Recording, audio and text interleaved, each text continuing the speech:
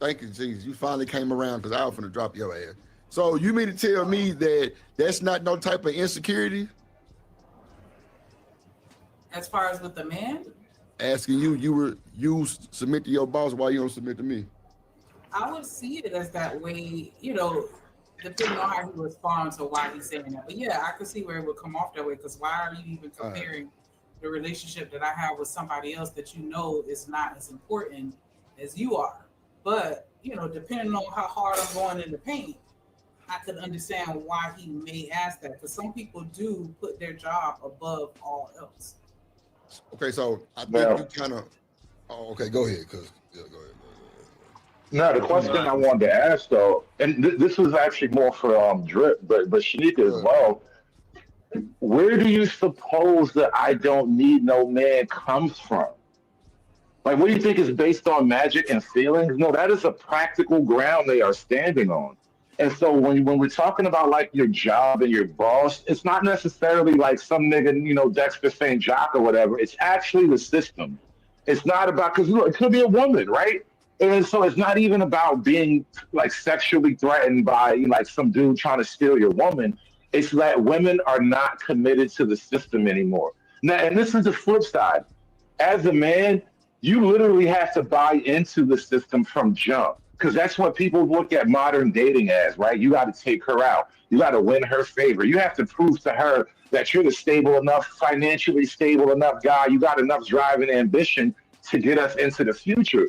But she is never ever supposed to be fully locked in. And then when it comes to shit like divorce and all of that, it's like, well, she can now walk away and extract all the money and all that, whatever there is to extract, she can do that. And that's the whole point that men are trying to make is like women are no longer committed to the system of man and wife. But men, we have to operate like that from jump as is, and we get punished if we fail in doing that. Yeah, that's That's the perfect segue. Let's get into it. Yo, Robert, you have anything that you wanted to say to that sentiment? I do. I think Demp God's point that she said your boss could put you in positions your man can't was a valid point because when your money's attached to it, you can't say no a lot of times. So she was making a valid point, and then Hood Conservative messed it up because he started crying. Oh Lord, it's Hood Conservative, but okay, Hood Conservative. He is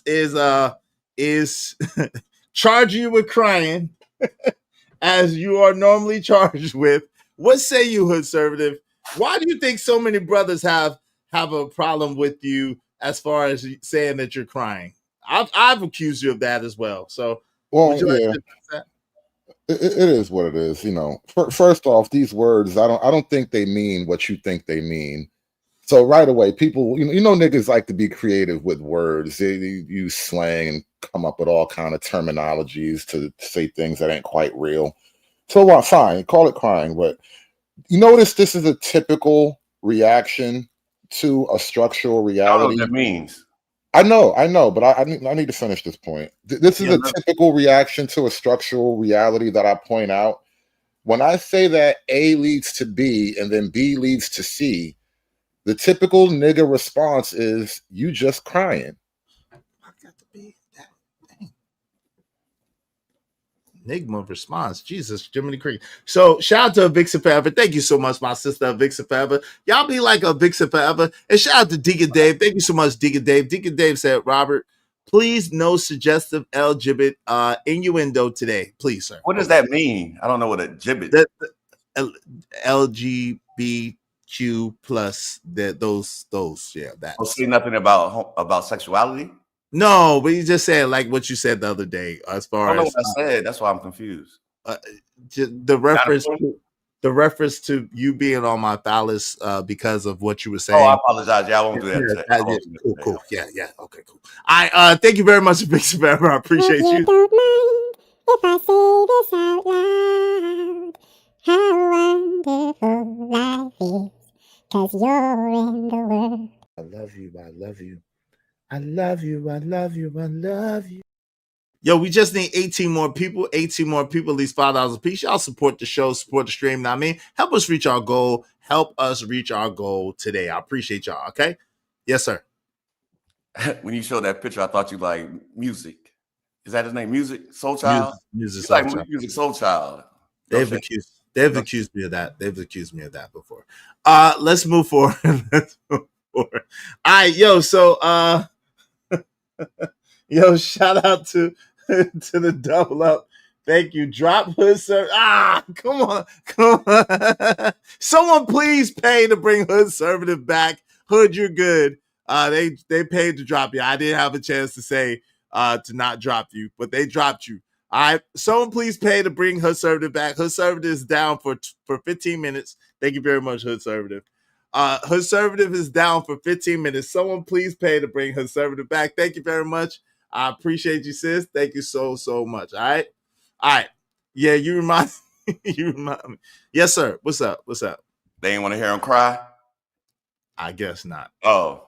But listen, I don't know how I feel. He's simulcasting. So what y'all think, yo? He's simulcasting, and I want to talk to Hood.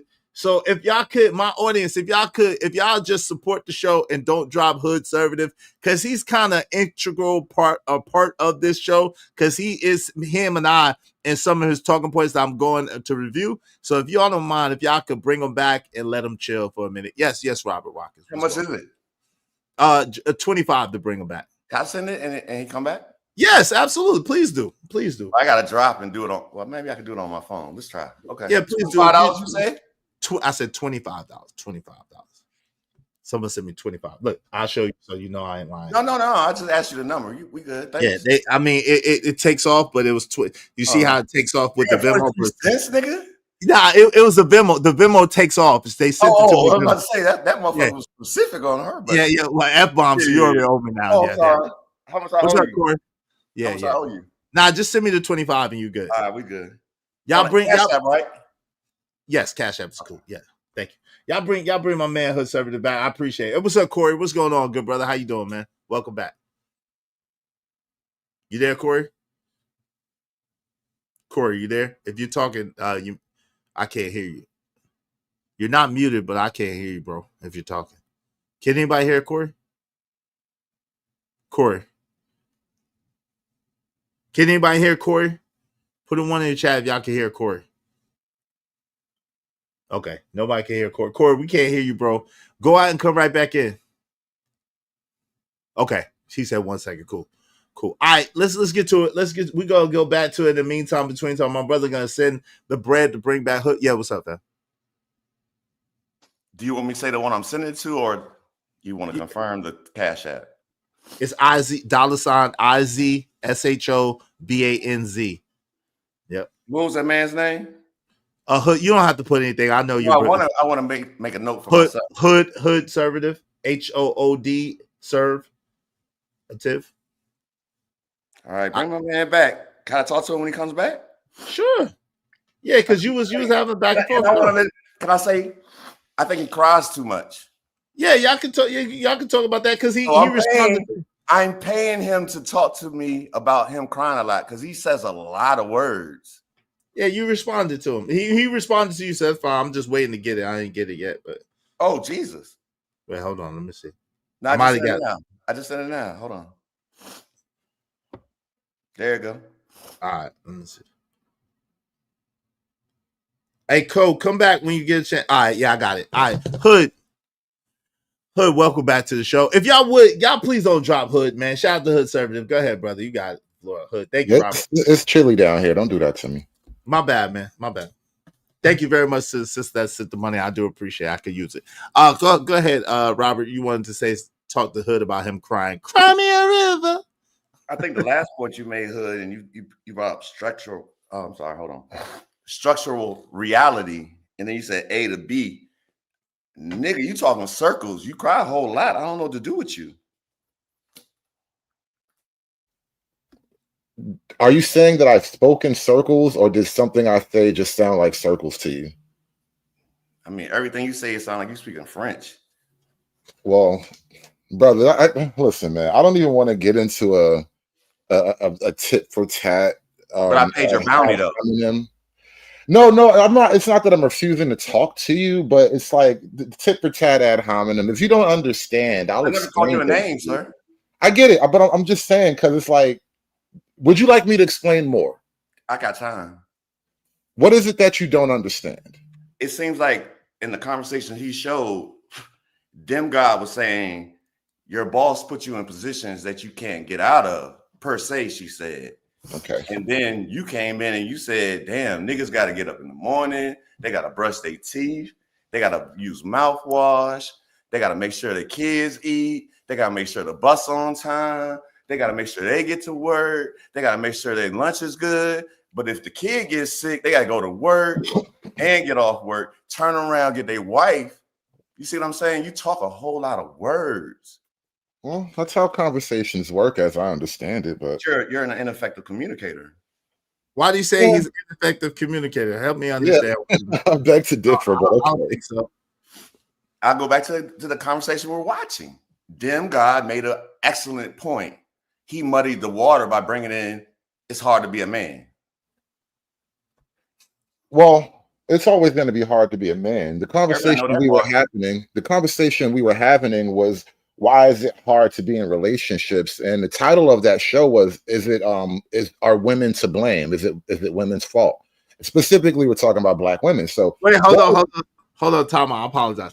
Vixen Forever, I love you so much. I love you so much. Please stop sending me money to boot. Oh wow, I done lost my money, man.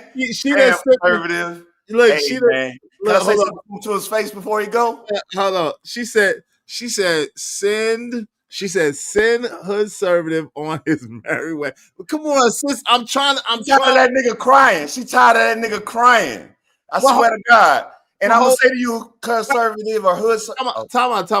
Cause really, like, yo, come on, Vixen. I love you so much, and I appreciate you so much. I got, and you see, you see Venmo takes the money. But come on, sis, come on. Like, we tried to suspend the bounty on hood conservative so that we can have the conversation. Can I give that to you as a credit for something else, please? Hold on, let me get that right with her first. Can I give that to you as a credit for something else, please? Because hood conservative is a vital part of this conversation. He really is. He's a vital part of this conversation. We did want to talk to him. He's on the thing. Can we you know what I mean? Can we let him breathe, my sister, please, for this one?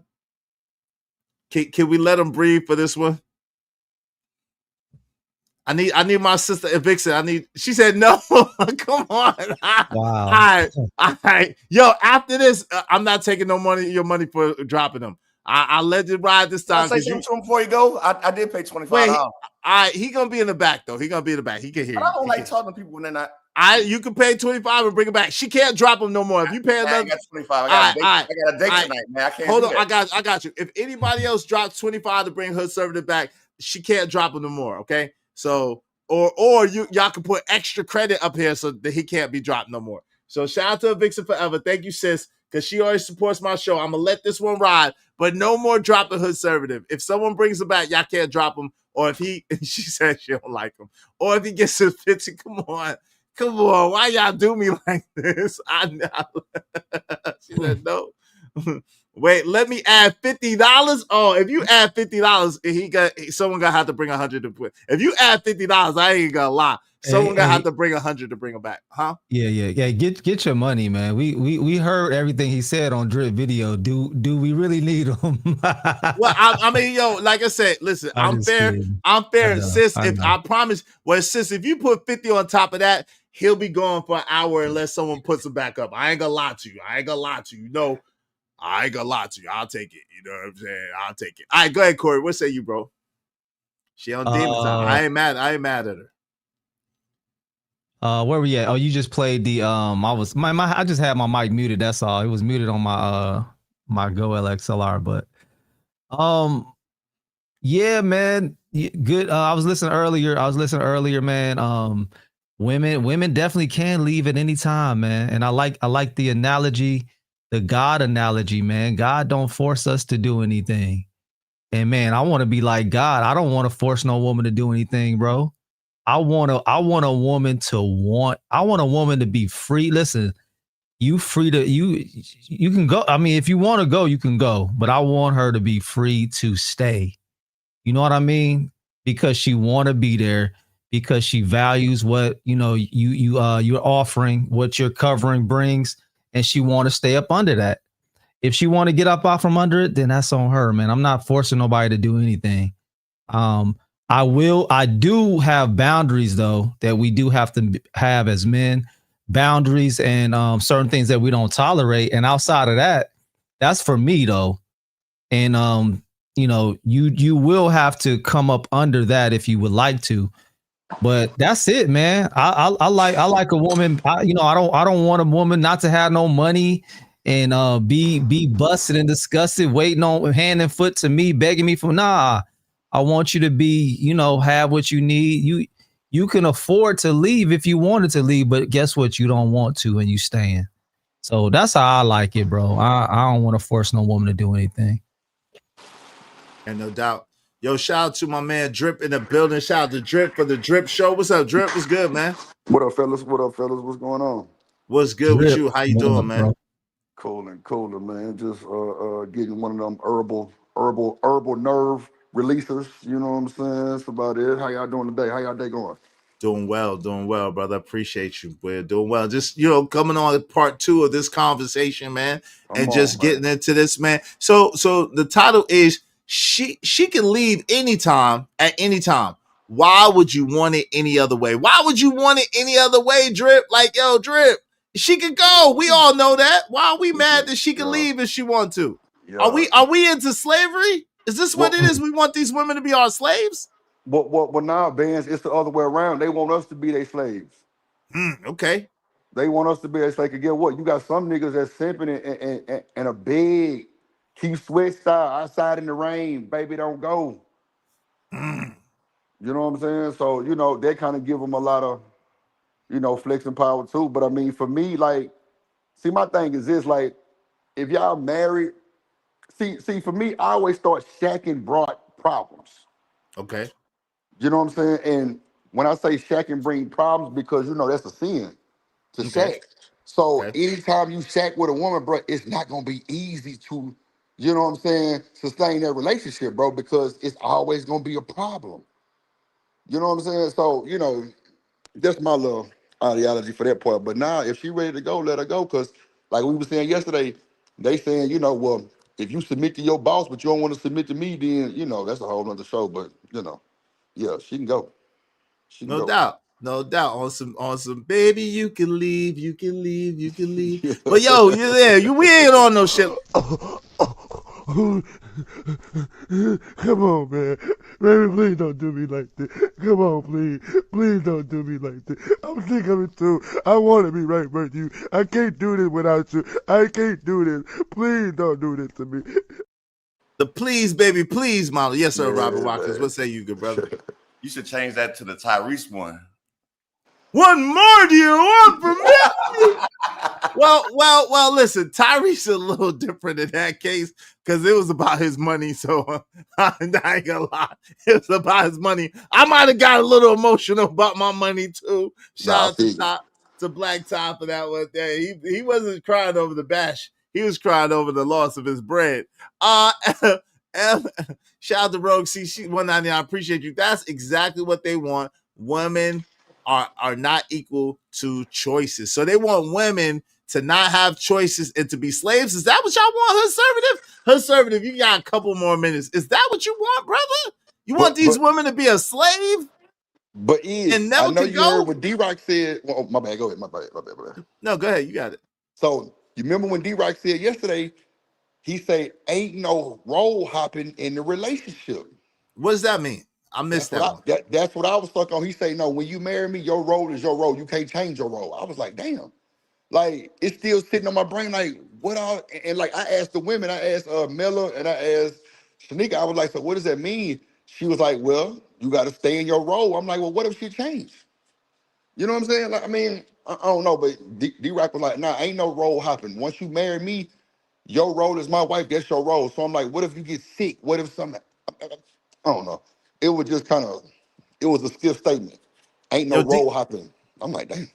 Well, D-Rock, if you can't come through, D-Rock can help us understand what you meant by that, D-Rock. I didn't catch that part. What's up, Dominique? What's good with you, Dominique, in the building? I'm well by faith, man. And yourself, good to see you. Oh, what's going on? What's going on? Romelo 747, Bangkok, all hell, King and Lord Emperor Kojak the Great. Salute to Kojak. Thank you very much, my sister. Y'all be like my sis and support the show. I don't know if listen, Ko. If Big Super ever come up with that big 50, I'm gonna have to take this down. But for right now, once once Hood Conservative come back, we're gonna let him rock. All right, we're gonna let Hood Conservative rock. He only got like a few more minutes. Let's get to it. Let's go. Crazy. Corey, what you think about what I just told you or the conversation? What was the question? You want me to answer what he just asked? I'm saying gonna be honest, Hood, bro. Go ahead. We women. I don't even know why we even paying women attention that even talk like that. Like it's a emotional lie from a position of women trying to perpetrate something that they can't even be possible.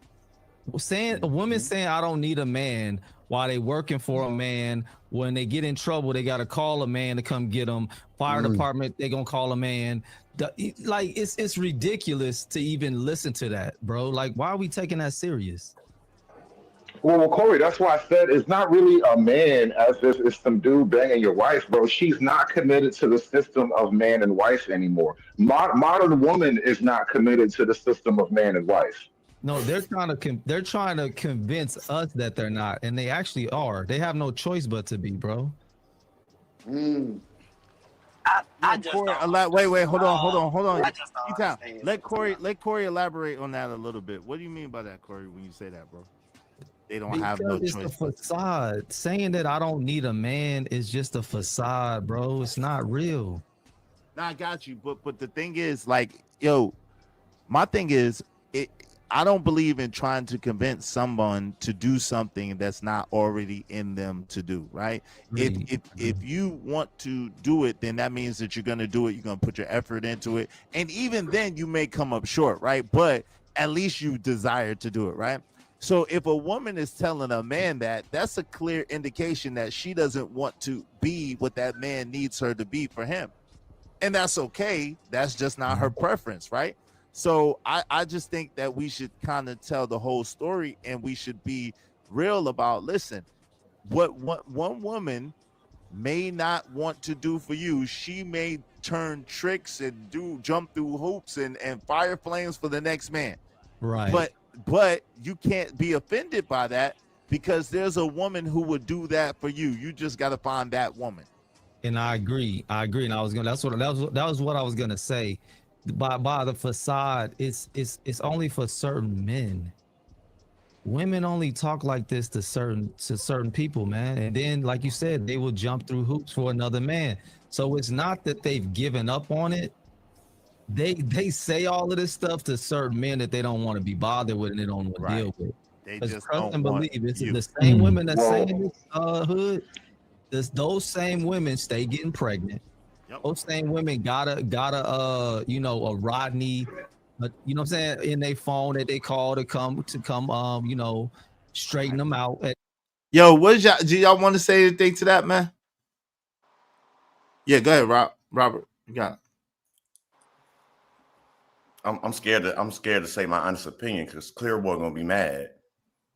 Come on, man. You brother Corey. Y'all come on, man. Don't do that. Go ahead. Speak your opinion. Say what's on your mind, bro. It's all good. He called him Clearboy? Oh, that's wild. Yeah, that is Fight back, wild. Corey. Yeah, respect. Corey, no disrespect, sir. I think you're a part-time pimp. Whoa! What? Wait! Whoa! Wait! Whoa! Nah, let him speak. Wait! The brother. Wait! Don't do the brother like that. You're gonna talk to brother. Disrespect is intolerable. It's unpardonable. Hold on. Hold on. Right on time. That was right on time. Corey, I mean no disrespect in real life. I call you Clearboy because you're disrespectful. Wait, give me a second. Hold on. Why you? Oh man, hold on real quick. Jesus, Jiminy Cricket. Why you coming at my brother Corey Love like that? Yo, welcome back to the show, Hood Conservative. Welcome back to the show, Hood Conservative. All right, go ahead, family. You got it. Go ahead. Say what you say. Yeah, Robert, it's your Go ahead, turn. Robert. We listening, bro. We listening. I'm talking to you, Corey. I made a lot of notes about you, Corey. I got to look at my notes real quick. Damn, notes? What the freak? Hey, Corey, do you want love? He's married. Oh, okay, he has love. No, see, I don't know him. I don't know him. I thought you took notes. Nah, but Robert, speak to the points. I want to hear about the points. I don't really want to get into, however you feel about me personally. No, it's not personal. I'm going off the video, sir. Yeah. Go ahead. Listening. It seems like you did the same thing conservative did. You kept stating what men do for women. But the one thing I really want to hold up. You made a statement that said, Corey, I'm sorry about your name. You said you made a statement about women need men. Is that correct? I made a statement about women saying that they don't need men. And then you made a profound statement to say, but they do need men. I'm following you. Go ahead. So do you think you need a woman?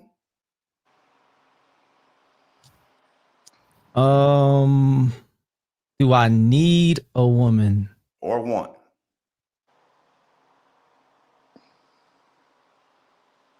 I want one. Okay, that's fine. Yeah, I want one. I want the one that I have. That's a good question, though. That's a good question. Need, I don't know about need. If it's need, I would say no, probably. And that's why I think you're a part-time pimp, because you come into the game and you want a woman to be 100% for you, but you don't know if you're 100% for her. That doesn't mean. Nah, where do you get that I'm not 100? That I wouldn't be 100% for her based on that? Because you made the statement, "I want a woman." You don't need a woman. There's a difference, right? But okay, what? I'm confused too. Izzy, I ain't confused. I see what he's saying, because he's saying that Corey said that women Corey said that he hate when women say they don't need a man. Right. But then you come back and say, I don't need a woman. Right. Well, I'm not professing that, though. He asked me that. I gotta think about it. I'm not walking around professing and falsely claiming that I don't need a woman. Like, he asked me that on the spot. I'm kind of thinking about it. Do I really need, you know what I'm saying? Right. So, but that's not what I walk around saying. Like, you know what I'm saying? But right, he wants his that woman. has nothing to do with me being 100% in it with my wife or who I'm with. Okay, Robert. So you want your woman to need you, and you only want her. Robert, I ain't saying nothing about don't get mad. That. You I just want to reframe it. No, you can't reframe it. You got to stick to what I said. Okay. Or else you would be. That's fair. What I'm saying, bro. This is what y'all were doing to me that whole night. I hope you know how to swim through this. You have to learn. No, this is what you and Ruthless were doing the whole night. That's what y'all was trying to do to me. Don't even try it. That's what y'all was doing to me. Don't even do that. Hood Izzy, they was on your head, but they was crazy. No, I wasn't even mad at Izzy, but I made a simple point, and I was like, Izzy, why you had to turn your mic up on me? That's my whole thing. We ain't have to do all that. You started on his phone. I didn't turn my mic up on you. I didn't all loud and shit. And I'm like, bro, see, now I know we digging into something here. That ain't didn't. No. You was bugging. I really did not do anything different with my microphone. I promise you I did. I know you didn't adjust your mic. It's a joke, but I'm just saying you started talking with your chest out, and it didn't need to happen, is all I'm saying. I think anything that doesn't agree with your philosophy is talking with your chest out. But listen, this is the thing, Hoodservative. Like I said, a lot of things that you say, I agree with. I don't have a problem with a lot of things you say. Some of the things you say, I don't agree with, right? At the same time, this whole idea to me that it seems as if y'all are giving up, like that's your right to do. But when you start preaching it to other people, like they should just give up too, that's where it's like, come on, man, stop that shit. That's where I have an issue with, right? Keon, waving the back so I know it's you. Am I a guy leading a movement? Yes. Yeah, you are. Yes, you are. Yes, you go to my channel and you look at the body of my content. the most of it is not men women stuff at all. It's really like race and politics, the majority of it. But that's an intersection, and then you know where it intersects, because your thing when it comes to so-called black people becomes mostly about black women. Come on, man, let's just be honest. Can we be real? We're all intelligent here, and why would you play with our intelligence like that when I watch you? Stop it, man. I dig deeper into the culture. I talk about pathologies and shit like that. It's not just a purely spiteful against black women I frame. didn't say it, but where does most of the pathology and the so-called black community come from in your estimation? From the following of who? Oh no, it's not the following of women. It's actually the revolutionary spirit. Well, no, and this is why I actually look into what I talk about, and I can substantiate what I'm saying about certain things. So, like when I point this out, this goes literally directly to the revolutionaries, the Panthers, and whatnot. When they actually begin to sort of equalize the women on their own, this had nothing to do with white people or white feminism. That was what black folk were doing. They wanted the women to be equal. They wanted the women out front. They figured, listen, in the revolution, a woman can hold a rifle the same as a man. So this whole thing actually does have a history to it if you care to look. Right, I understand that. I understand about Ida B. Wells and Susan B. Anthony and our good friend Frederick Douglass. I understand the inception of it and how they tried to include so-called black women to make them the face until it was time for them to actually get the equal rights. Then they put them to the back. I know it all, right? At the end of the day, what I'm saying is that you would be dishonest to say that you don't recognize that and put that in the forefront of a lot of your arguments when it comes to so-called blackness and black communities. To you and to a lot of people like you, the face of that is black women. Is that not a fact? It's not, because a lot of this, it goes back before that. That's a point in time that came later. So this stuff goes back to like the beginning of the NOI and Marcus Garvey. That's really when the pro-black movement really solidified in America. It was with the Garveyites, and then the guy that came before not Farrakhan, the guy that was Elijah Muhammad. Yeah, he was Elijah Muhammad. The guy that was his inspiration and his mentor or whatever. Like, there's a chain of this knowledge that's essentially secret at this point. You have to kind of study to know. Well, this guy taught that guy, and that guy taught that guy, and this is kind of when it introduced into America. And it did not start with black women, was my whole point. So when I talk about blackness, I'm not just dumping on black women. I actually get deeper into what it actually started with, who started what, where it became over time. We talk about black women in a modern context. Right, and I know this, but then where do the hoes? And that's what I'm saying. But most of the time, when you're speaking about the ills of the black society at large, you speak about black women, and that's why a lot of times a lot of women have a lot of pushback with you because you're disparagingly speaking about black women. Like, can we just be honest? Like, what are we doing? Like, and okay, because you're not gonna admit to it, but let me just say this: his name was Master Farad Muhammad, is the one who taught Elijah Muhammad. Right. May they rest in peace. Okay, so you know, in the nation. Well, then no, before him it was W.D. Fard, and so like this other character. That's Master Farad Muhammad, though. Okay, Master Farad Muhammad was so Master Farad Muhammad was said to have come in the person of Allah, come in the person of man of Allah, right? And then he gave the message to Elijah Muhammad, who started the Nation of Islam and gave the message to the people. So that's how that went. But I digress. Let's keep it pushing. Go ahead, Keon. What say you, brother? What would you like to add? Yeah, what's good, buddy? What's the deal with y'all farting mics, man? What's up with y'all microphones? Keep farting, man. What's good, Keon? Why your mic farting? Yeah, go ahead, talk. You got it. Yeah, my bad. So about the conversation, I feel that at the end of the day, you know, women, damn, I honestly forgot. I mean, come back to me, brother. My bad. I was thinking about the farting thing. Yeah, your microphone is kind of it's still farting. Rib it in and stuff. I don't know if you're on Bluetooth, that's probably what it is. Okay, yeah. Rogue C, what say you, sis? How you doing? Welcome to the show. Hello, everyone. Welcome. I sound okay? Yeah, you sound great. What's up? Okay, so I wanted to hit on what Corey had said just a little earlier, because I always have an issue with men understanding, and this is no shade to you, Corey, because you said it perfectly. So nowadays and age, women are in a position where we technically don't need men. And I find myself always just wondering what is so bad if a woman says, I don't need you, but I want you. And then in the same breath, you have a lot of men who don't really mind when a woman takes the lead. So if that is not the kind of woman that you're wanting, why not just go find the woman that you're wanting and stop trying to change the woman that you say you don't want? So those are my two questions. Yeah, I'm getting that after Corey. Can I? Oh, okay. Go ahead, Corey. Yeah, that was directed to Corey. Well, no, it wasn't directed to Corey. It was wasn't? it was more so because of what Corey said, as far as Oh, when he answered saying he doesn't Okay. need Well, a 'cause woman. wait, I hold think on. the need, yeah, because the need thing is more my position anyway, and I felt like as if you were speaking to me though. So let me please take that. Here's the thing: men Hello, and thank you, women. conservative.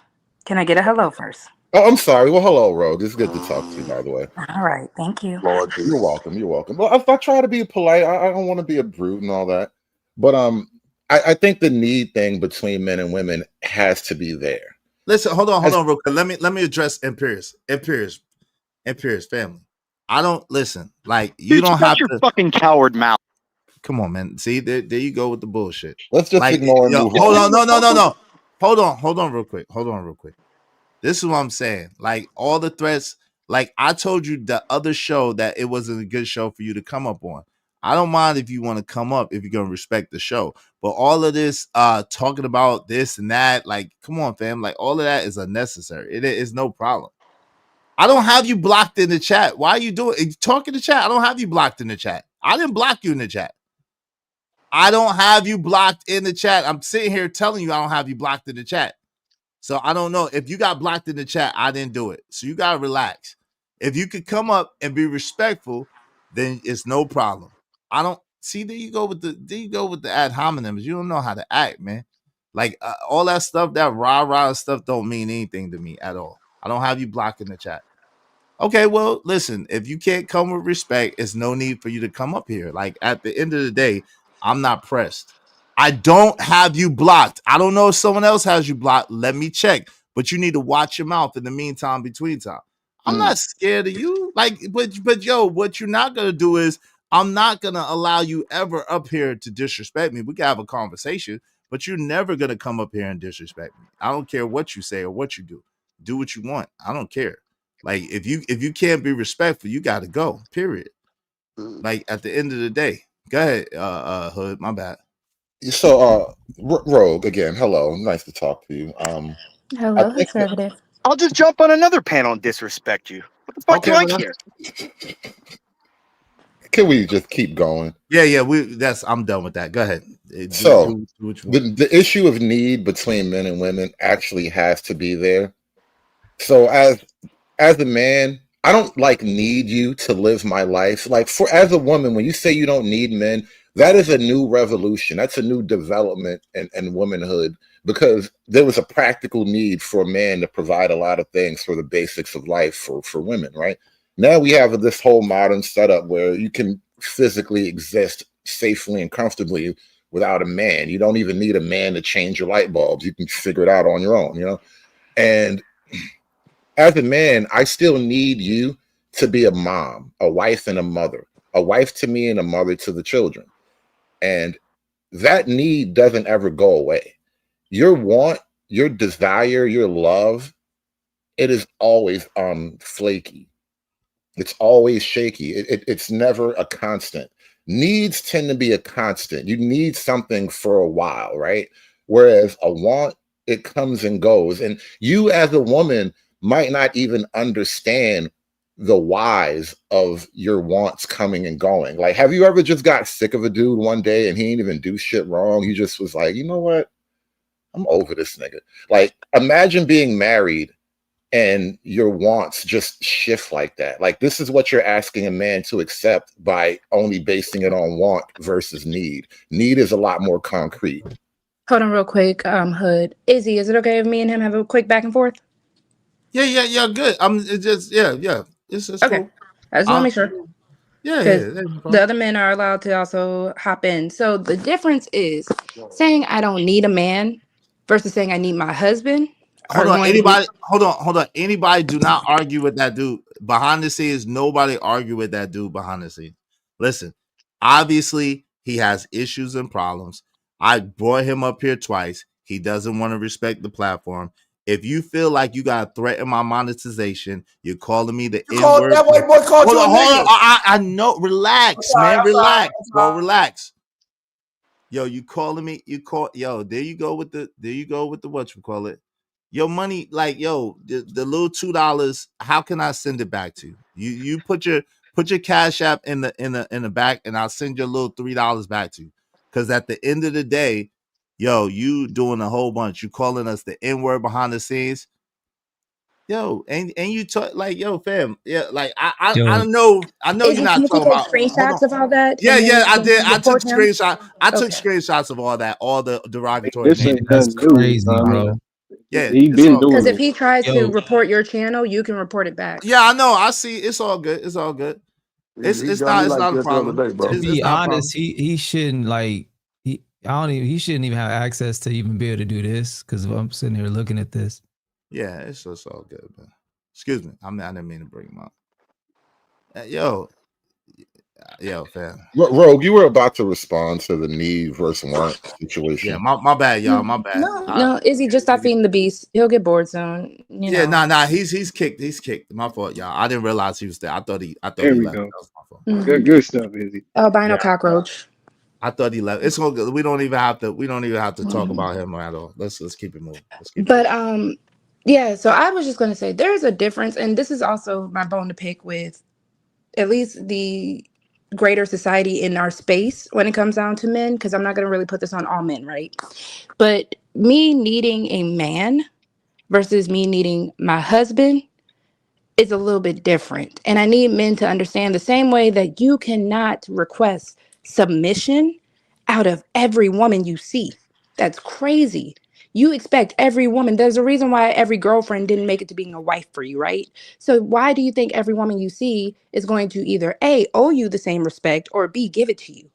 So That's that's too my much issue. assumption. That's way too much assumption. I never projected. At least I don't think I Hood, projected you it literally like said you that. don't believe Wait, hold women on. should. One mic though. Sorry. One mic. Let him finish saying what he's saying first. No, Okay, really cool. quickly. I don't think I said anything like that. I think you're projecting something that isn't there. No, I'm just speaking, one, in general terms, but two, Hood, you have said that. You've spoken in a lot of general terms to women, especially Black women, for many times I've seen you since I've known you. So again, it kind of seems like if you want me to put it on you specifically without projecting, you want the overall of the women that you encounter, the women that you've been with, the women that you see. It doesn't really seem to matter. You just want women to pretty much be in a specific role to the point where you said we are not even allowed to vote, or we shouldn't be allowed to vote. Well, let's not conflate all these different things. Well, I was talking about purely relationship dynamics, so the voting Okay. thing is a parallel issue.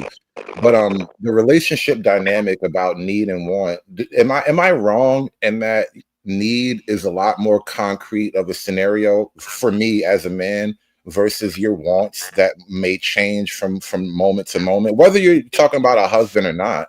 So tell me this, should I be codependent on every man that I've come encounter with? Is that what I, you I men would are requiring? I would like an answer, please. I would love to answer everything you Okay, asked so me, but no, I don't think need is a good thing, because again, you're asking me to become codependent. You're asking me to be so invalid in my abilities as a person, where the only way I can survive is if a man helps me, if a but man is there. isn't the husband wife dynamic codependent by definition? And that's why there's a difference between saying I need a man versus But I need my husband. what's the difference? Your husband is your man. Because you're not hearing that. Because again, not every man that I come encounter with, not every man I date is my husband. This isn't about the So other a lot guys, of these, though. so again, the same way a lot of women don't qualify for certain things that you need, a lot of men don't qualify for certain things that the woman needs. So if that woman decides I need to leave this person, it's not even about a want or need. It's the fact that they're not fulfilling what they're supposed to fulfill. And that's okay. Because again, you rather somebody be codependent and forced to stick around. I'm not sure what we're actually arguing about at this point. Somebody's got like some feedback Because here. if I'm choosing this person daily, that's the whole point of a marriage. I'm choosing you daily. It's not because I need you to the capacity of where I just cannot go on about my day without you. I'm choosing you. That I is what get a that. want is. I get that, but the problem that this is not only the problem for relationships in general. Like I say, the need want thing is just an imbalance. But as a practical matter, as a man, once you have my children, I can't just throw away the idea of needing you. You as a woman can throw away the idea of needing a man, and now you can be like, well, you just got to pay child support. Like all these other things come into play, and so, like, you're fighting to maintain a level of privilege that I just doesn't think needs to be. I don't know about that one. I feel like you're kind of I feel like you're kind of seeing it on the women's side, but you're failing to see it on the men's side. Like it can be, I feel like they can be seen as a man seeing it as like I don't need the woman. They can just leave. Like a lot of men just leave their relationships or just get divorces because they're not happy too. We I it's kind of dangerous doing that because then you're ignoring, what a lot of men go through, where it's like, okay, I'm leaving the relationships because of my problems and because I'm not happy as well, and we shouldn't ignore that. You know what I mean? I mean, that's actually less likely for men to do, and especially like the more locked in men get to family with like children and whatnot, men are just less likely to want to just break it up. It tends to be more often a woman who wants to leave for her quote happiness or whatever that means. And so I don't know if we're talking about the same beast at all. But that's what I'm saying. Like even though you're saying it's less likely, is my what I'm saying is you ignoring it just because it's less likely is not a good thing in my opinion, because there even though again like you said less likely, there's relationships where again men are not happy in a relationship either because the women is not fulfilling whatever, and they leave. They leave, and sometimes they're not even married, you know what I mean? Sometimes they just have kids and whatever.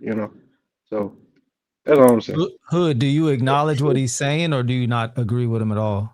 I was just saying it may be true. I don't know if it kind of changes the overall dynamic that I'm talking about. Like when you offer men the proposition of just be here as long as I like you, it is inherently shaky ground. And then when we ask each other why the relationship game is so like shaky, I'm saying this is part of the reason. You're asking men to be in an inherently shaky position, and then you're wondering why everything's so shaky.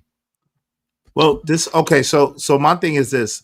Give me 1 second. Let me read this first. Shout out to Ogun Network coming soon. Thank you for the $5. Submission and respect are not the same, Rogue. See, all men want respect and deserve it till they don't. Shout out to you. I appreciate you. Y'all be like Ogun. Y'all, if y'all mute, if y'all not talking, I appreciate you. Y'all be like Ogun Network and support the show, support the stream. Y'all mute if y'all not talking, please. Can I respond to that? Is Wait, hold on real quick. Mhm. Not yet. Give me a second. So, the issue is this, right? And this is the issue that I have with it. Yo, you like women should have the right to leave if they want to leave or to stay if they want to stay, right? Now, at the end of the day, you have the right to leave if you want to leave or stay if you want to stay. It's just never been in the history of the world that I know where a man worries about a guarantee of a woman staying or a woman leaving. Like at the end of the day, that woman is an autonomous being. So that doesn't mean to allow her to just run rugshot over your life. It means to have your life structured in a certain kind of way where if she leaves or if she stays, it's a benefit. If she leaves, it doesn't really hurt you like that. Your life still goes on. You're still doing what you gotta do. You're still living your life the way you want to live your life. I just think it's so weird that we put so much stake and so much stock into people who are emotional and change their minds so much. That's what I'm saying. Like, yo, at the end of the day, if you know the nature of your woman, then I don't think you should be invested to the point where your life is dependent on whether she stays or whether she leaves. I just don't But think that's I, I I optimal. think agree. I think the I agree. prospect now is if she's so inherently unstable, if you can't really invest in a solid future, why invest at all? That's kind of the prospect that people are dealing with right now. Because you shouldn't be investing. That's the thing. You should be living your life and adding her on to your life as an add-on. She shouldn't be an investment because it's a bad investment. It's a bad investment. If you're looking at your woman as an investment, you're investing in a depreciating asset. She's gonna get older, therefore she's gonna look older, therefore her body's gonna get older. We all are, right? She's gonna have her own opinions and her own thoughts and feelings. So the thing is, you should look for a woman who's compatible with you and fits best with you, and understand that that is subject to change. It can change, and it might change. So when you're operating in a way where you're grateful for the time that you have. This is the thing. Great, You know, hold grateful for the time. on. Yes, hold on, y'all. Hold on, real quick. Hold on, real quick. Nah, you're not gonna be able to filibuster like you did on Drip Show. This is my show. I'm barely talking. Nah, don't ad lib. I just got dropped and everything. Yo, nah, it's cool. You might get dropped again, but relax. So what I'm saying is, because this is what you do. You try to twist it up instead of hearing the whole context of what I'm saying. Yes, it's like life. My brother is a prime example. I just was hanging out with my brother almost 15 years ago, and we was about to watch the playoffs. And we had everything set up. I had got a new outfit and everything, because we was going to our favorite spot, and we was going to watch the playoffs. We was going to watch the Miami Heat dog out the daggone, who was it? Dog out the daggone San Antonio Spurs, right? And so we was getting ready for the playoffs. My brother liked Dwayne Wade. I like LeBron James. We getting ready. I never saw my brother alive again after that. It's no guarantees. This is what I'm saying. It's no guarantees in life. So, I appreciate the time that I got to spend with my brother. I appreciate the time that he spent with me. I appreciate the memories that we built together and the things that we went through and the lessons that I learned along the way. At the same time, because he passed away and it was his time, I cannot pass away too. I cannot allow that, even though for a while the grief did mess up my life. I can't even lie. The grief messed up my life. I was grieving so much that I started to self-sabotage, and I was homeless after that.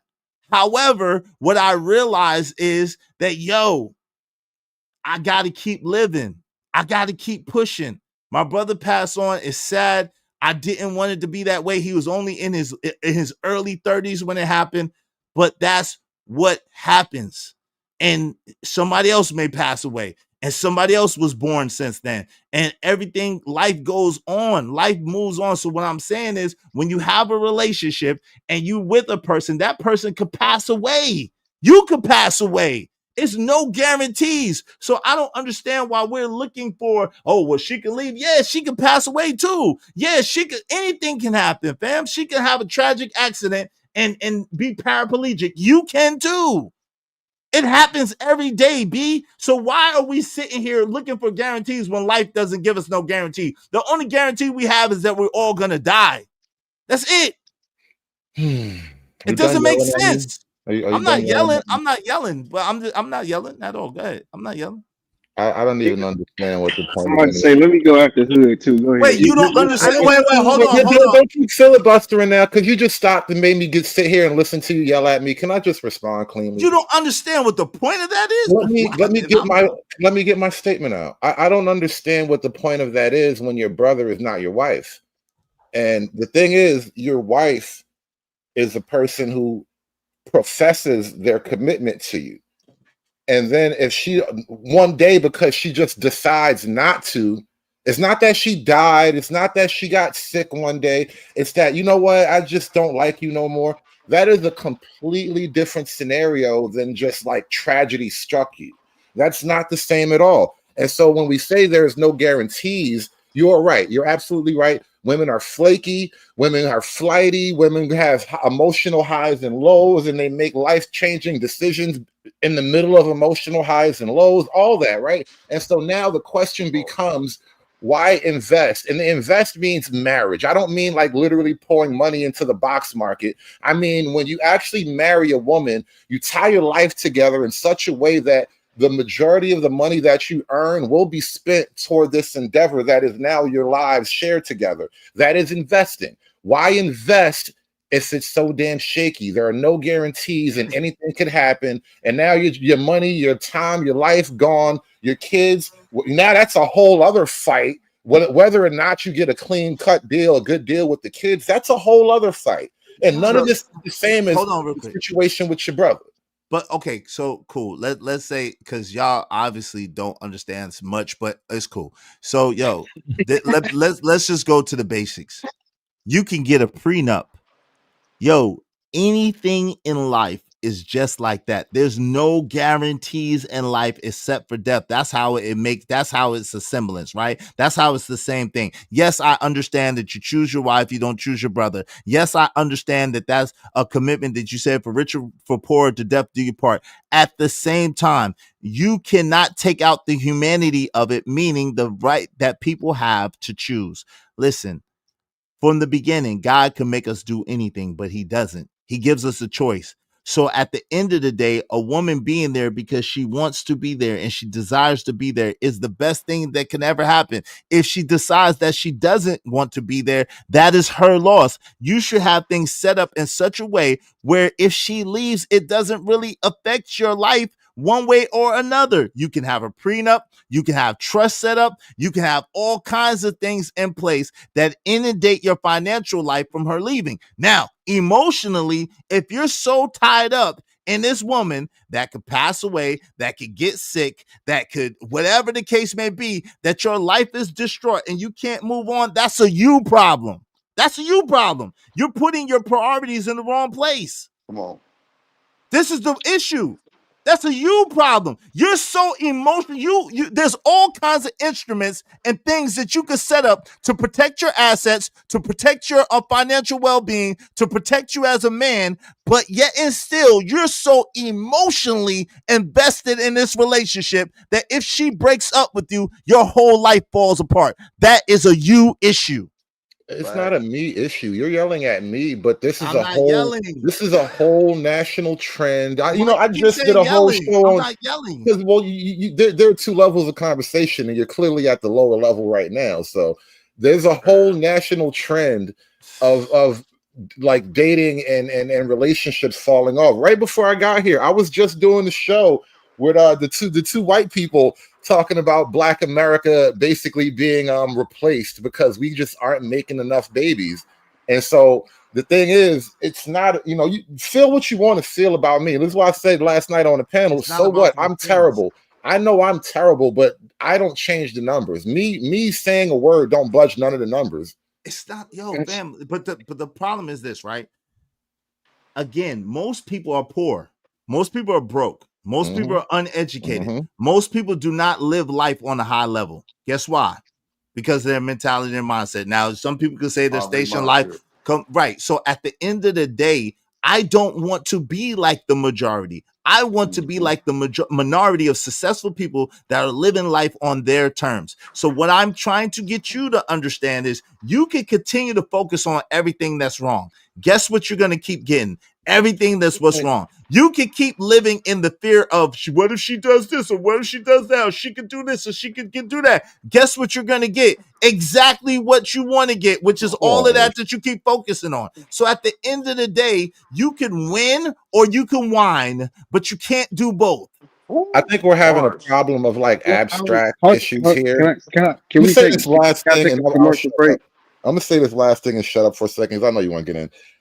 It's like I'm describing a problem to you, and then you're attempting to coach me personally as if that helps the problem.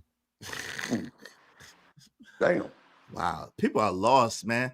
Yo, Corey, right? How am I fucking lost? What do I have to do with anything, though? Hold on, Corey. This I'm is talking why to Corey. Now you're yelling. I was not yelling, but hold You're on. right. But yeah, And, but how am I you said the lost? F-bomb. I need that bomb. Get somebody, because listen, and that's a whole nother thing, right? You say what you say, but you don't even got $5 to pay for your daggone F-bomb thing. So get somebody to pay $5 for your F-bomb that you just said that I violated gotta my save show. all my money to make a woman happy, bro. But that's not never. That's I gotta never save all my money to make Keisha happy, bro. That's Come crazy. on. That's crazy. That's part of your problem right there. Hold on, real quick, because I need the $5. That's just part of your problem right there, right? Part of the problem is that you think that you're gonna buy this woman's loyalty, or you're gonna buy this woman's subjectivity or submission to you, and that's not what it is. And at the end of the day, she's a human being. You want to look at this woman as if she's your property, or as if you could control her or make her do something, and God does not, and he has way more power than you. but you want to make this woman do this. You want to make this woman do that. You want to guarantee that she'll never leave you. She'll never disappoint you. She'll never make you upset. It's ridiculous. It doesn't make sense. Mm-hmm. That's a fact. So yo, if you not so Corey, well, I was asking you, shout out to Bolo that came in, shout out to Uda that came in. Corey, and I think Keon was trying to say something next. Let me ask you a question real quick, Corey. Are people really this lost where they can't understand what I'm really trying to say? Like, are people really this lost for real? Yeah, it sounds like it, because even your when you brought up your brother, the brother situation, and the only thing they saw in that was that you're not married to your brother. Like, they ignored the whole emotional, the plans that you made, all of the investments that you made with your brother, and you know what I'm saying? They ignored all of that, which really that's it's life. Listen, we make plans, we wish, we set up for vacations in 6 months in advance, man. Something can happen where you can't make it. That boat, we set up cruises, all different type of stuff, bro. There is no guarantee. Sometimes we will, you'll do an insurance, you'll pay for the insurance for the trip or something, and then maybe you can get your money back. But in life, man, there are no guarantees. And these guys online, like Hood, Ruthless, these guys, they're looking for a guarantee, and they're looking for something that they're never going to get. So for them, they'll say, well, then I just don't want to participate. And to that, I say, then don't. Right. Why are you trying to convince us why you shouldn't participate? Just don't. Because we're not trying to force you to do nothing. Exactly. We're not trying to force you to get married. Nobody's saying, man, you got to get married. Listen, I'm not refuting anything you're saying, Hood. What I'm saying is, who are you trying to convince, us or yourself? Bars. Just don't participate. Bars. That'll be the end of the. Listen, we can end the discussion right there. Just don't participate. Right, but don't barrage us with all this freaking complaining and whining and daggone soft shoeing and daggone, oh, they did this and they did that and they're not this and they're not that and why even do it? Well, if you don't want to do it, don't do it. But why are you trying to convince everybody else not to do it? It just doesn't make sense. But give me a second. Let me read these, and then I gotta let Keon get in there, and then Bolo came in and Uda came in. So give me 1 second. Shout out to Keon. Said, what's up, brother? What's up, man? What's up, Chinny Alice? Chinny Alice in the building. Said, wait, what? Shout out to Deacon Dave. Said he need a software update. Who's that? Shout out to Freeze on Loose. Said Keon the Frog. Shout out to Classy Creole. Said get rid of him, please. Shout out to Vixen Forever. Said my man Ogun said respect is a human right, and you get it till you disrespect, and you lose it. And I give respect to all men and women till they lose it. I'm the same way. Yo, shout out to Vixen Forever. She said, wow, hood conservative crying. Wow. Shout out to Trucker Yell said, and that's why folks stay solo dolo. The only people folks really want to listen to is the people they want and not the people they need. Ooh, damn. Shout out to my peoples. What's up, family? He said true is. Shout out to you, man. Shout out to Class Creole said true. Freeze on Loose said that's not the same thing. It is in the metaphorical way that I was saying it. Shout out to Gasman said I want generational wealth for all. Shout out to that. Shout out to Freeze on Loose said is right. Protect your assets. Yep. Six. What's up, Six? Sister, I was over talked by a dude who can't pay $5. Damn. Shout out to Willing to Win, man. Willing to Win. Thank you very much. Manosphere algorithm. I appreciate the $5. It said, if your whole life crumble because a woman wants to leave you, then you a cookie ninja and cookies crumble. Hashtag you sweet. Shout out to my man, Manosphere algorithm. That's hilarious. All right, Uda. That's hilarious. Yo, go ahead. Bolo, I think Bolo and then Uda if he comes. No, Keon first, then Bolo. And then Uda when he comes back. Go ahead, Keon. Yeah. What's good? I hopefully, am I good? Am I still riveting, or am I set? Nah, that sounds much better. Go ahead, bro. That sounds good. Okay, there we go. All right. Well, I guess I'm gonna be one of the sweet niggas today, at least right now, or the sweet guys today, because I think the only critique right that I had for when you was talking, and giving you spiel was just I feel like it wasn't that I didn't get where you was coming from because your whole life shouldn't go into shambles all because a woman left you. That's crazy. But at the end of the day, I feel like it just lacked the fact that some dudes or just I feel like all dudes, even though some dudes ignore it, they still feel like that lack of oh she's not here like and that's just a part of life. I mean we shouldn't ignore that. And some people do take it to the point where it's like okay their whole life is gone, but at the end of the day that's still that part of humanity that's a part of us all that's like okay something's not or something's changing or something's not the same or you know what I mean.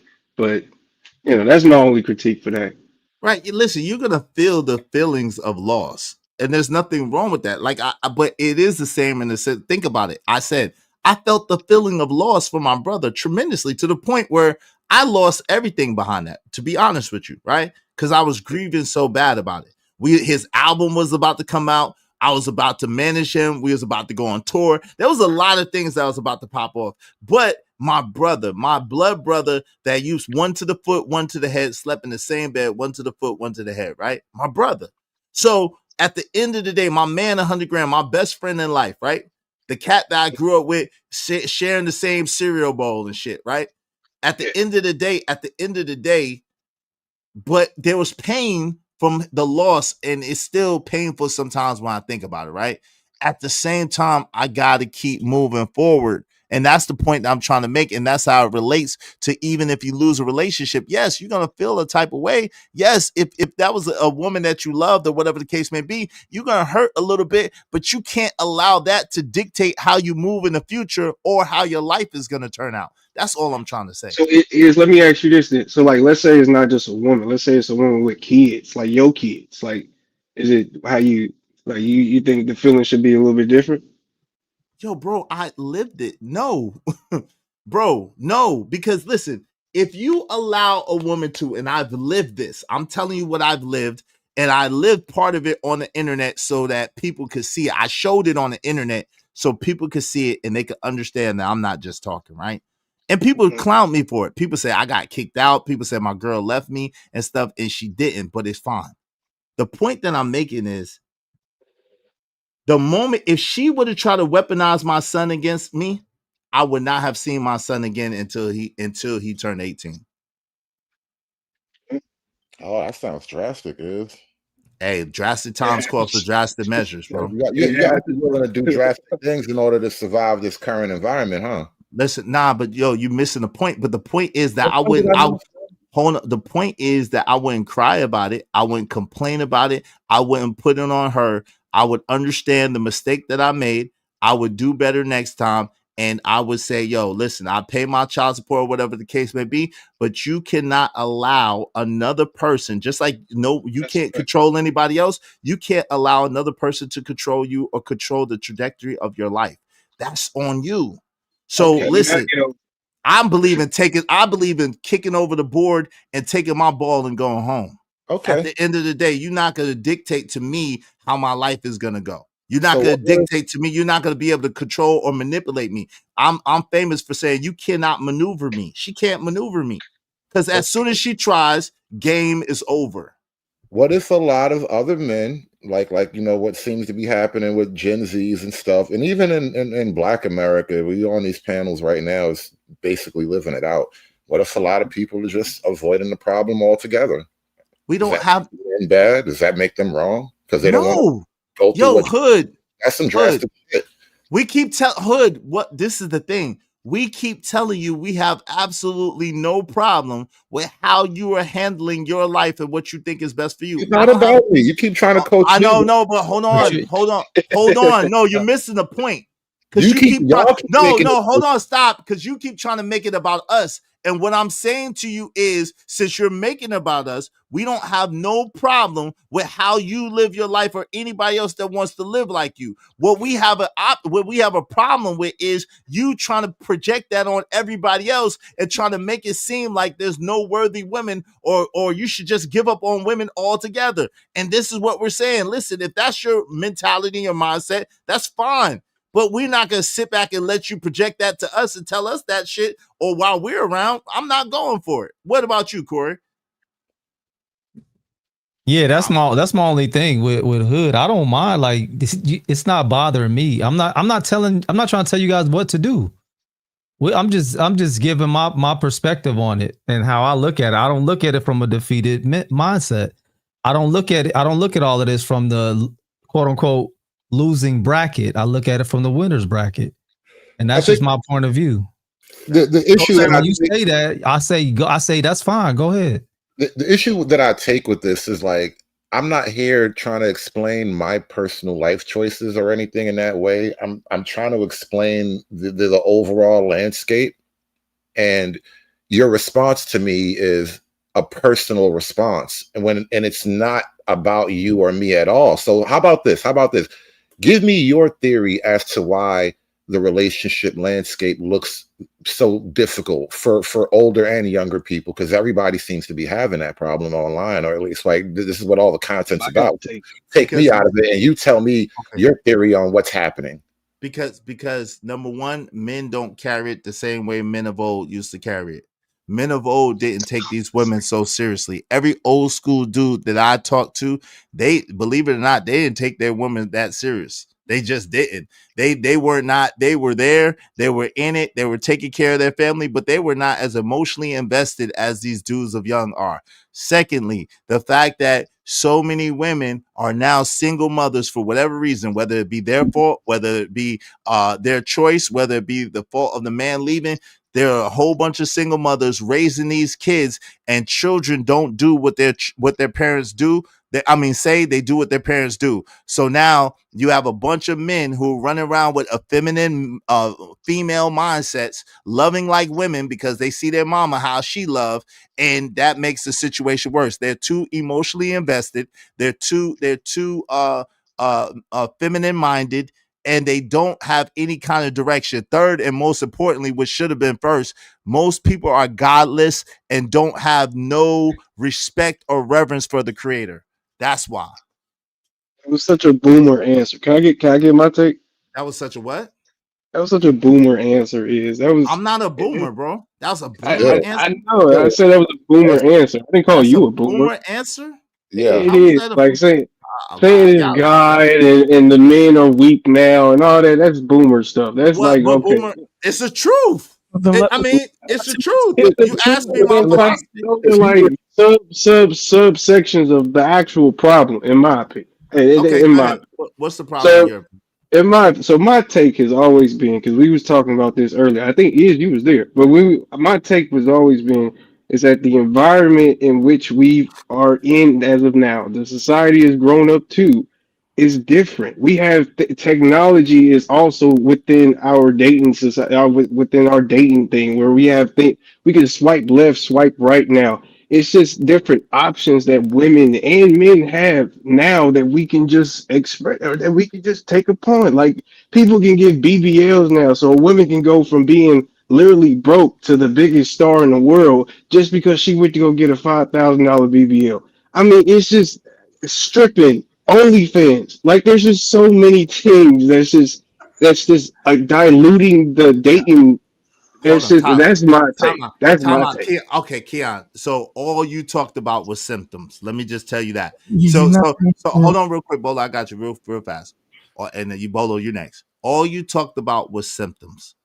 And what I talked about was the root of the problem. So while you say it was a boomer answer, I talked about the root of the problem. You talked about the symptoms, the things that you're seeing. So at the end of the day, if you didn't snort, you're not Those attract. Hold on, OnlyFans real symptoms. quick. Let me ask you a question. Hold on real quick.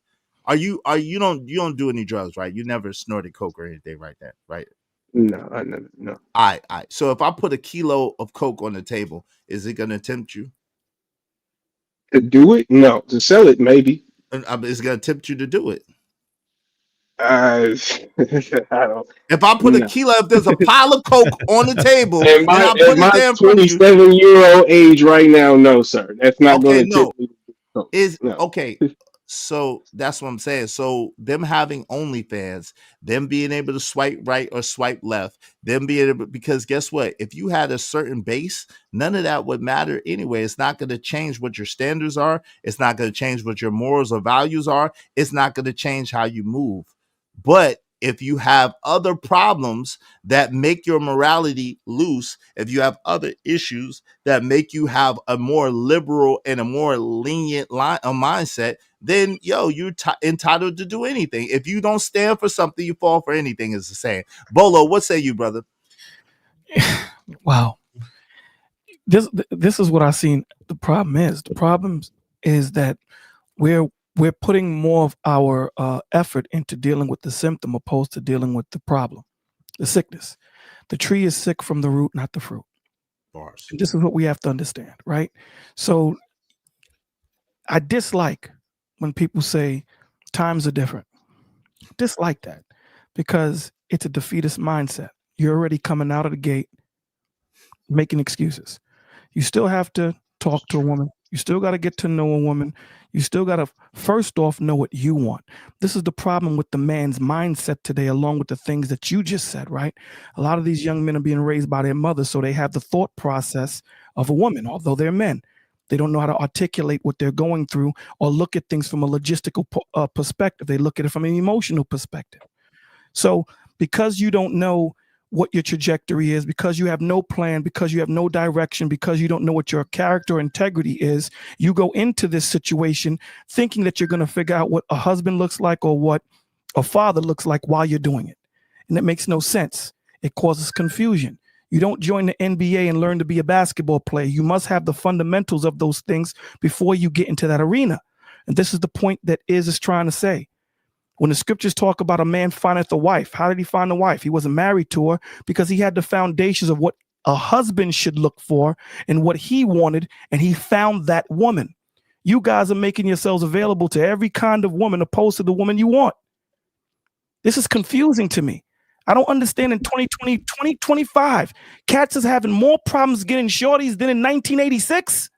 When you could just go on the internet and reach a shorty in Bangladesh, you're telling me that it's crazy. What you're doing is you're going after a woman that you know you can't handle. You go get that Bugatti, but you don't think about the oil change or the tires. All you got is that down payment. And then when that next payment comes around, now you're bitching. This is the problem. The man's mindset is mediocre at best. Bars. This is crazy that we're complaining about how getting shorties. When I see, soon as Friday roll around, everybody goes on and talks 24 to 32 hours about women they don't want opposed to women that they do want. And they don't understand that whatever you focus on will then be your intention. I don't understand. You guys don't get that. We've been trying to tell them, Come Bolo. on. I don't know why they don't get it. I don't know why they don't get it. Why does it starting to feel like church? Because it is church, bro. It's The church. church of the black woman is God, nigga. That's what No, like. no, we don't. Black woman is not God. God is God. Black woman is not God. Stop it. Black woman is not God. God is God. Can I say this because this is hold on, Keon. yeah, God. okay. Hold on real quick. Oh my Hold on real quick. All right, God is all right, God. Let Bolo finish. God is God all by himself. The crazy things is the dudes that are talking are the dudes with the problems with the shorties, but the guy that's trying to give them the game don't have that problem. So I don't understand why they still I don't care about women. Honestly, that's why you're on a podcast talking about you don't care about women, but you're complaining about them. I never. You don't know me. You don't know. I never complained about them. Well, he wasn't complaining. He wasn't complaining about him. In all fairness, Bolo. Let's spell him out, Bolo. Brother, my bad. That's what I'm saying. I think that you're answering a specific person, and that's why I probably come into a conversation that I'm not really a part of. But in reality, the reality that I live in, the only thing that I was just trying to say is that simply what women are doing and what men are doing is that they're just going through an environment in which it's new. It is new. Like, we can't sit up here and act like it's not. We have cell phones that we can literally interact with a woman if we wanted to right now. White, let me ask you a question. I'm sorry. Go ahead. If you found a diamond, you went and got it certified, you went and got the classification, you know your diamond is worth $100,000. And here Iz comes to you and say, I'm gonna offer you 20 grand for that diamond. You gonna sell it to him? 20 grand for the diamond? Correct. Yes. Depends on the value. I don't know. That's worth 100,000, brother. Diamond is worth 100,000. Oh, okay, I didn't hear that. My bad. Okay. You said would you sell it to Iz for 20 grand? No. If Corey Love came to you and said, I'm offering you 40 grand, would you take it? What's the point? Just follow me, brother. There's a reason. Just follow me. Would you take it? Yes or no? No, to the 60, to the 80, I would take it for the 100,000. So Cool. But what's what the if someone comes to you and says, I don't got 100 grand? What I got is 95,000, 97,000, 95, 90. Would you consider taking it? depends on my situation. There you go. So yeah, I guess so. So the So point you, that you you make talking is that about low ball on the black man. That's all the you whole trying Well, to. hold That's on, all hold on, you trying to make. Pastor. That's Hold all on, you. That's all Pastor. you talking point, about. Hold on, let him that's finish his not what I'm point, man. talking about. And this is not a black or white situation. That's why you're on third base with a hockey stick. The point of the matter is, I'll still score though, nigga. Hold on, one mic, y'all. One mic. Come on, Pastor. Come on, point of man. the matter is that you're going to wait for that proper person to sell that to. You're not going to half-ass yourself. You're not going to allow that low ball. These dudes are picking shorties that they know they're not worthy of them. Bars. And when they get that chick pregnant and that chick turns left, they blame the chick opposed to looking in the mirror and blaming themselves. Wait. Because you said a strict word right there. You said worthy. Who depends the worthiness of Because you what? have, What depends worthiness? I have to know as a man when I know what I want, how I want it, and where I'm Okay, going. but who depends Hold other on, people's hold worthiness? on. Listen to what I'm saying to you. I'm Yeah, using but you're myself. not answering my question though. One second. Let him answer. Hold on. Let him answer. Yeah. Yo, Men as in general, before you even go to get a shorty, you should have a plan. You should have Bars. a trajectory. You should have a direction that you're going in because women are meant to help you. They're a help. So what is she helping towards? Because I've never had a conversation with any woman that I've ever been with, okay, about subjection. My leadership automatically needed that. And if that was something that she couldn't offer, then that woman wasn't for me. The brother moved But on. what if that woman was for him? Like, you're not saying nothing that's not agreeable, but at the end of the day, you're still trying to put your standards onto other people. What if his standard is that he just wants to go get some ass? Like, I mean, what are we talking about? But then people don't be honest about that, Keon. That's the point. It is. Can I jump in, bro? Yeah. Hold on, real quick. Let Bolo finish in there. Yes. I'll land here. If it's a situation where you're just trying to hit and bounce, then whatever comes of that, you deal with. Right. Whatever game you're going to play, be willing to win that prize. Whatever it is. If you're ready at that point for marriage, cool. If you're just in it just to hit and bounce, if you get her pregnant, be ready to deal because you know that this wasn't a chick that you wanted to be the parent of your child. Just be ready to deal with it and don't goddamn complain. Oh, see, now you're trying to make it a negative. That's, No. But hold on. No. Keon, this is the point. Hold on, Bolo. No, This that's is the point. propaganda. He's trying Keon, to hold on. Time out. This is the point, though, Keon. Keon, in this conversation that we're reviewing, there was a dude, and I won't say his name. If he wants to come up, he's welcome. Who was literally in a 4-year one-night stand, and he was upset that she left him. And really, it was just a transactional situation. And unfortunately, there's a lot of men like that are wanting to be in hit it and quit it so-called, but then they want to call it a relationship. It's not a relationship. But they want to carry it like that. And then when they get the consequences of how they was acting, then they want to say it's the woman's fault. No, the hell it's not. Makes sense. That's the point that he's making. That's all I'm What's saying. what's the difference between that and the whole "I'm just gonna be with you long as I like you" situation? Like, what's the difference between that? Because when Rogue was up here earlier, she kind of laid it out very simply. They don't really need men as much as they want you to believe, and so now we get all these like professions and parables encouraging you to keep acting as if they need you like that. But that's really the ultimate simple truth of it. No matter what you think, they just don't need you like that. And that changes so much of the game, bro. You know, it's a That's a fact.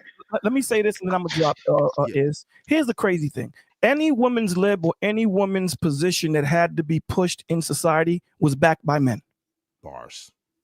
Any propaganda that a woman pushed was backed by men. The reason why women are able to move the way they move so freely is because of the society that we provide. So once you understand that and you're able to maneuver around that, all those talking points mean nothing. I mean, but that doesn't matter. Hold on real quick. Hold on real quick, y'all. Hold on real quick. Auntie had next. I don't want to talk past Auntie. He asked to have next. Go ahead, Auntie. You got the floor. Yeah, I mean, I want to piggyback on what Bolo just said, and he's not. Okay, so what I heard with that exchange is like, it sounds like Bolo is trying to put his standards on other men, and I don't hear that. What I hear is him saying that men need to actually have some damn standards. So instead of shaming women for their standards, why don't you get some of your own? And then maybe everybody's standards will coincide with each other. And the fact of the matter is, everybody probably won't be able to have everything that they want. You know, you might want something that doesn't really want you. You might want something that doesn't want you right now, or something that really doesn't meet your standards, or maybe you just don't meet theirs. That's the process of elimination. So to go back to, the original title, right here, you know, if these chicks can just walk away, then why wouldn't you want that? If she doesn't want to be there, she should be able to walk away. She's doing you a Exactly. favor. Why would you Exactly. want somebody to stay with you that's gonna make you miserable? Exactly. Facts. But that's That makes no sense. right. Let me just tell y'all this, brothers. It is a F-bomb bounty. It is a F-bomb bounty because I've taken off the bounty and brothers just got crazy with it. So if you say an F-bomb, then it is $5 immediately. So I want to let everybody know, everybody's clean slate. Nobody owes anything. I want to let everybody know from the beginning, it is an F-bomb bounty, okay? Because we just been going crazy with that Thank bomb. you for Yes, allowing me up, Is. And to all the fellas, man, remember your vibe attracts your tribe, man. Shout out to you, man. Hey, Uda, are you there? Or are you still gone? All right, Pastor, what's up? Say what's up, Pastor. How you doing, man? What say you? What it do?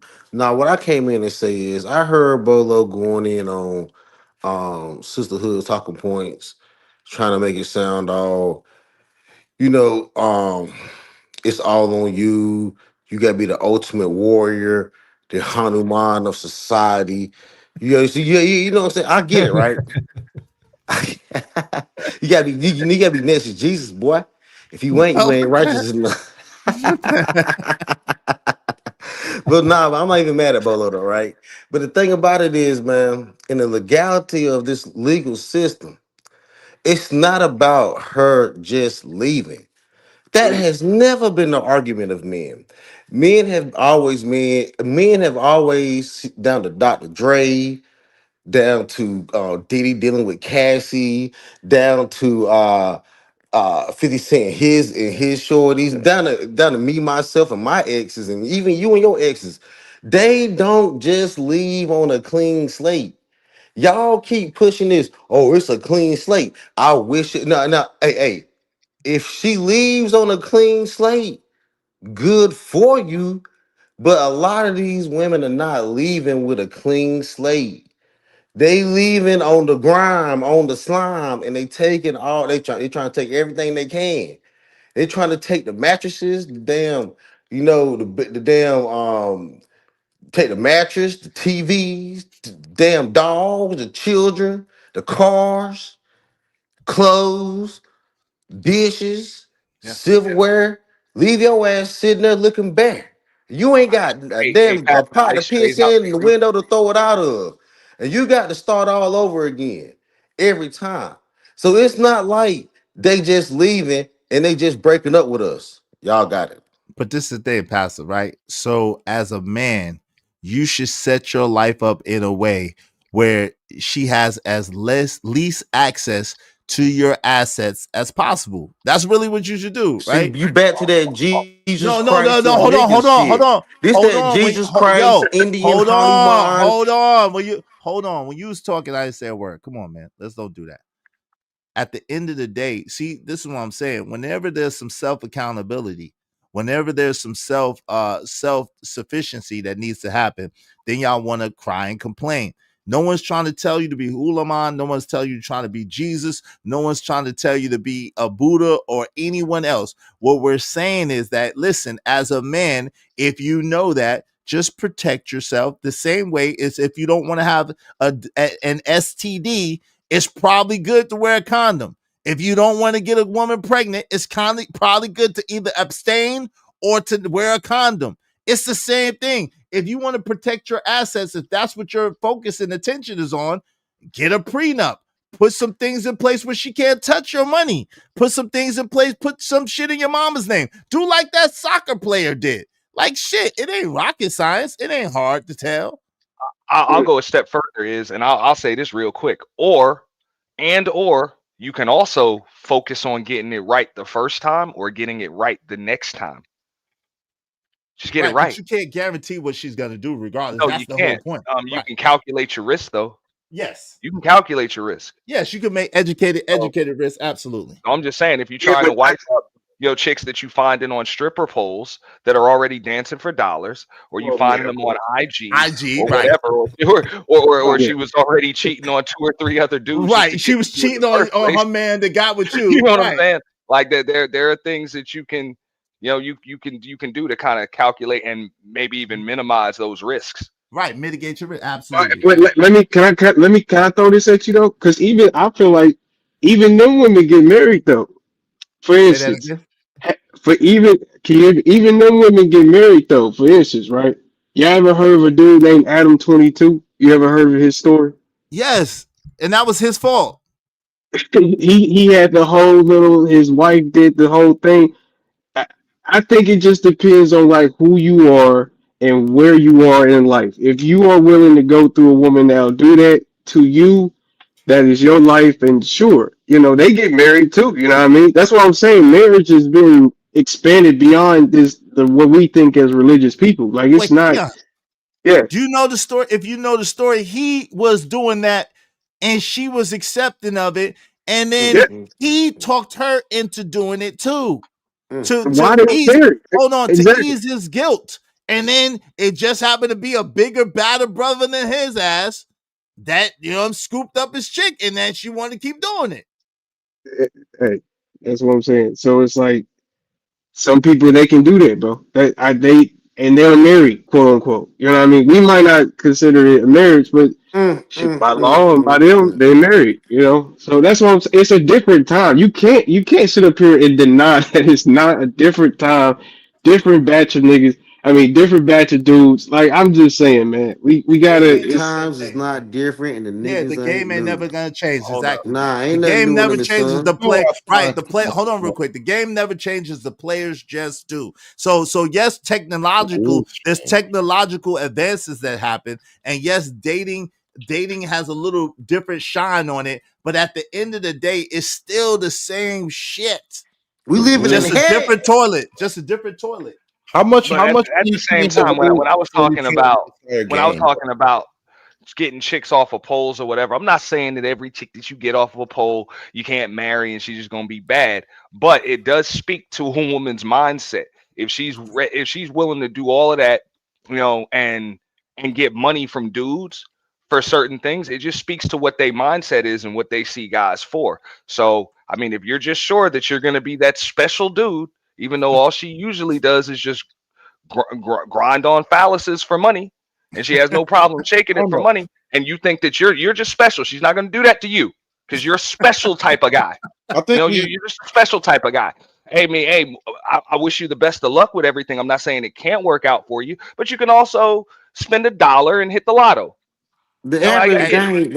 The these average Nah, guy if you ain't were even if you stripping. were The regular average guy ain't even dude, One stripping mic. though. Let Hood get. Hold on, my y'all. bad. Let Hood get in there real quick, and then let me read the super chats, and then we'll pass us next. Go ahead, Hood. Yeah, these conversations kill me one because I'm like I consume a lot of media content just because I look for content to respond to and all that. I want to know what's going on out there. And one thing I don't really see is the female version of this here, where it's women on a panel trying to like coax and cajole each other to treat men better and have more practical standards and be more realistic when they approach men. I never really hear large scale female platforms having this type of conversation. It's only the men who feel as though they are the blame and they have to like feel the burden of it all and just alpha our way through it. And I just think it's a hilarious conversation that's being had right now. Ultimately, man, I don't think men need to feel the blame for any of it. Like, we didn't make modern society. It's Who not on said any of feel this. the exactly? That's Yeah, why I who want to. said Who that, is Hood? any That's of how that? dudes are talking. That's how No, dudes it's are talking. Like, not. You just That's how came up you here and taking acted it. as if dudes be finding women off of strip poles and all of Yo, that come stuff. And on, like, yo, no, he's no, saying, no. yo, come on, no, fam, stop it. Modern women No, are no, modern you got to women. We deep, all live in no.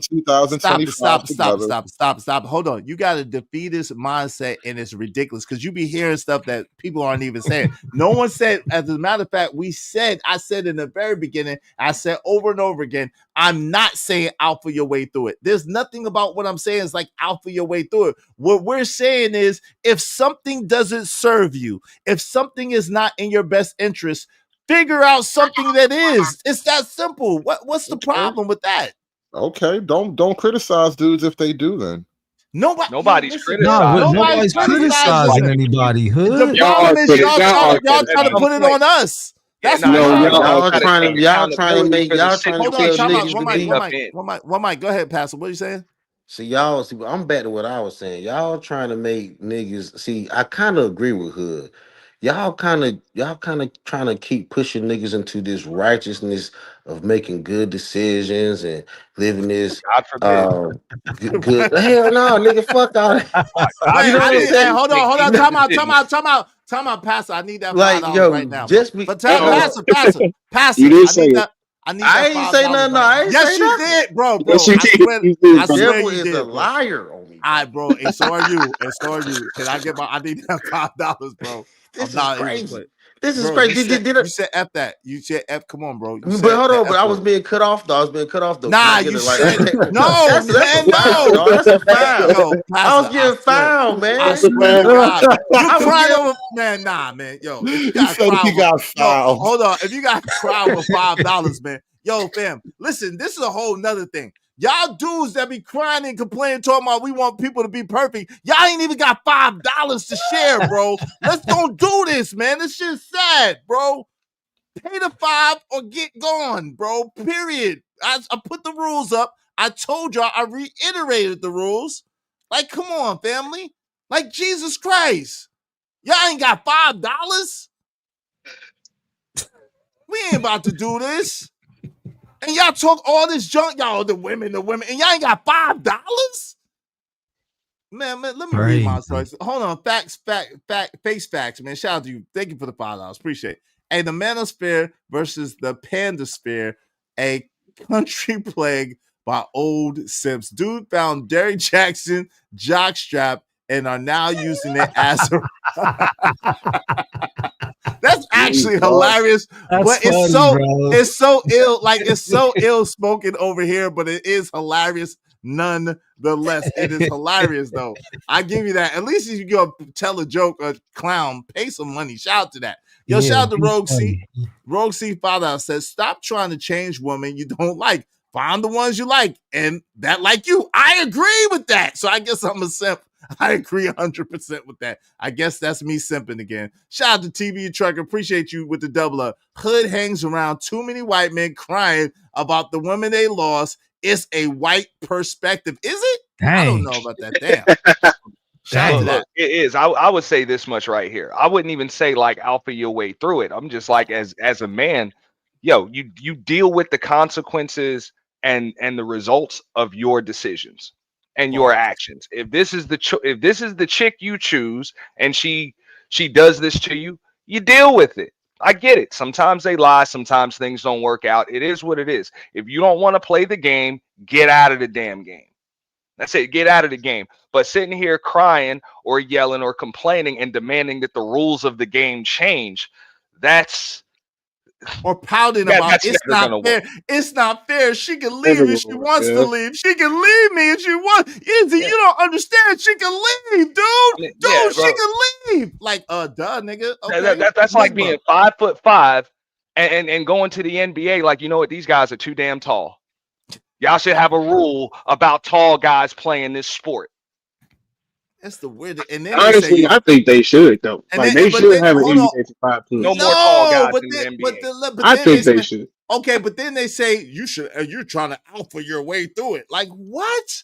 Like no, Well, we're saying, because yo. At you the want end of the day, fam. If you want to cry, go and cry in your closet. Like, why are you crying to me about the fact that women could do what they want to do if that's what they want to do. Why do I gotta hear you cry about it? That's all I'm saying. Don't join the women when they complain that the men don't want to live up to 1950 standards with 2025 women. Bro, I'm not. What's wrong with you? I'm not joining them neither because they crazy too. Because that's what I'm hearing. Oh, you dudes is crying. You dudes they is crying. Crazy you as joining the bat women shit. right now. You joining no, we them. not. They crazy they trying to get a bad deal and rig the game, and you over there like, why you niggas not playing? I'm gonna ask you this: what's the remedy? It's crazy. What's the remedy What's as the men? remedy? It's not I social. think we would all agree you can't control women. So as far as men, what is actually in their control? What would you see? Get over it. Stop caring about women so darn much. Everything should be about women. That's the thing. The only way out is forward, bro. You have to just keep pushing through. Meaning, let men and women separate. Let women be alone. Let men figure out that they have to start their own political. They have to take their own political interests and not just vote with their wives and support all whatever bullshit they've been supporting. Well, because it's not political. I mean, it's not romantic. It's political and it's economic. I don't think you're gonna game your way out of this problem. This is a structural problem. So you're MGTOW, in other words. You about men going their own way. I mean, not necessarily. I'm just answering a question that how do you fix it? Yo, he said this ain't about him. Remember, this is not about him at all. Okay. You asked me how do you fix it? About the structure. You asked me how do you fix it, and I'm saying men actually have to kind of take an initiative politically to reset certain things. And it requires them to totally leave women alone altogether. Well, not totally. That's why I said I'm not MGTOW. Like, I don't care. Listen, sleep with them, bang them. That's not really what I'm telling you to do. But I'm just saying that you have to recognize there's a male interest. If you want the outcomes, then you have to actually set the table so you can get those outcomes. But then how is banging them an option? This is what I'm saying. I have no commentary on that. Well, but see, no. But you should, because in y'all mind, even the feminists say, "Oh, well, yeah, we'll still bang the dudes." Like, what are y'all talking about? That's not my point. That's not my business. People want to have sex. They want to have sex. Hood. Do you think that's rewarding women when you give them what they need in an intimate way? I think it's distracting. It's not rewarding, because what winds up happening is they end up alone and unable to actually be with anybody. That's not a reward. It's rewarding if they get with me. It's rewarding, but I mean, whatever. It's not a reward in the long term. It's still like, if that's what you want to do with your life, so be it. But that's not answering the question, and I'm not here to restrict people, because y'all the ones that got on me about controlling women. Remember. So let them have sex with whomever they want to, but that's not the point, and that's not what I'm trying to bring up to you. That's wild, but I feel like it's counterproductive though, Hood. Right? If they're that bad and they're out, you know what I mean? They're not doing what men want them to do, but yet you coming through and giving them what they want and what they need. That's rewarding the bad behavior, isn't it? Not necessarily. Like I said, it's distracting. Absolutely is, bro. A reward, honestly, is a husband that cares about you enough to be there when you're old and nobody else wants you. They'll never get that doing the shit you're talking about. So if that's what they want, go for it. That's not the problem I'm trying to solve. The solution, as you asked me the question, was for men to kind of take a certain political initiative, and that has nothing to do with who gets with whom sexually. All right. So it's politics, and we can. So are we gonna fix it through politics, or we got here through politics? It was broken through politics, bro. Man, hold on. Go ahead. My bad. Go ahead. Ruthless, wave in the back so I know it's you, bro. Oh, shout out to Ruthless. If I'm a liberal, I'm begging a conservative. That's all I had to say. Go ahead. Oh wow. Hey, y'all make sure y'all support the show, support stream. In the meantime, between time, let me catch up on these comments real fast, y'all. I appreciate y'all being here. Make sure y'all like the show. Support my man Hood Servative. He's simulcasted as well. If you're over there on Hood Servative's channel, make sure you support Hood, man. Hit a like for algorithm and hit this Cash App, man. Are you back monetized, Hood? Well, hit his Cash App anyway. Hey, Classic Creole. No, I'm not on Cash App. Cash App do not like me. Okay, what do you need? I'm monetized though. I'm monetized. Okay, he's monetized. Here's a super chat. My fault. Hey, Classic Creole said grief will overtake you if you allow it. Yeah, shout out to you being back monetized. Cajun Darkfire said feel the same way when my wife died, but I'm still moving on. Hey, rest in peace to your wife That's a again. fact. Shout out to you, brother. My man, excuse me, my lady, my sister, Classic Creole said facts is. Shout out to you. Shout out to Andrew Taylor said right is. Shout out to Freeze on Loose said boomer answer is wild. Yes, it is. What's up, Wincham? How you doing, sis? Good to see you. Hey, Joy is real online. Good to see you. What's up? What's up, Truth? What's good? Said shut up. Facts. Shout out to Classic Creole said 100. Thanks to Face of Facts. Thanks to Rogue C. I appreciate you. Blanco said those bras are lying. All these bras need a man because a man brings stability and structure into their life. 100. That's a bar. That's a bar. That's a bar.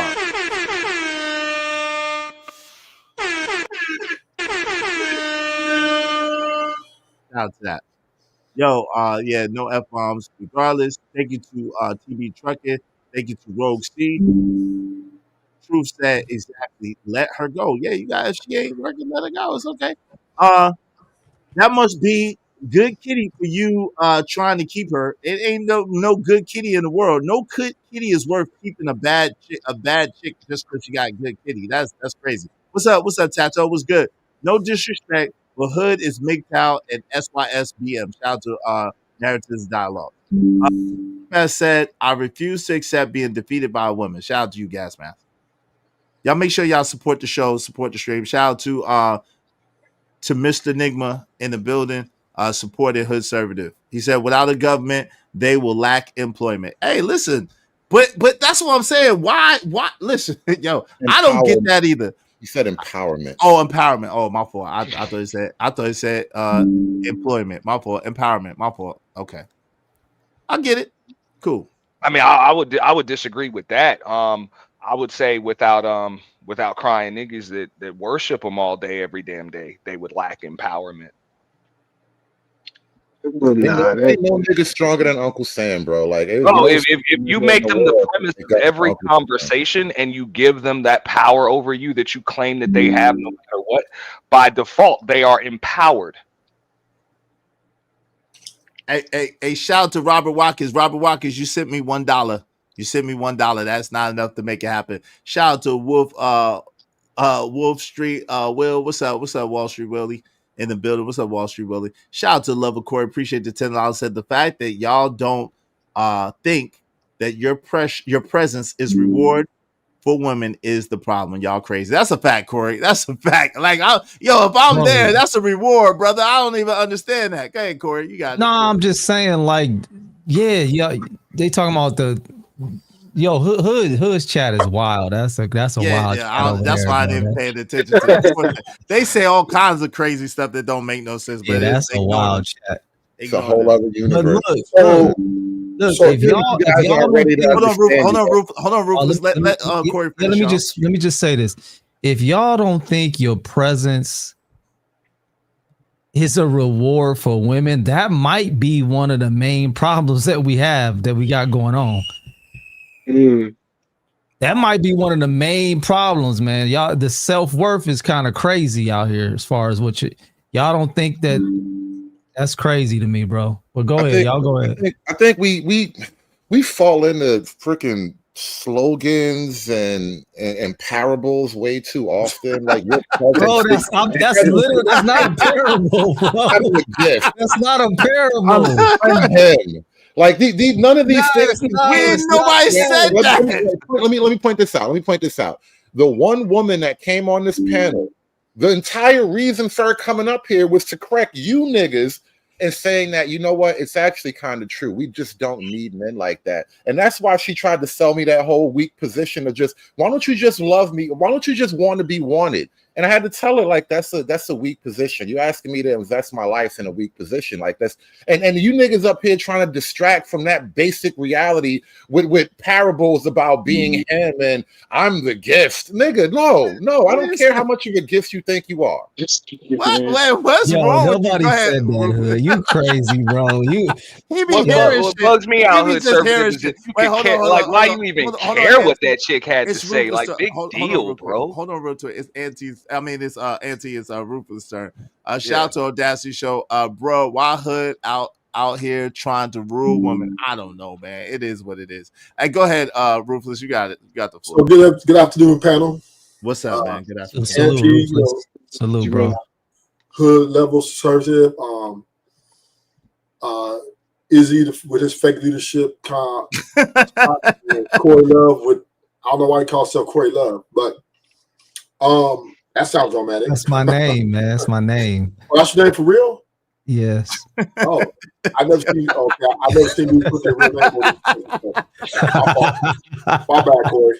You call yourself Ruthless Truth when you tell lies. That's the name. Ruthless lies, man. I ain't even gonna shut up. So I agree with Corey 100%. And this is very rare. But I agree with him that man should have the presence, that their presence should be respected and not neglected. So I agree with that. And this is the problem in our society because women are neglecting to recognize our true value. And now, and that's not because of us though. And this is where I disagree with Izzy. Right? Everybody else but you, huh? Okay. No, it's the society, the structure we're in, which, you know, believe all women, all the family court system. We know the family court values the woman more than they do the man, right? The whole structure of America's simp nation structure and gives these women these type of empowerment. Now, I'm not saying that the betas don't chip in either, right? But what I am saying is this, right? And Izzy, I'm a little disappointed in you. Why are you disappointed? Because me and Conservative was standing on she can leave when she want to leave. That was our whole thing. And you were trying to say that a man should control and he should be able to this and that. And we were like, that's being unrealistic. And then you turn around and do a show talking about she can leave anytime. Well, duh, we know that, nigga. No, right. But that's what I'm saying. I was telling y'all I know that. But why would you want it any other way is the question. Hold on. You missed the main question. The main question was, we all agree that she can leave anytime she want to leave. But the difference is y'all see that as a negative thing, and I see it as a positive thing. So I'm saying she can leave anytime she wants to leave. Why would you want it any other way than she can leave when she wants to leave? That's what I'm asking you. Okay, so once again, right, that's not really a conversation now, but that's a gimme. What? That's a given. Yes, she can leave. We all know that. We all know that. So why would you want it any other way is the question you're missing. I want to answer that. You gotta let me answer you. Okay, thank you. Please address that. Yeah, you gotta have patience too. Exercise some stoicism. So I anyway, don't have stoicism. I'm from the reason why that, we understand she can leave at any time, but we understand that she's a weaker vessel. She's not thinking within the right frames of logic. You know, we know it's large of it is emotional. We have kids together. We've been together for this many years, and we've had so many things. So yes, she can leave at any time, but for some men who really put a large stake in their legacy and the family that they invested into, doesn't want to go out without a fight, right? Sometimes want to fight for, like, not literal fight, but like try to talk her into. Why? I'm gonna finish because I just said it. You didn't listen. See, you listened. I listened, but that shit don't make no sense. I listen, yo, fam. You know what this is like saying, Corey? It's like saying, yo, I know that if I buy this 2018, I'm gonna use your. I know if I buy this 2015 Bugatti, it's gonna look great, but it's gonna break down on me. But yo, I want to. Why it break down on me? I want to keep it like, yo, fam. At the end of the day, you know what you're getting into. You know that you're looking for a depreciation asset to be an investment. That's where you're going wrong in the first place. You're not supposed to look at your relationship as no goddamn investment. It's wild. She is emotional. She's all over the place. She is fickle. She might feel one way one time. She might feel another way another time. And you talking about that's an investment? Are you dumb? What's wrong with you? So men, I mean, you sound good. I mean, I sound good. It is good. It's logical. But once again, we're speaking in reality, right? Of the facts that a lot of men. This is why a lot of men are filing for divorce as much.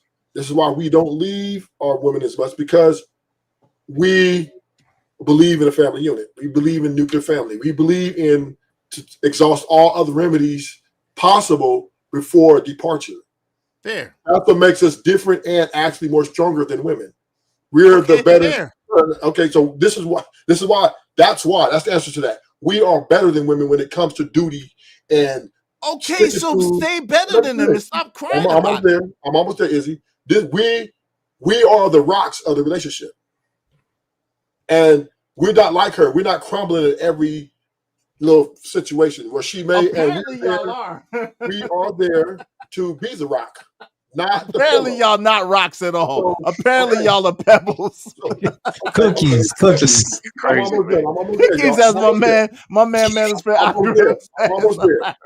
So what I'm saying is, you asked me a question. You said, why would we want a woman? It's really rhetorical, son. Come on, man. Stop. Yeah, but I'm answering it too because we're the rock. We're not like her. But you're not the rock. You're a pebble. We are. This nigga retarded. We are as men. Man. We are as men, right? We have a plan, right? We look at the bigger picture. So when she's in her emotions and trying to make irrational, emotional decisions, we're there to try to bring logic to it to make it make sense. So therefore, this is why men try to stay in and try to work it out because but you're mistaken. Almost there. Come on, man. Listen, our role in the house is to keep the house together. That's our job. No, it's not. No, it's not. No, it's not. Man is the centerpiece of the house. He is the fortitude. So when she's emotionally unstable, we're stable, right? We're opposite of her. So therefore, when she wants to destroy everything, we're there to say, you're making an irrational claim. We're here to make sense of it, to keep it together, because we understand we're better together as a family than apart. So this is where, right, the men are the leaders, we are the more suitable for marriage than women are, right? We are better than them when it comes to the union of the nuclear family, because we understand as men that this is the most optimal way to cultivate a family structure. And women are falling short of our wisdom that we're giving them, and they're using the government and all the power and the outside influences. This is abusive. Ruthless, man. God dog, bro. Okay. No, you there. You are there. You are there. Nah. You know. Silent. There, brother. Jesus Christ. How many different seconds? I was there. Hold on. You saying the same thing and I got you. Last part. No, hell no. No. And I love you still, but no. Come on, man. Go ahead, man. Please say something different. Last part. We have to deal with her internal conflict, right? Things that's going on inside her that does not act with reason. And that's what, as men, we sign up for. And this is why we're not so quick to leave and quit on our desired outcome. Well, David, if you think that is masculinity, that's part of the problem. See, that's part of the problem, David. If I don't hate men, I'm a man's man. I'm a man among men, right? I don't hate men at all. That's why a lot of men gravitate to my channel. That's why a lot of men, I've always been cool with all kinds of dudes. That's why I never really had no problem in the streets, because I don't hate men, right? At the end of the day, though, nonsense is nonsense. Bullshit is bullshit. And at the end of the day, you could put as much syrup on shit if you want to. It still won't be pancakes. You can't pee in my cornflakes to tell me it's milk, right? So at the end of the day, it's all equates to the same shit, Ruthless. The problem is this. What you're saying is not totally wrong. Yes, you're supposed to be the backbone in your family. Yes, you're supposed to be the rock in your family. At the same time, if the woman does not want to be there, that your job is not to hold her hostage and make her be in a situation that she no longer wants to be in. She's out. Let the bitch go. Let her go, bro. Let her go. I never said make her. I said convince her that this is the Yo, best. fam, why? And Yo, hold on, stop. That's the same shit. This An is getting opinion, crazy. hold on real quick. An opinion changed against his will is of the same opinion still. So if your woman, you got on me yesterday because I said, I asked my woman, hey, are you still willing to do what it takes for us to make it? And when she said, I'm willing to do this, this, and this, I knew what that meant. And so I was like, I know. Okay, cool. Listen, I'm going to be out on such and such a day. You can have this, you can have this, and I'm going to take this, and we could go our separate ways. Because at the end of the day, I know what that meant. When she was telling me what she was going to do versus what she wasn't going to do, it's the same shit to me. That means that she's not willing to work on the program that we had already agreed in the plan that I had already set forth. And that's her right to do that. So then I have to bow out gracefully. That's all that is. But you got on to me about that because y'all are like, yo, you're supposed to convince this chick to stay and make her stay. And like, no. If she want to go, she can leave. She could go. It's an open door policy. If you're going to be here, you're going to be here. If you're going to go, you're going to go. But guess what? Once you go, it ain't no keep coming back. It ain't no coming back. You're gone. Now, Izzy, earlier when I was talking to Road about the whole want versus need problem, that's exactly why shit like that happens. It's because when it becomes something based on your wants, I'm just in an inherently shaky position, and I'm gonna wind up having to leave you. Like you can fight or say whatever it is women say, but I gotta leave. I'm gonna have to leave. And I'm telling you, this is just a crazy scenario to keep selling to niggas. This is why niggas are looking at it like this shit is fucked up. Put your Venmo in the back. Put your Venmo in the back. Because I don't got that cash app. I got Venmo, man. I got Venmo. Okay. Go ahead. I got it all. Send me $10 to the Venmo. Because he said 2 F-bombs, man. Send me $10. All right, but yo, go ahead. No, you did. I got you. Put it in the back. I got you. Go ahead, Robert Watkins. Is this a friendship or a business? What you mean?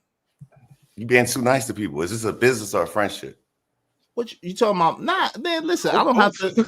It's business. What you mean? So you want to make some money real quick? What are you asking me? Go ahead. Let's talk. I want to put some money in your pocket.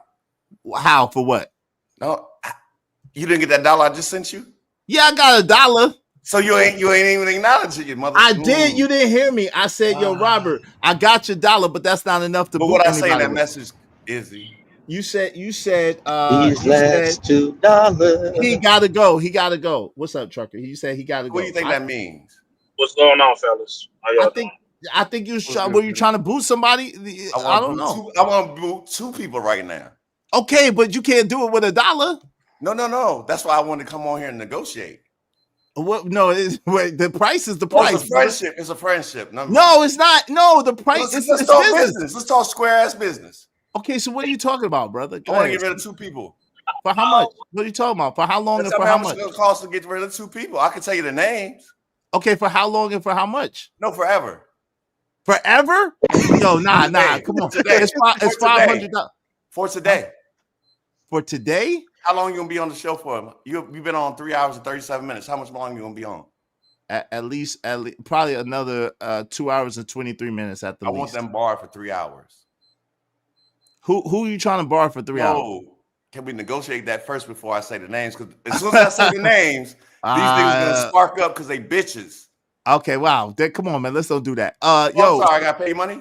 No, you don't have to pay me no money, but let's don't disrespect brothers. We ain't gotta call them out their name. I apologize. They're not bitches. So I put here it is. I meant to put it in that thing hood service. Yo, so it's generally like it'd be like $200 a piece. 2 hours. Yeah, no, it's $500 forever. It's $200. I wanted to pay $500. Can I get $500 for 2? Yes. If for 2.5 hours a piece, yes. It'll be 2.5 hours. $500. You said forever.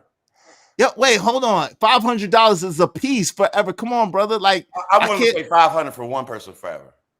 Who do you want to boot forever for $500? That hood nigga. All right, it's $500.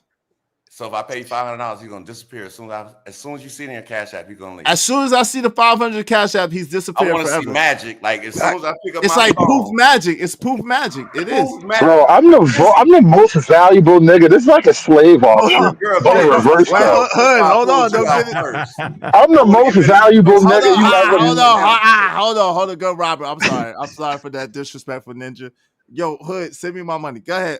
Yes. So What did you 500. say? I didn't hear what he said. Now the deal is fucked up. Now the deal is fucked up. Wait, you owe me now. You owe me. Hold on. Now you owe me $10. Why did you let him talk between me and you? I did. I can't. Hold on. This is the thing, right? I can't control that. I just muted him when he started talking. That's why I said, hold on. He's muted right now. But I can't control when he starts talking. You understand what I'm saying? I do understand that. Okay. So if you want him booted forever, it's $500, and he will be booted forever. I feel for the disrespect. I'm willing to pay $200 now. Come on, man. $200, he'd be booted for the rest of the show. For the rest of the day? Yes, for the rest of the day. Yes. So let me look at my account first. I got a date tonight. Okay, man. But listen, that's you guys send me something for doing all of this in the midst of the show. How much you want for what I did? First? Nah, well, you know what I'm saying? No, you I gotta pay you your commission first. Yeah, 10. Yeah. So I ain't got $200. I ain't gonna play with you. All right, man. Well, you guys send me something for doing all that. What you mean for that though? I'll pay you for my time. That's no problem. Your time, bro. You gotta pay me at least $30 for all that shit you just did. Man, come on, dog. Because you just said come on. You can't at least $20 because you owe me $10. I said 15. You can't go higher. Yes, this is negotiation. Come on, bro. Do business right. I do. It's called negotiating. $5 because you playing with me. Now I'm gonna see $5. Nah, come on, Robert. You doing too much. Nah. You doing That's too what much. I'm saying here. Nah. You doing too much. You owe me $10 already for the whatchamacallit, but then you now you gonna add shit up late. That's my nigga. Hold on, real quick. One mic. Hold on, real quick. Yo, Hood Conservative. It's Israel Mills. It's Israel Mills 4183. I'm sorry. Ain't sent the money yet. It's Israel Mills 4183. On the screen, dummy. My nigga really played these. Hold on. Like I'm gonna get you truck. Hold on. Ask him if I sent the $5 already. Hold on, real quick. Cause he just stuttered for 8 minutes. Come on, man. You owe me. You guys send me another $5 for the other F bomb, I don't have sir. to send you anything. You don't. I mean, you don't. But at the end of the day, you know what I'm saying. I have to boot you. You're not being honorable. I am being honorable. Listen, I sent you how much money today, Izzy? Yo, family, you send me 20 up now, right? With that $5, you send me $31, sir. But now you listen, at my date, nigga. Now I can't get that bitch a drink. You dumb. Come on, man. Like, yo, that had nothing to do with me. You got bad money management. Now I'm at $31. Why you selling the number? Yo, Why you selling the number? For 500. Come on, I gotta put bro. her on the You budget. taking all this Hold time. on. You doing a lot, come Robert. on, you filibuster. So listen, this is the thing, Robert. Who filibustering? Who filibustering? Come on, man. Who filibustering? I just sent $5. That conservative nigga ain't even sent the money. He keep talking about what Venmo. On, Send in the Cash App, dummy. It scrolls. Nah, hold on, relax. Let's bring it down. We're doing a lot. Listen, at the end of the day, it's you paid $25 because someone paid $25 to boot Hood back. You wanted to bring Hood back, so you paid the $25 to match that. Right? Hold on real quick. Give me 1 second. I got you. Because we don't want to lead with disrespect. I haven't disrespected you at all. I don't want you ever to feel like it's okay. Hold on real quick. I don't want you ever to feel like it's okay to disrespect me. It's not okay to disrespect me, right?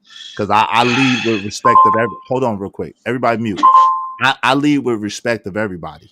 So what I'm saying to you, Robert, is $25 was to bring Hood Conservative back. Fine, right? That has nothing to do with the rules of my show. The rules of my show is if you say an F-bomb, it's $5 per F-bomb. You just dropped 2 F-bombs in the process of telling me that you want to pay $500 to boot Hood Conservative forever, brother. So if we could, let's just be fair with each other. Let's be cool with each other. It ain't no disrespect. I won't disrespect you. Let's don't disrespect me. Because really you are holding up the show to do this and to deal with this. You got the floor. Oh, I'm sorry. I had to unmute. It's my turn? Yes, sir. I don't think you understand how I talk. I didn't know I was paying $10 because I cussed. Okay. Yeah, that's what it's for.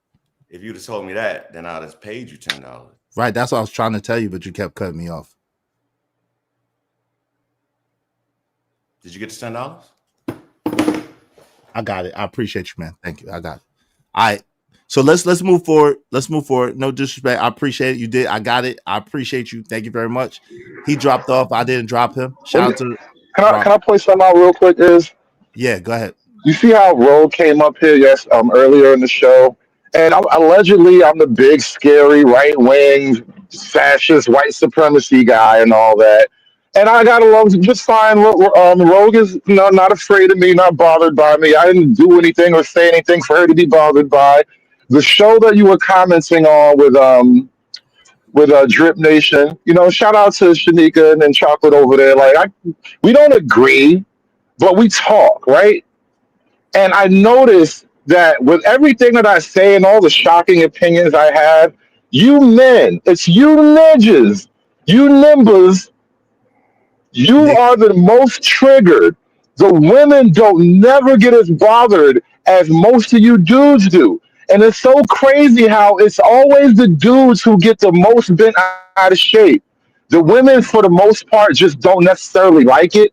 But when we talk to each other, it's not like, oh, I hate you. I'm gonna spend all of my pocket. I'm gonna spend all my date money to get rid of you. Like the women are way easier to talk to about this than the men are. And I just think that's so crazy. I don't know what that is, but it's crazy.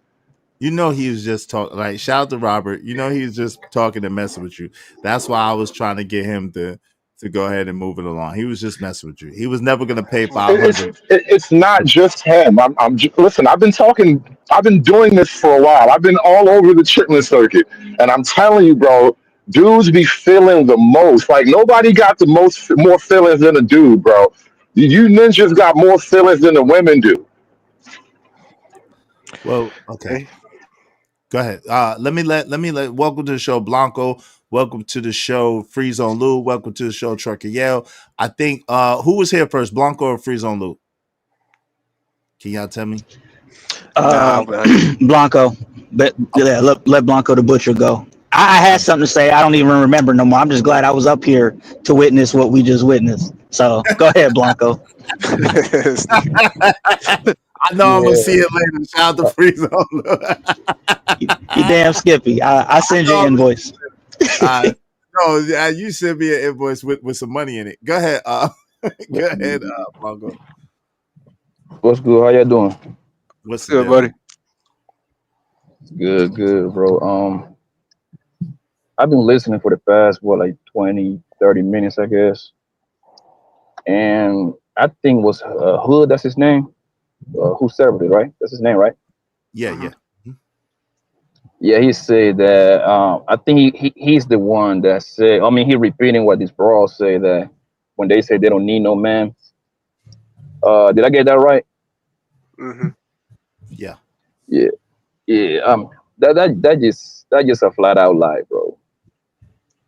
Right. Nobody in the right now in today's day they don't need men as much as in the past, but they still need men at a high capacity. You understand what I'm saying? Because everything they do is around a man anyway. Like they all work, right? Who those businesses for the most part are owned by? A man, right? When they call the police, who comes? A man. When they call the fire department, a man. You understand what I'm saying? When they need to move, if they don't have a man, they call their daddy. They everybody. So everything they do is about a man, bro. That's just a cap out. That's just a lie. I think that's usually. I only hear ugly women say that for the most part. It's usually ugly fat women that, for the most part, go out their way to say stuff like that. Because a man usually make a woman's life actually super easier. I'm sorry. Think about it, Rogue is fat and ugly. That's crazy, Rogue. No, don't be that's mad a at fact. me, Rogue. He wasn't saying. He wasn't. No, I wasn't. I wasn't mad at you. Be mad about that. He was talking about Rogue personally. Like, let's don't do that. Yo, all right, that's what it is. No, I'm being funny. Bro. Because it's not just ugly chicks, bro. It's not. I promise you, it's not. Hold on, real quick. Does anybody know Respectfully 23? Anybody know Respectfully 23?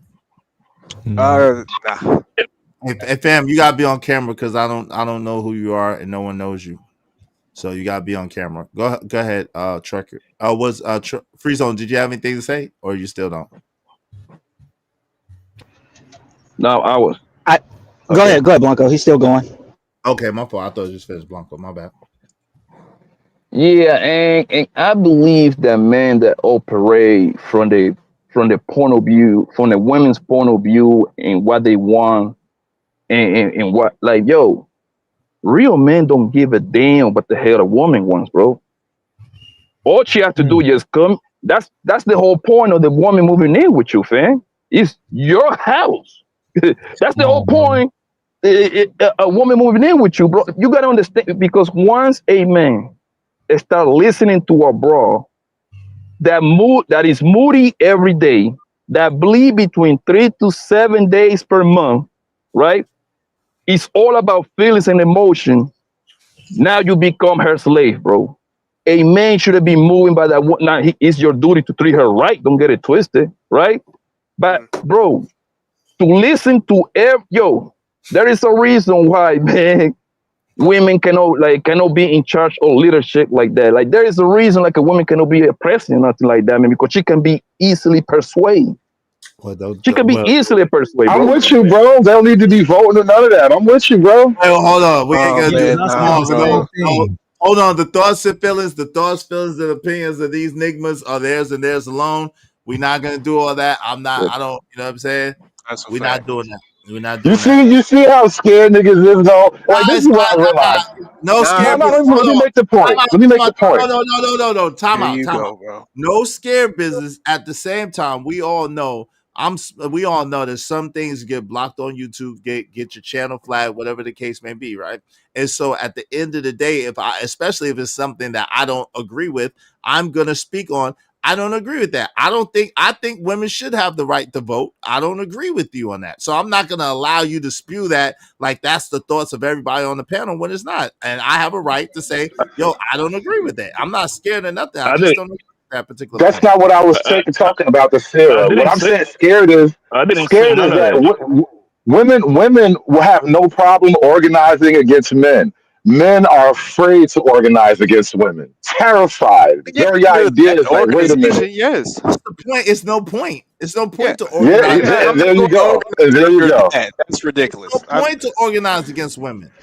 Why would you Well, need to then, organize against women if well, they're the weaker? Hold on. how If else do they're you the exercise any power? hold on. If they're the see, this is the What are you problem. talking about? You have all the personal power that you need and that you could want. The best help is at the end of your own two wrists. You have the power to control your life and control what you do and how you live. At the end of the day, the problem is you want to control other people, and that's what your issue and your problem is. And no matter how much power you have, you will never have control over these women like you want to. So you're gonna No, have to it's not figure out, about that. it obviously it is. Evidently it No, is. it's about them not having control over you. They don't have no control over you unless you give them control over you. They don't have no control over you. How Now, can a now, woman now, control now. you? All right, How can a all woman right. control you? Let me ask you this. Anyways, How can a woman control you, conservative? That's a good question.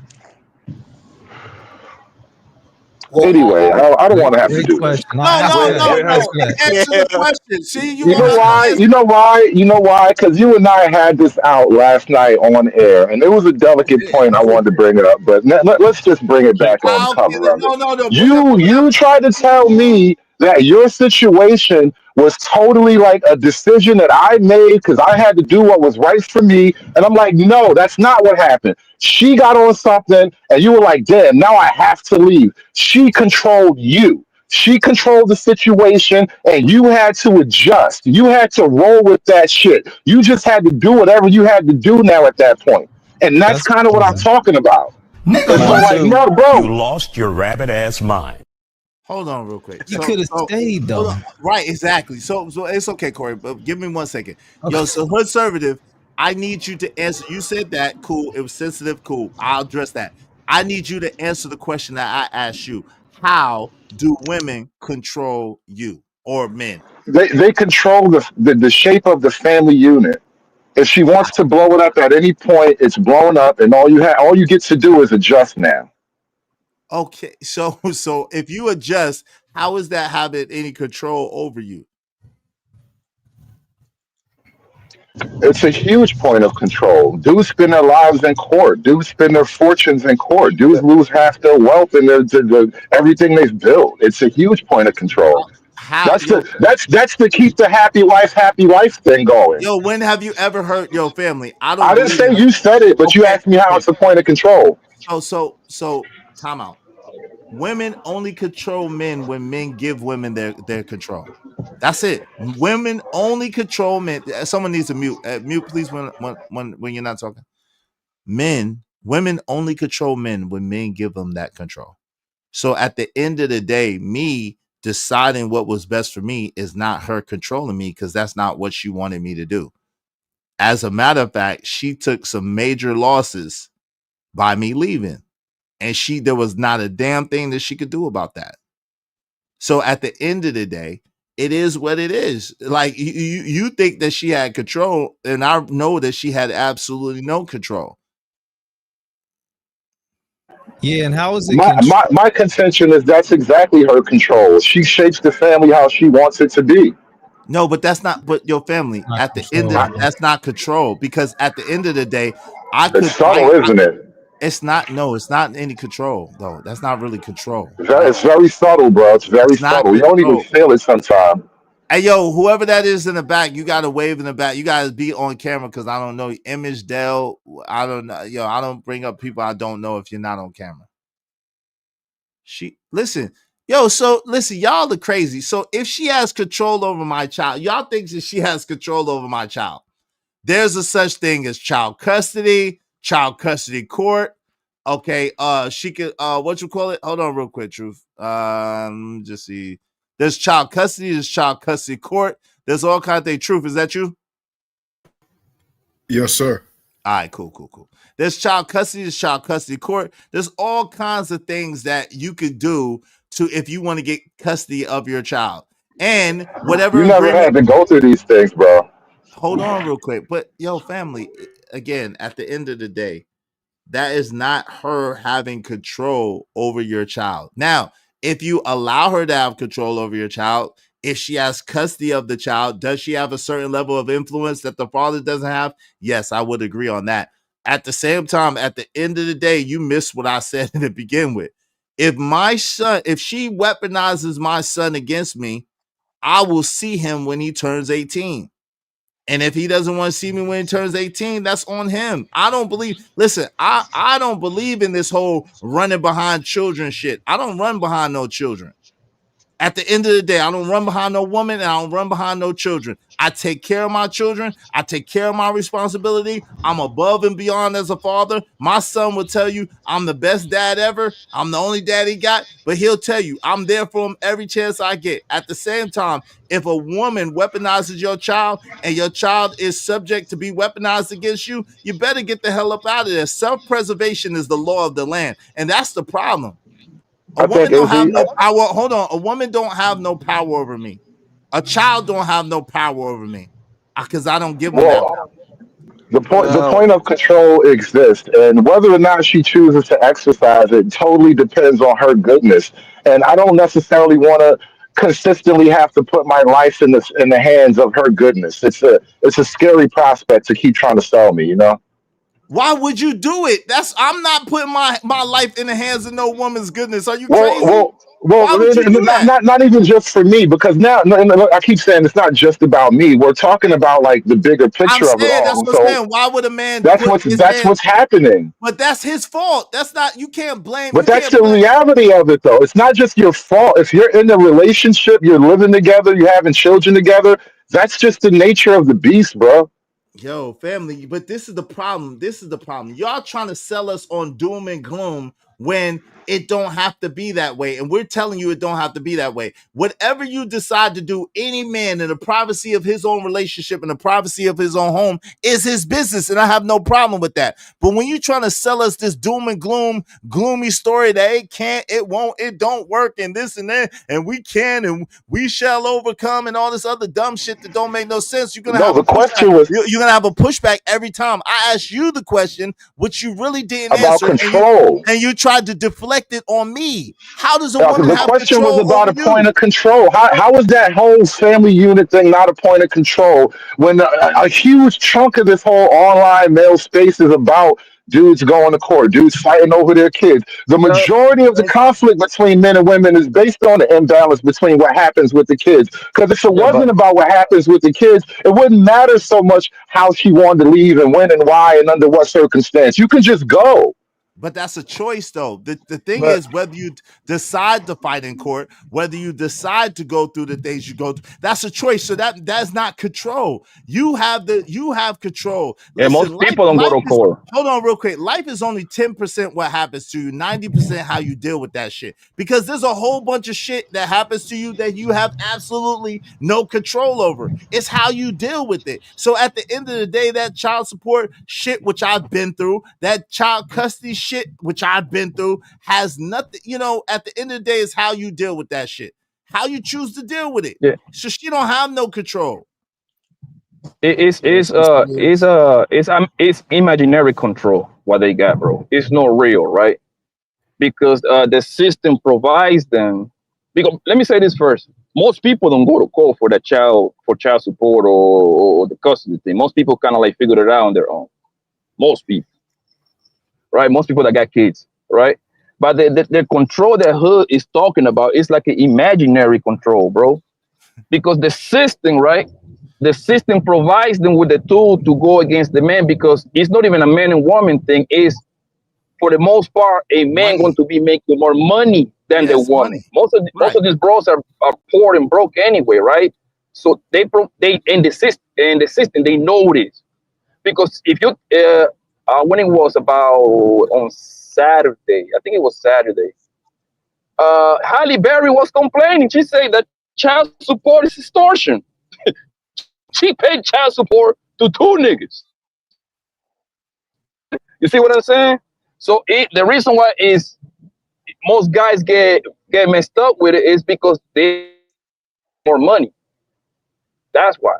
But they don't got real control like that. Yes, it's not control at all. Control is about getting that man to do what you want him to do.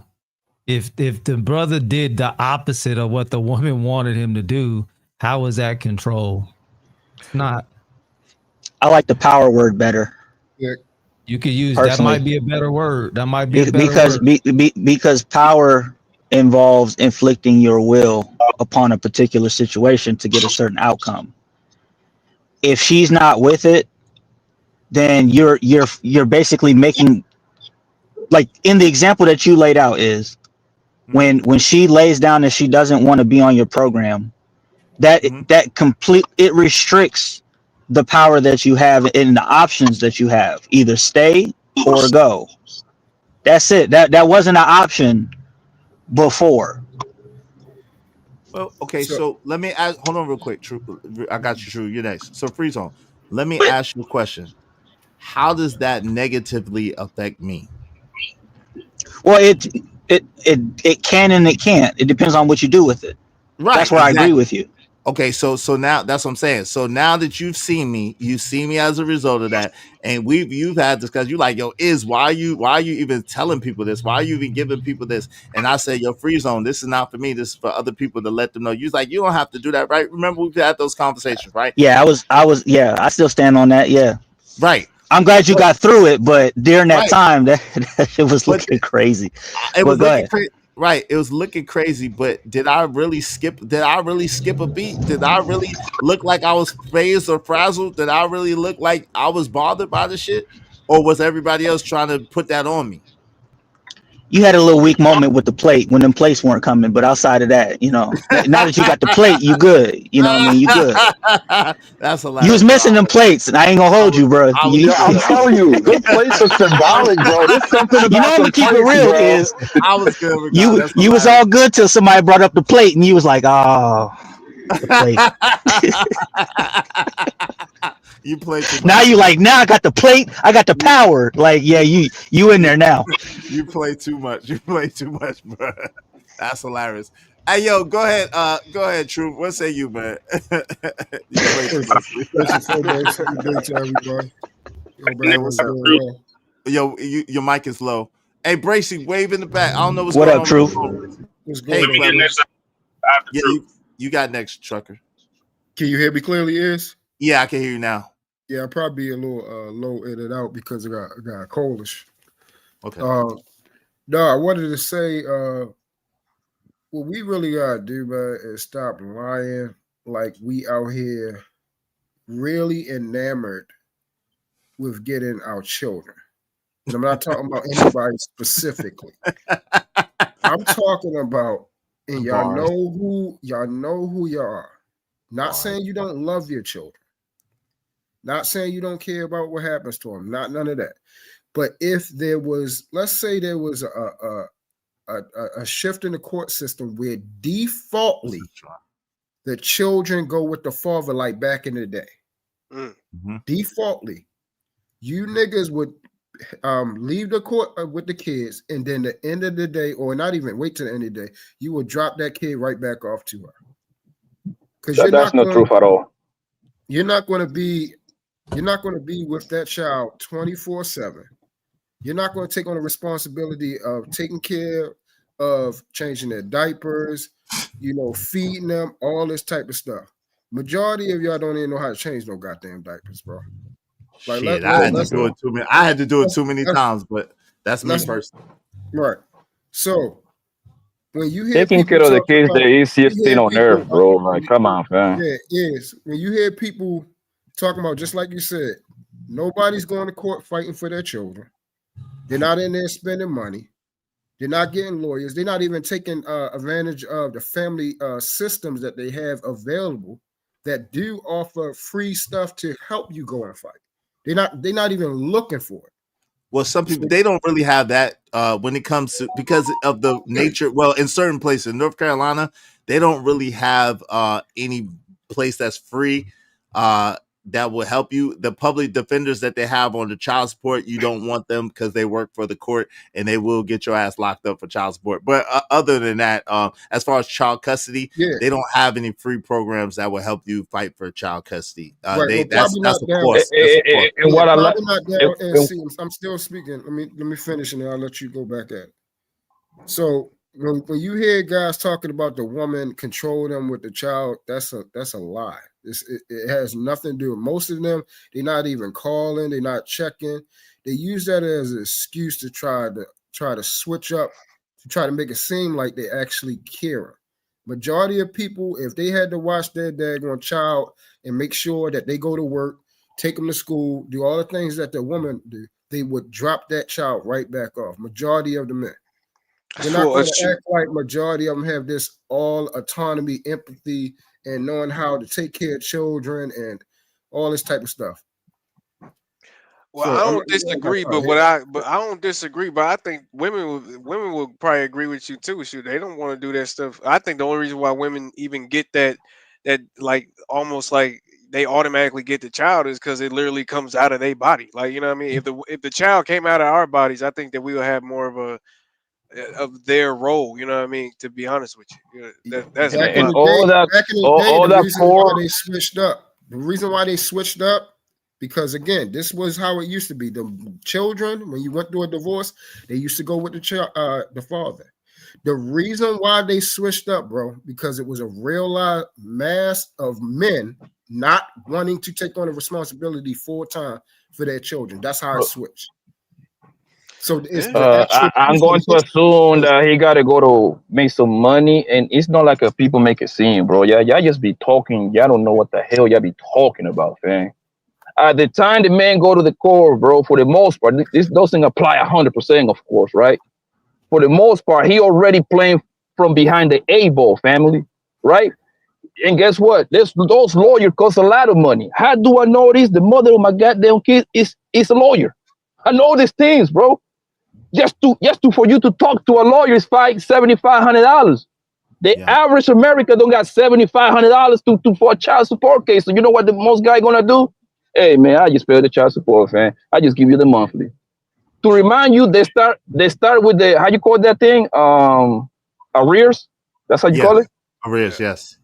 So you in some state, not every state, but in some state, they already a year, 6 months, 2 years behind. Or So at if the you don't time, find out, yeah, I was my chick lied and said that she hadn't seen me since we got divorced in 2005, and that was 2011. I was $27,000 in arrears before I even there found you out I was go. on child support, and I was paying for my children, seeing my children every week, and sending money to her every week, at least every week, and on holidays. So yeah. I was at Yeah, 7,000. and I know 27,000, even 27,000. I know even in speaking about the deadbeat daddy niggas though. I'm not talking about that. You see what I'm saying? F thing, right? I'm talking about at the time that a regular guy take his ass to court, bro. Most likely he coming out of there with a big bill. He lucky coming out of there with a $12,000 bill. Right. Yeah. It's usually like that, bro. And they ain't so yeah, you guys don't know what you're saying. Talk about they don't want no, bro. Like most people don't. Yo, the average American don't got $1,000 in their saving accounts, bro. Like, come Blanco, on, they bro. don't What make even got enough money to go get a DNA test to make sure the baby's theirs. Like that's the shoot. Start there. Shoot. They don't. A lot of That's like only you like said.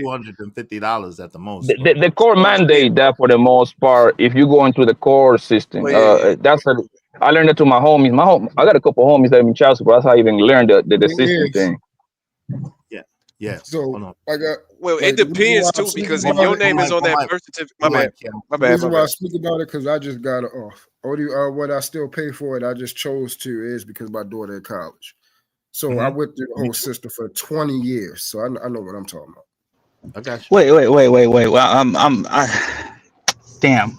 I hate to pry. What? So the situation that you just came out of. No, that wasn't that situation. No, I'm not on child support for my son at all. No, that was my ex-wife that did that to me when I moved to a different state. Oh, okay. Yeah. Okay.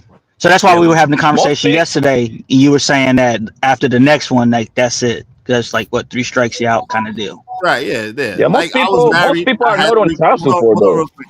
I was married. I Okay. had 3 kids, and you know what I'm saying. But when I moved to a different state, she got mad. And so that's what I'm saying. A lot of times when you're on child support, you don't even know it. I was taking care of my kids, seeing my kids and everything at our house, and you know, she'd say shit because I was giving her money, and I didn't even know I was on child support until my job started garnishing my wages. I'm like, what the hell is this? And then Yeah, that's how they get you. that's how I found Yeah, out I was on child support. that's great. Okay, I thought you just had that one, No, I the got the 4 the, the one children. that's with you. I You got got 4 children. 4? Yeah, my children are 25. I got children 25, 24, and 23 years old, and then my son. Yes. Oh, okay. Yeah. Bet. Yeah, I've never asked you. It's never been. Yeah. I ain't that kind of person. So Yeah. No, it's cool. I got grown kids. But yo, Sharon, get in there. What say? Oh, trucker, did you speak yet? Nah, y'all go ahead. My children is 27, 26, and 25, so I understand, dog. You lying like a mug. Hey, you lying like a mug. Hey, go ahead. Where'd you have them when you was 10 years old, ninja? Hey, yo, go ahead, Sharon. What say you? Like, act like we don't know how old you are, trucker. Stop. Hey, yo, Sharon, what's up, man? What say you, bro? I'm good. I'm just still trying to schedule everything up and fix everything on this other side. But interesting conversation. I enjoy when you are on the same paths. It's rare that it happens, but hey, what it does is a beautiful thing. And I think men need to just start being responsible for themselves and stop worrying about if a female will or can or whatever that is. I don't understand this ideology of you need a woman to force her to stay with you or force or give her a position where if she leaves you, she's going to be worse off than what she was when she was with you. That is insane. If you love the person, why would you want her to be worse off? Any woman that I was ever with, I want her to be at least maintain where she was at or move up higher. I want her the best for her because that was my shorty at one point. I don't want to be in destitute after I done found because I'm not going to be in destitute after we do whatever because you just gave me a beautiful option to move forward with my life. That is it.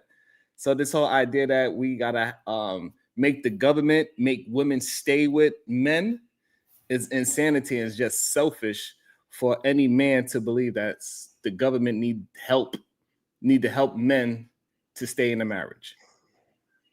Agreed. I don't know about from that perspective, but yeah, you know, generally that's Yeah, what I that would was say. kind of Yeah, I don't know. wild, bro. I don't know from Because that end of nigga, perspective, though. because they need help from the government to leave you. Like, what you talking about, bro? I say remove the safety net entirely. Like, just Right. So all of that. that's the thing. What is considered a safety net? I think, but listen, I do think, He said it. honestly speaking, Let him answer it. go ahead, Frizo, you got it. I would consider child support to be a safety net. So what? Especially in a time where men and women overwhelmingly are working. Right. So you're saying that. So you're saying that the person that has the child, they don't have no choice in taking care of that child, correct? No, they have a choice. They have a choice, yeah. Yeah, technically they do.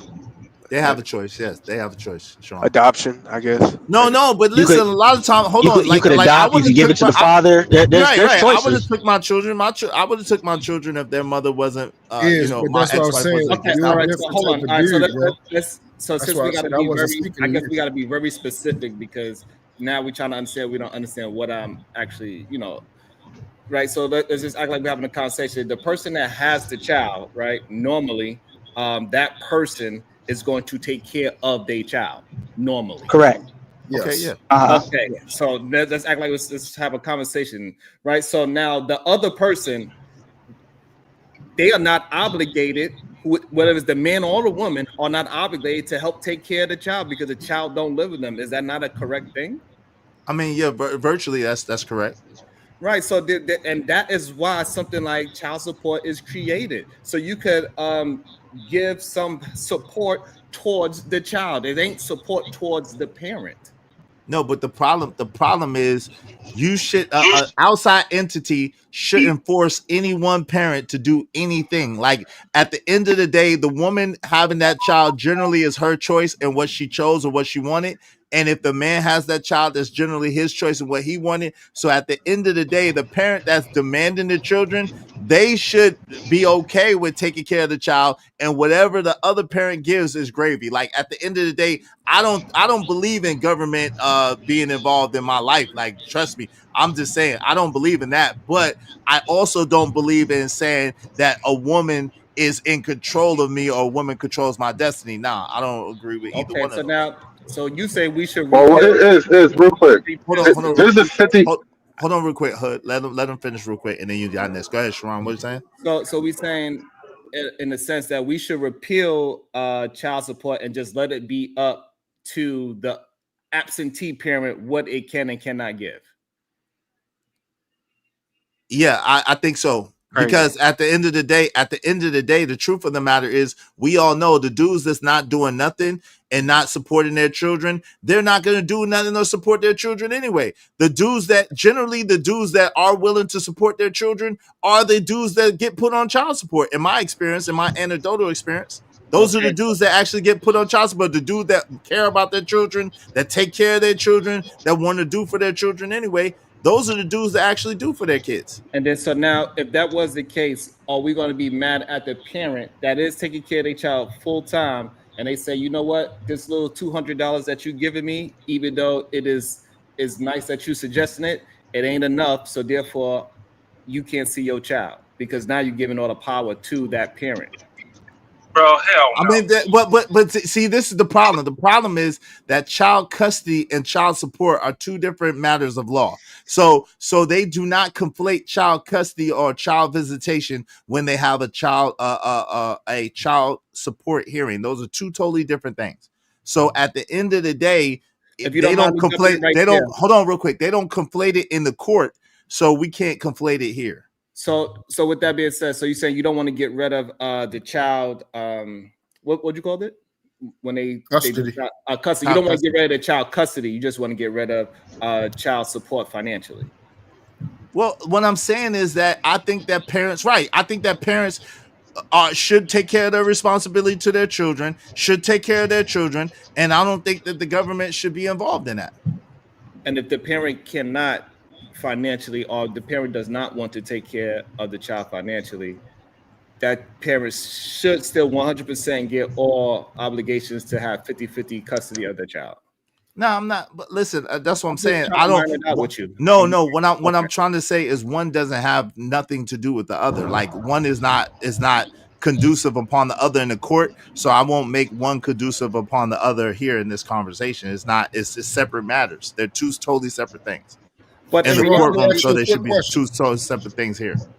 Sharon, let me ask you a quick question so I can understand what you're saying. You're saying if somebody's not paying child support, you don't believe that the father, let's say the father is supposed to pay child support, he doesn't pay it. Are you saying you believe that she should have the say so of whether that child sees their father?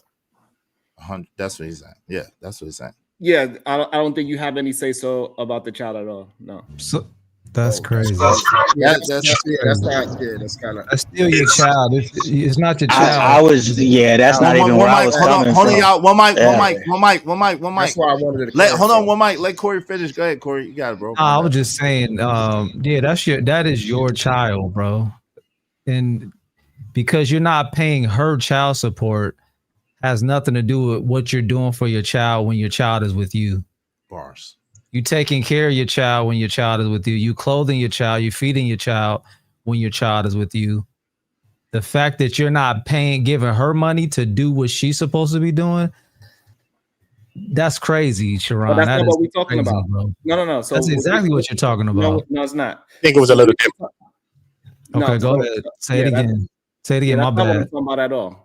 So what I'm saying is that a parent that is not attempting to take care of their child at all financially is not going to be the same parent that's going to have say so on how the child is going to be raised. Yeah, you cannot.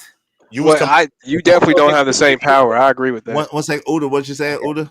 He was just coming at it from a person that takes care of his kid in some perspectives and stuff. Right. But Right. That's what we're saying. Not take care of the kid at all. Yeah. Right, but this is the thing. say Hold on, so real quick. is a whole Hold on, other real quick. issue anyway, bro. Right. Hold on, real quick, because this is another thing.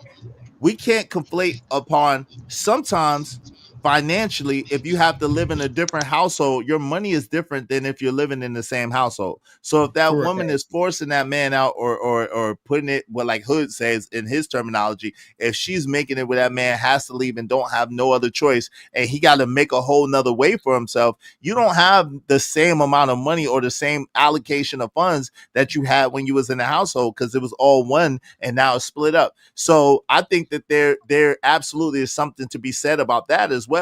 As far as the non-custodial parent having different bills and different responsibilities. Because again, if I can't take care of myself, I can't take care of nobody else. There's no way I can take care of nobody else if I can't take care of myself. So that goes both ways, because the parent that is taking care of the child, they don't have that extra support neither. So both parties is going to be in a financial strain regardless of who is the custodial parent, right? Because they got to do something a little bit more extra than what they normally do by themselves. So my only issue is that we cannot penalize the parent that chooses to stay, whether it's the male or the father. I think whoever is the main parent and they need some financial help, they should be able to get child support, whether it's a man or a woman. But this is the thing. I think that should be the case if the person is not willing to do or willing to support the children. But a lot of times people weaponize the children and use it as what, like again, my ex-wife put me on child support because I left the state. And she wanted to be able to know for a fact what I was doing, when I was doing it, and to make sure of this and make sure, keep tabs on me, in other words, right? Mm-hmm. Because I was moving on. We was broke up. We was no longer going to be together. I was moving on. So because she felt like she didn't want me to go do this or go do that, she put child support on me because I was taking care of my children. I was seeing my children. I was spending time and spending money with my children. So at the end of the day, that was her choice that she decided to do. So I think when a parent decides to do whatever they do, I think that they should be the one to take care if they are the ones that making it away. So I agree with let Hood. me get in here. Hey, let me get in here because there's something I wanted to add to this conversation real quick.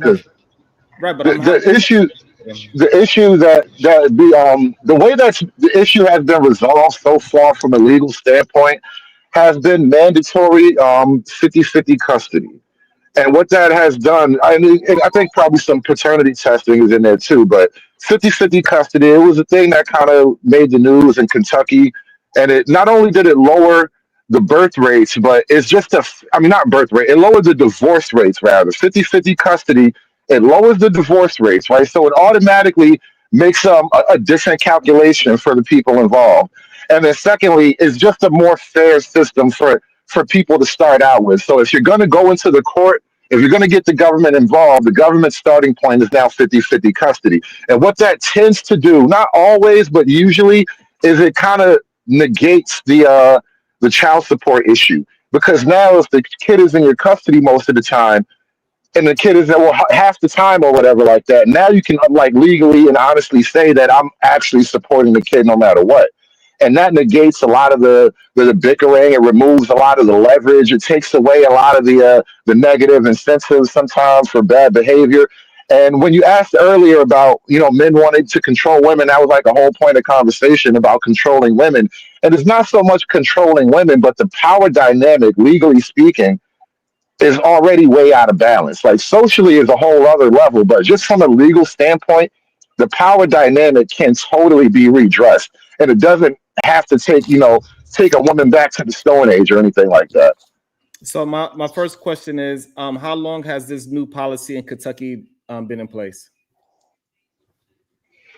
A couple of years. I want to say 2019, but I got to go back and Google it just to be sure. 2018. I know what you're talking about. 18. No, matter of fact, it's 2016. I'm sorry, since 2016. And what is the drastic change in divorce rates there? From what to what? Overall, a lowering of about 25-ish%. So you saying in Kentucky it went from 50%, which is the average in America, to now? No.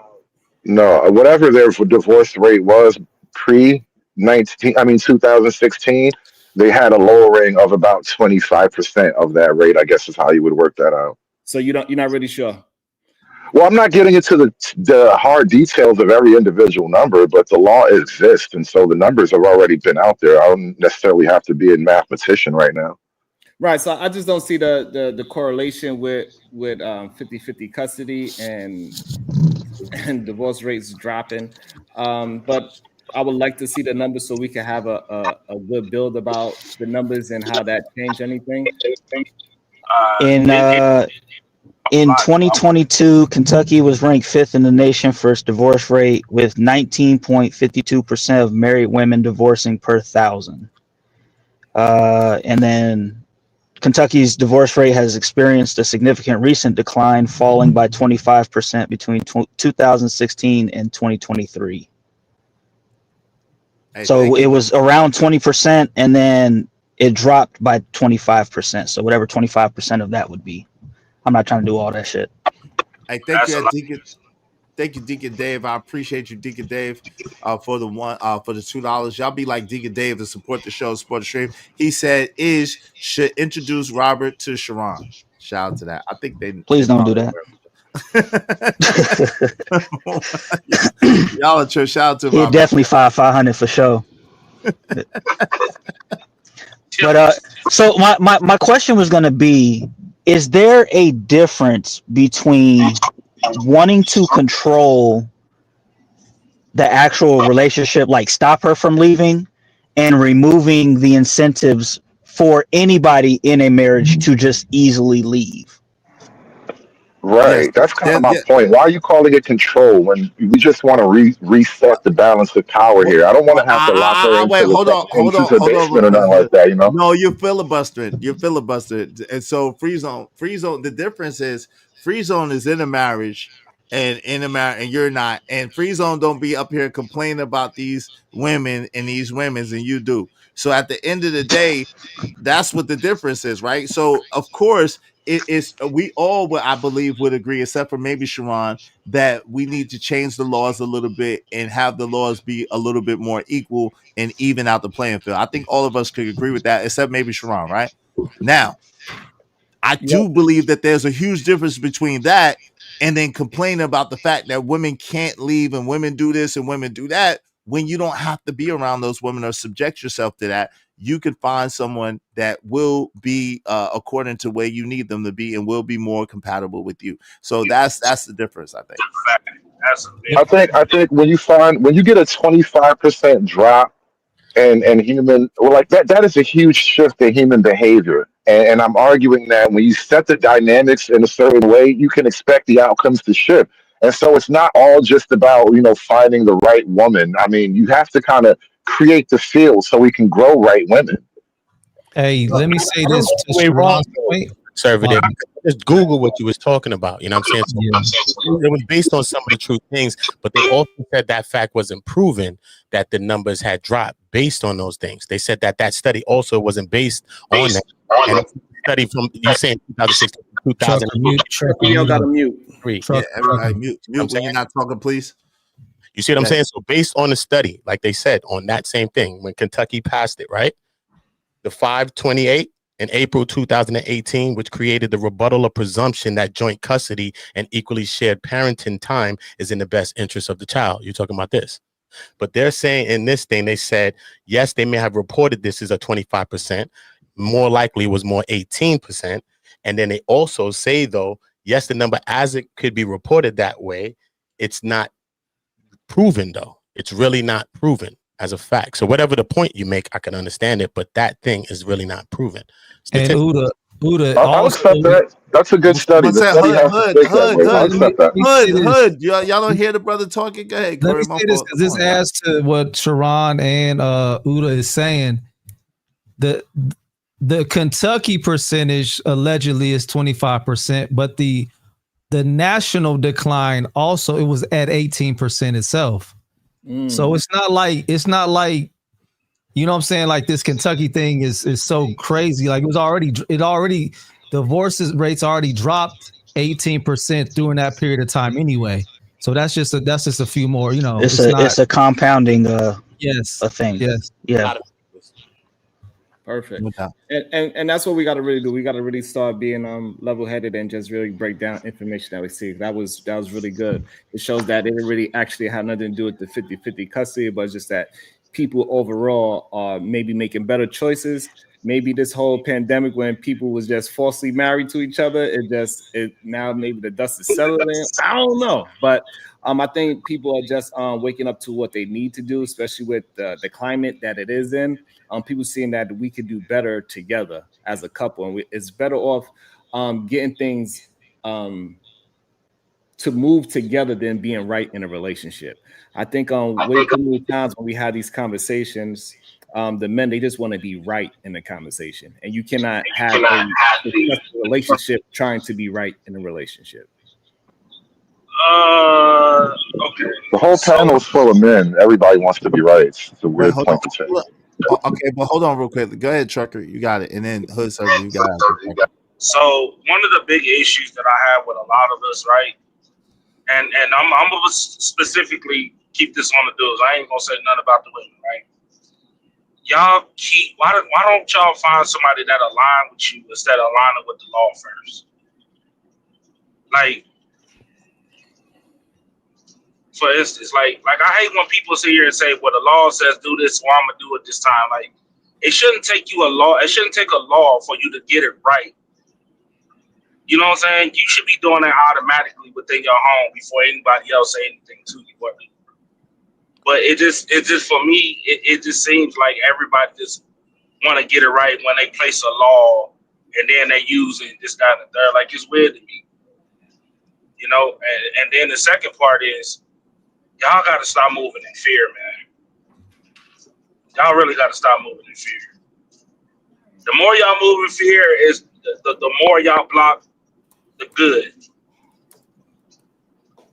Yeah. Like earlier, you know what I'm saying? Like, it just, if you moving in bad faith, man, you're gonna receive bad faith until you get your mind right. Point blank. That's all I'm gonna say. I ain't got nothing to say. I think that even with custody, with like the paying for children and stuff like that, I think that some people don't take care of their kids, bro, and they need something, bro. They just don't do it, bro. Like the hell. It's crazy, bro. I got friends Family, bro. Them niggas would not do it, bro. Straight. I'm a cousin or friend. I'm going to take care of their kids. It's crazy. As a family, we know that. But then also in the next side of that, you could say that maybe men sometimes have the dominant custody. But then there's women that also weaponize that against men. You know what I'm saying? So it's the women weaponizing it against men. It's the men that don't do nothing for the kids. That's really messing it up for that kid. Straight, bro. Because everybody else is doing what they have to do, bro. But you already knew who she was before you had kids with her. Some people knew. I don't know about that, bro. Some people change too, bro. Some people change too. This is life. Things change over time. Hell, you change. You know what I mean? It probably ain't even her. It's probably you. You know what I mean? We should know as men who we gonna be with, and deal with. But sometimes a person could change too. Things happen in life too. You know what I'm saying? But regardless of the fact, we should be wanting to take care of our kids. You know what I'm saying? We should be wanting to do something. And taking care of our kids ain't just about money. Hopefully, you are giving your kids money. Somebody's mic is wild, bro. Time spending money. Time is money. Teaching your kids stuff and all these types of things, that's going to be very valuable as well as money. You know what I'm saying? Of course. So think about it. You could be paying child support $30 a month for some whatever, but you spend time with your kids, bro. And all of the things that you spend time, imagine how valuable that is. But you really on paper, you paying about $60 or some crazy shit. So imagine. Listen, really about. Listen, look, I only said what I said because I know niggas like that too, right? I know dudes that, you know, hey, I ain't taking care of my kid unless I get that pussy.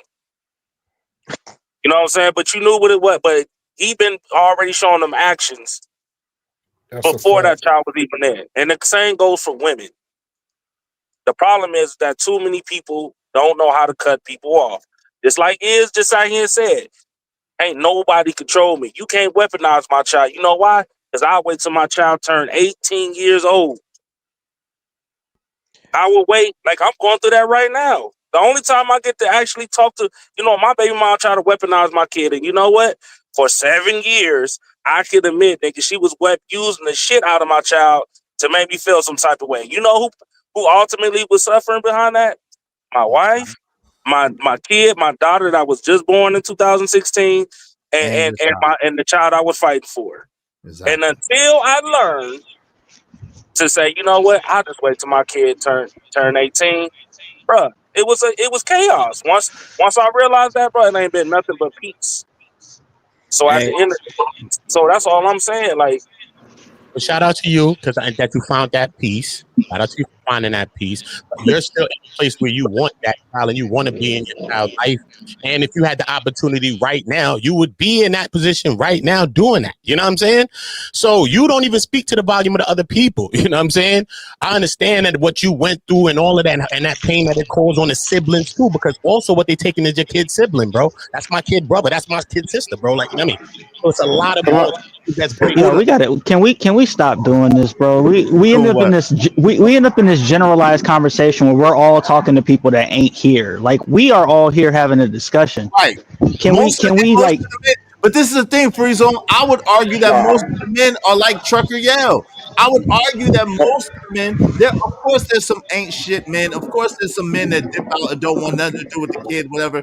Can y'all please mute? But I would argue that most of the men are like Trucker Yell, are like me, are like Corey, are like Hood Conservative. Most of the men, when it comes to their children, are Blanco. Truth. I don't know, Keon, if he has They kids. take most men want to be with it. Like, yeah, exactly. And that's why I say on both sides. Like, if you're a dude, if you're a guy that gets with a rebellious chick, that's your problem. That's on you. Consequently, if she gets with an ain't shit nigga, that's on her. So it's not this always blame Jermaine thing. Like, it's not that.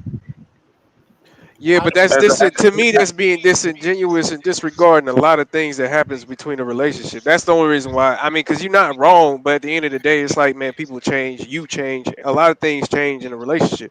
That's the only reason why I don't go fully with what no, you you know said. what's crazy about this whole situation? This photo that I have right now of me and my lady, right? This photo right here. I just found this photo about 3 weeks ago. This was when I was in a courtroom fighting for emergency custody. Literally. Wow. This photo that y'all seeing right here. Wow. And that's what I'm saying. Like, it's again, like, y'all, like, people, and I kind of want to go back to what we was talking about before. Like, there are a lot of men that's in court fighting for their kids, bro. And unfortunately, there is a 17% chance that they just might get 50% custody. When it shouldn't even be like that. Technically, y'all both should be working together to take care of them kids together. Regardless, shouldn't be no white man or no system in place for any of that shit. Hey, so let me ask y'all a question because I haven't been through this. I haven't been through any of that, and I know there's people up here that have. Is the bigger issue the child support or the custody? It's both. It's It's both. both. It's It's both. both, Even bro. though they're not related, it's both. It's really both. Because And unfortunately, real You talk, got next. free zone, You got next. and I hate to say it, but just to be honest, some people actually do believe that, oh well, if you don't take care of your kid the way I want you to take care of your kid, you won't see that child. Yep. And you know what I'm saying? Like they weaponize that kid. Like even if vice versa, right? I got my shit together, she don't got her shit together. Even though she wouldn't even have to put nothing, you know what I'm saying, towards the kid. Because at the end of the day, I just want you to be involved in the child. You know what I'm saying? You the So other if y'all kid, bro. That's all I'm saying. right. So if y'all had it y'all way, you would rather have like the 50-50 custody with no child support Yes. than I to would not rather be us work around and have together. to pay? Yeah, I or would 100% rather transfer, yes. Yeah, I would rather us work together and be cordial enough to communicate about our school's education, not have separate birthday parties, not do all type of things. You get what I'm saying? We're supposed to be working as a Yeah. village, not separately. It's a damn shame that the child gotta have 2 birthdays every year. Yeah, Birthday that's parties nasty every work. year. Okay, You know what I'm saying? last question. man. Truth is Go next. ahead, Truth. yeah, I wanted to ask is a couple questions before I drop down real quick. What's up, bro? Is based off of your experience, because you know, like when you talking about how long you had children, everything, and going through the system, would you say the way you handled it, majority of men would handle it that way? The way how you, huh? How, as far as what specifically are you I referring to? mean, like how you said, you continue to make sure that you were, you know, doing your due diligence. The only reason why it went into a problematic situation was because the woman was trying to control you and your situation. Right. I think a lot of men, in my experience, and again, this is anecdotal, this is all I can speak to. Most of the men that I know are in the lives of their children. Now, a lot of my friends say that know me personally say I'm the best dad that they know, and my children have said the same thing. Now, so I mean, I did try to go above and beyond for my children because I wanted my children, right? So but it hasn't always, because I got a child that we don't speak. We at odds with each other, right? So you know, I can't say that it was perfect. I can't say I handled it. You know what I'm saying? Because my child, we don't rock at all, and we lost connection. So it's like I did the best I could. I did what I knew how to do, and I think I did the very best I could with what I was faced with. But you know, children still may feel this type of way about whatever. You know what I mean? So if you could go back, hold on, Shabbat, because y'all gonna be up here from I'm about to drop down. So if you could go all the way back, would you choose 50-50, or if knowing what you know now, would you say, hey, you know, if this is going to be such a problematic situation for you, I will take on full responsibility, and when you need to see the child or whatever, it can be vice versa. When you come and visit, you know, I ship he or she off to you, you know, like that. Instead of like the woman having it with the child be with you per majority of the time, and then they get to be weekends and after school dates and all that other stuff. I would have fought harder for that. Like I fought initially for that, but when I went through it, you know, the first thing when I was trying to go through child custody, the first thing they do is make you go through arbitration, right? Mediation, right? Mediation. And so when I was going through the mediation arbitration, hey y'all, I think the panel's full. So if y'all want to come up, you know, y'all more than welcome. But y'all know y'all got to boot somebody. So the panel's full right now. But yo, and my man Truth said he's about to dip. So y'all are good. Yeah, I'm about to Truth. Okay, somebody just dip. Yo, so Truth is about to dip. Hank. So anyway, the deal is this, right? So long story short, they put in the mediation and the mediation that, hey, they gave you the sad ass video about how the children lose if they go to child custody court, and y'all should figure out a way to work it out. And they had this, and the kids end up crackheads and alcoholics when their parents fight over them and shit. So they gave you the sad ass video in these classes and shit, right? And so at the end of it, I tried to work with this big headed bitch. And the shit just didn't work. Like, you know what I'm saying? Everything that we wrote down, she didn't keep up with none of that shit and flaked on it, right? So I should have just fought for the custody, and it would have been a little for the 100% though, right? 100%, yeah, not for the 50-50. Now, the last thing I'm asking, what do you think majority of men would fight for 100%? Which means then the mother be at a weekend person and the holidays and all that other goofy stuff. Would you think that they would want to like totally switch it? The baby's mine. You can visit now. No, of course they well, I don't know if it's the men so much. A lot of times the women fight because that is a meal ticket and that's guaranteed money. A lot of times the women fight really, really hard for that. But I can say about probably that'd be about 50-50. Half of the men would be fighting for it, half of the men would not fight for it at all. Bro, that's PC. Look, I would say it would vary based on the ages of the child. Like when the children are babies and stuff like that, most men would agree that the children are probably better off spending the majority of their time with the mother. But once those children are around, adolescents, I want my kid, teenagers, period. most dudes would be more than willing to have their children more often than not. Right. So and y'all saying right to that. That's ridiculous. The real truth of the matter is that you don't think most men would be wanting to have their kids? You said that's ridiculous, Keon. That most men wouldn't want to have their kids. Most men. I forget we talking generalizations. That sounds crazy to me. All the way through.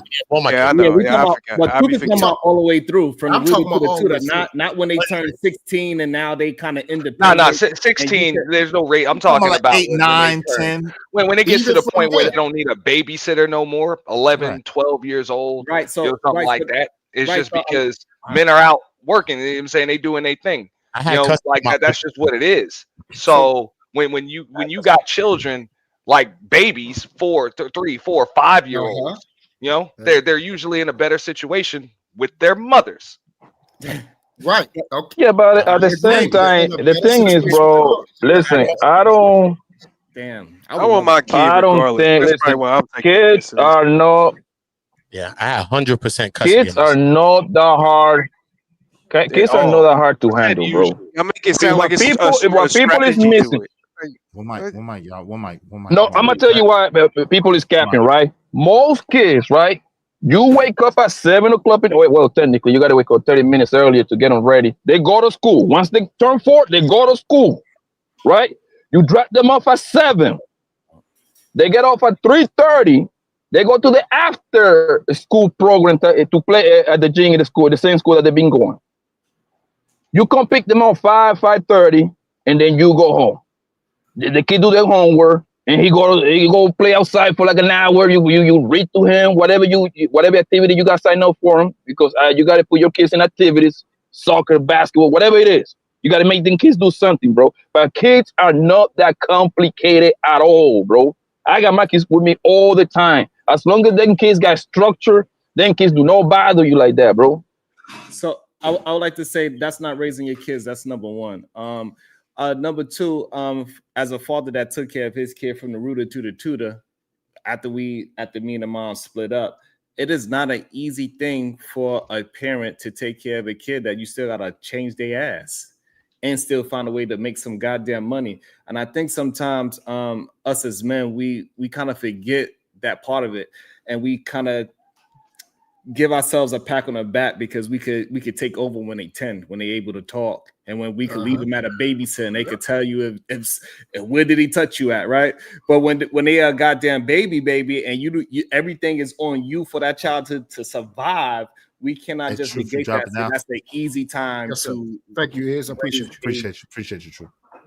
Yeah, but you still got to go make some money, whether you got your own business or your 9 to 5, whatever it is that you got, right? You still dropping the kid off at a babysitter, You break it up, Blanco. What's up, you Hank? ain't going to have that kid all day long. That's the point. What's happening, Right. fellas? So, What's up, good Hank? day, good day. And so that's the part that I think a lot of men just fail to understand for some reason. Because I just really believe majority of men don't understand the full understanding of taking care of a child because they never did it by themselves. I've done it by myself. Well, and no, I'm just saying I've done it by myself. Right now, when my child was young, majority, I think and when he turned adolescence. Right. And I And can it's tell you challenging. this, people talk about the whole 50-50 custody thing, is that a lot of times that's not really best for the child. That's true. Like too. imagine living one place half the time and another place another half the time. That's usually like instability. Yeah, So because a structure lot and of routine times, is good if for you a want trip. some real stability, Right. you got to work things out. I know what it is to have a documented 50-50 custody agreement and then have to alter it because it wasn't in the best interest of the child. Yeah. And like, I want to talk about that as well. It created more problems than not. Right, because the way you run your household may be different the way the mother runs her household, and there's different rules, different bedtimes, different food arrangements. There you go, and it's different back and forth dynamics. every Yeah, other that week. is a lot. For that's part of the thing that they were saying in that mediation video. And that then it starts to spill into their performance at school. Yeah. You know what I'm saying? Their social experience, you know what I'm saying? And stuff like that. So sometimes then you got to have that conversation with the other parent. Is not like it might look good on paper, but trust me, that's not always the best thing for stability for your children. I wanted to talk towards that as well. That's a very excellent point because the only way a 50-50 is going to actually work if y'all both have the same parenting style in both houses. Facts. And not out of highly time, unlikely. nine out of 10 times it's not going to happen that way because of what time she got to go to work or what time you got to go to work is a plethora of different things that's going to be in between. And then let's not forget the things that just come up with having a child, the child getting sick, child getting into a fight at school, child. Exactly. And also, Sharon, check this out too. Different things that's when one parent moves on or whatever, then you got issues that come up with like other siblings. You want to be the parent that separates siblings, things like that. So that can kind of change things too. And so I think when we have this conversation, we just gotta. I understand men want to be this grandiose thing, but I think a lot of men do not have experience with raising a child and understand the whole ins and outs sometimes. But and the women didn't have the women didn't. Yeah, women women didn't don't have come with that experience. either. Yeah, that's what I'm saying. Women aren't born instinctively with the experience of motherhood. They have to experience that as well. That's not a good standard, Sharon. Everybody is new to mothering or fathering once the child is born. Yeah, that's not an instinct thing. Like it's not something that's just innate to a gender. I don't agree with that. So women for a long it is a instinctive thing. Soon as she gets pregnant, when she feel that baby kicking her stomach, like it's some things that's just instinctive to them, and that is not instinctive to us, and it's okay. That's biology, bro. That's not instinct. The baby, once the child Biology, not instinct, bro. Sharon, though, it's also some things that are instinctual to us. You know, you as a father, you get some Spider-Man reflexes with your kid. Like things change up. You know, that fatherly instinct will kick in too. Let me finish my. Hold on real quick. Hey, Face Facts, if you want to come back, someone just dropped off. So if you want to come back real quick, there's a spot right now. All right.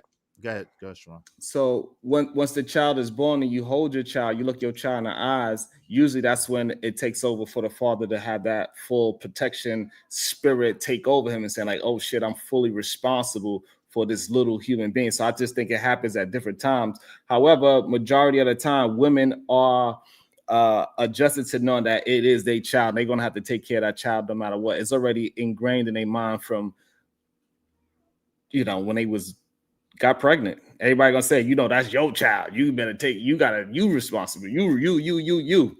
And that gives the father like this kind of pass type of situation. So I just don't think most men really understand what all entails to be a active father. Give me 1 second. Hey, Face Facts, how you doing, family? Hey, what's going on? Hey, okay, go. Give me 1 second. You next in line. Hank came before you. I just want to make sure everything good. I see you send a super chat. I appreciate it. Yeah, no And you problem. get in where you fit in. All right. Go ahead. Yo, Hood, you know Face Facts, right? That's him. I don't know if you ever been on a panel before, but I know you've been in the chat. All right, cool. He cool business. All right. We'll give you a chance. All right, go ahead. Yeah, Hank, of course. what's up? Welcome to the show, Hank in the basement. Go ahead, Hank. Well, you know, there's a couple of things was said, man, that's concerning to me. And one of them is that I think Trucker said he's going to let his kids wait to grow up to 18 and before he starts, I guess, trying to create or develop a relationship with your kids, man. And No, that's not what was said, Hank. Because I was the one that said it first, and he co-signed what I said. What the sentiment is if the woman tries to weaponize your child against you, right? To the point where your child, and we know the influence of mother, sometimes that influence can be strong. It's like a gravitational pull. So that child will begin to resent and hate the father because of what the mother told them. And so as a man, instead of going through that heartache and pain, sometimes you have to bow out. You have to take your ball and go home and pay your child support and then look to adopt the relationship with the child where they have a little bit more understanding or where they're able to reason. And even still, it's not guaranteed that they'll be able to. I'll be real with you. It's not guaranteed. And check this out, Biz. You said you got a child you don't. But I'm just saying, like you said, you got a child you don't even talk to. So sometimes it can work the other way around too. You can be active while they're children, and then when they become adults, Auntie, things hold on change. real quick. Let Hank finish, and then you got it. You got it. After well, that's the side I'm falling on because you taking a penitentiary chance on waiting that long before you try to I guess rekindle a relationship with your child. So now you're giving this woman over 10 plus maybe 18 years of poisoning to do that to your child. Now you're going against the grain. You're in an uphill battle that you may never win. So that's why I sit there and say, man, I can't agree with that. Now, I don't know if these women, if y'all ever had any child custody or child visitation orders. If you didn't do that, then that's a problem. Why wasn't that established? Why wasn't that? That was, but see, this is the thing, right? So sometimes when I'm saying Hank, there's extenuating circumstances, right? So if you're living in the same state as that child, that works, right? But there's some times where you have to move for employment, you have to move for a career, which is what I had to do. And so I couldn't be there every day. I was there as often as I could be there. But even with that, even with me sacrificing everything that I sacrificed, even with me being there as much as I could possibly be there, even though those children were in the same house with their mother and their father until a lot of them was at least 9 years old. And my oldest was 12, almost 12, 11 going on 12.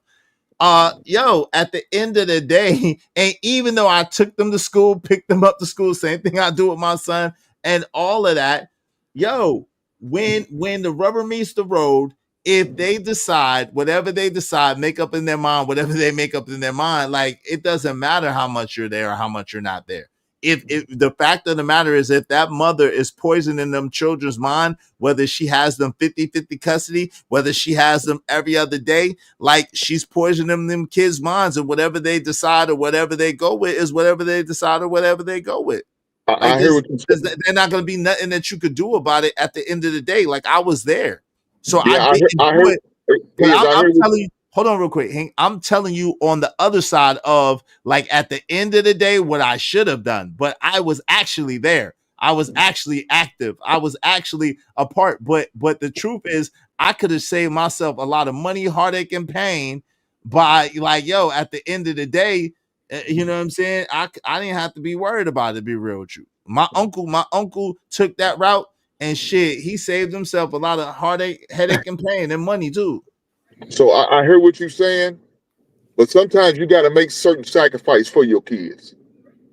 If that means you got to sacrifice your certain amount of dollars you make in another state because you're gonna make a little bit less money in the state you live, that you're currently in compared to the new one you could move to and make more money, you may have to make those sacrifices.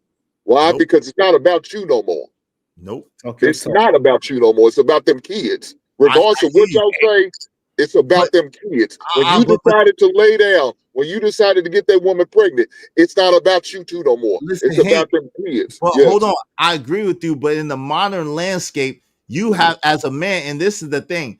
As a man, you have to, if you're no good to anybody. And in the modern landscape, you have to protect yourself first. Yes, your children, whatever the case may be. I was married. I did it the right way. I had children by my ex-wife. She decided she wanted to do whatever she wanted to do, however she wanted to do it, whatever the case may be. Woo wop the bam. It was what it was. I used to drive every weekend from Atlanta to North Carolina, to Raleigh, North Carolina, every weekend. I was sending money every week to my children. At the end of the day, I still don't talk to my son. We still fell out over some bullshit because his mama got in his ear about some bullshit. So at the end of the day, I hear you, but my experience tells me different. I know men who did it the other way, and listen, they don't speak to their son either, but they're a lot more happier and got a lot more money, and their life is a lot better. Yeah, let me jump on that. I can't go because see, I'm gonna continue to have a conversation with my son. Whatever she's putting in his ears, whatever poison, I'm gonna make sure I'm present so I can offset that. You ain't offsetting that. Good luck. Hey, Hank, though, understand this. Like, hey, a lot of us done been there. You can have the conversations. Once some children become adults, bro, they're gonna make their own decisions. So there ain't no instruction manual to parenting, and I can do things the same exact way that you do them, and it don't mean that I'm gonna get the same results that you get because them kids become adults. They become individuals, bro. So sometimes you can have them conversations, and your kids they just don't agree. Is that I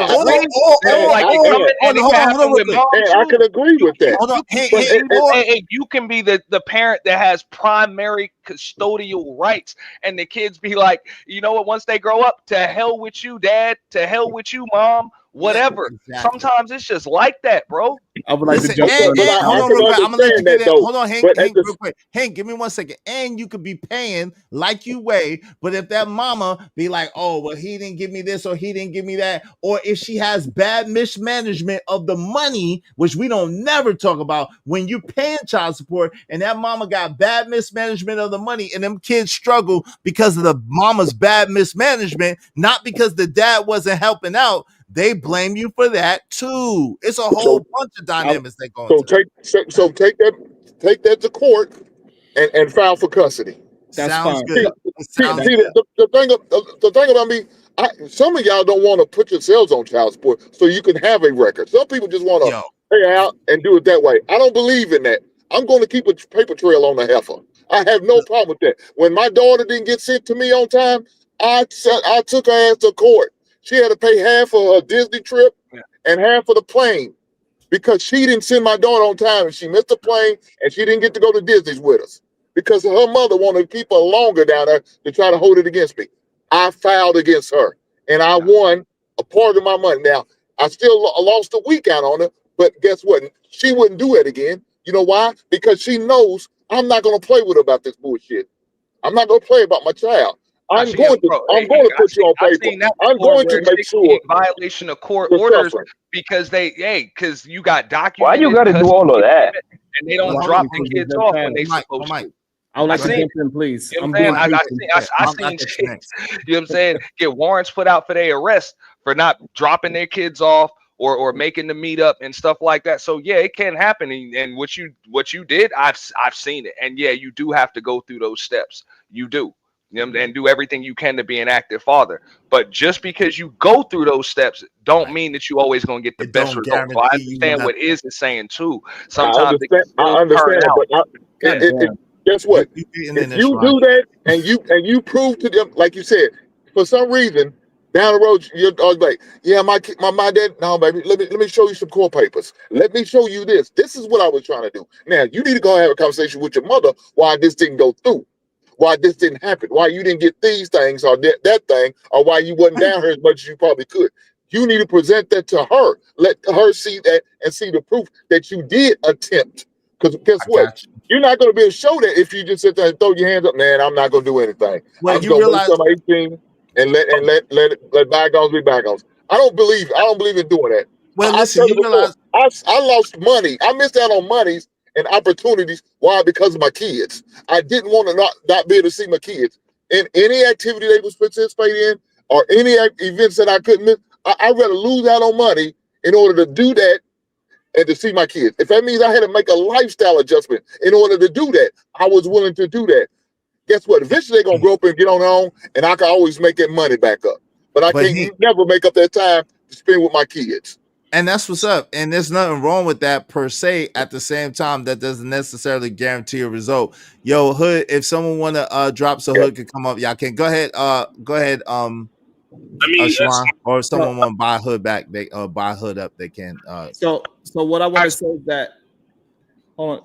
So what I want to say, Jesus. Hold on, Trucker. Let Sharon's next, and you after Trucker. You're after Sharon's next. You're after Sharon, Trucker. Go ahead. So I want to say that what Hank is saying is 100% correct, and just because you might not get the preferred outcomes of doing all the things that Hank is saying, it doesn't mean that you ain't supposed to do it as a father. It's like what I said earlier. This shit ain't about guarantees. Even if you are in the household and do everything right, your kid can still grow up and say, you know what, I don't F with you, dad. You know what I'm saying? So it's really not a matter if your child is going to love you the way how in your mind your child should love you because of all the sacrifices you did that they did not see, because in a child's mind they don't understand all the sacrifices that you went through to even get them the things that they are afforded, and for the thing that they saying that you never did for me, they don't understand how difficult that was, especially as you get older and now you can afford more things for them. So when they was from 1 to 10, especially if you was a young parent, it's going to be way different from 10 to 20. And they might resent you from like, well, you wasn't always, whatever the case is. So you got to look at it the way how Hank is saying it, that you have to do the good fight for the best results possible. And they are not guaranteed. As a man, as a father, it is still a strong possibility that you could end up in an Izzy band situation. You did all the things that is possible that was strong for him, and the child could still say, you know what, I'm not answering the phone. Right, but and like I said, listen, again, as a person who's seen it done both ways and did it the quote unquote right way, as right as it could be in the situation I was in, I would say protect yourself as a man. You got to protect your sanity. I agree with that, Hood. I agree with protecting yourself and provide and making sure you're straight first, because if you're not straight, no one else can be straight. I stand by that. I know what y'all saying, and I live what y'all are saying. At the same time, as a person who's lived what y'all are saying and seeing other people do it the other way, my uncle told me flat out, listen, I'm gonna pay the child support, but that boy mama disrespected me and that boy disrespected me. I love him, but F him. And that's what it was. And that's what it is. Like, yo, at the end of the day, like, yo, nah, man. Yo, your life, you only got one life to live. And if you know that you gave your heart, your soul, your money, your attention, and all that you can give to your children, and they don't respect you, and the mama is making life hard for you, do not keep allowing her to weaponize those kids against you. Pay your child support, and if she making it difficult or impossible, hold on. If she making it difficult or impossible for you to see them kids, F them kids. Go make some more. That's what I think. 100%. I mean, I gotta agree with Hank on that part right there. And no, I'm not totally disagreeing with but at the same time, you should never let your kids be able to grow up and be able to say that you abandon them. That's a nasty word. Under no circumstances, bro. Yeah, because they can make their choices. They can make their choices. You can hate me, but you'll never be able to say I abandoned you. Well, right, but they can't, but they still do. Like, that's the crazy thing. You can give your kids everything and anything, and they'll find any reason why. Well, yo, you didn't do this, or you didn't do that, or your mama. It's anything if they want to. A lot of things that I did or didn't do. I can understand that, being able to say that, because you're human, bro. I mean, everybody gonna make mistakes. Ain't no instruction manual, just like I said. But one thing that you shouldn't allow your children to be able to say is that daddy abandoned them. That part is on you. But that's the thing. That part is not them kids, bro. F them kids. You didn't put in all the effort. Now you got to live with that on your conscience now. Right, but I did put the effort. But I'm just saying, as a person that's on the other side of it, Man, bro, if I had this to do all over again, yo, shit, they'd been mad at Hey, me. listen, I'm For gonna real. tell you like this. I still have my kid live with me now, the youngest one, and she would still say, "Daddy, you never do nothing for me. You're a mean dad." No, that's a fact. So, like, That's a fact. like that whole like you can't necessarily look at it through a kid's lens when they talk about abandonment and you never was there or you don't love me, because they looking at it through a kid's lens, and then when they get older, they probably see it differently. But I think that if we talking about the poison in the well, like the mama is poisoning the well, and this is why we don't want to be around because she's whatever the case may be. Don't you think that the biggest poison that she could probably put in the child is the fact that your daddy was never here, like that he just pretty much just No. gave up? I would think that that would be one of the biggest evidences that she could give to that child. So Yo, he could be at work and she could say the thing that. about the poison in the well thing, right? If you show up, the poison in the well is going to get dampened a lot. So you just gotta make sure that you are not the one that is talking bad about the other parent, and show up for your kid, because at the end of the day, your kid gonna be like, "Why you keep saying all these things about my other parent, but I don't see it." Like, and then eventually your kid will grow up to say, "Hey, listen, you're gonna have to keep your relationship between my pops between y'all.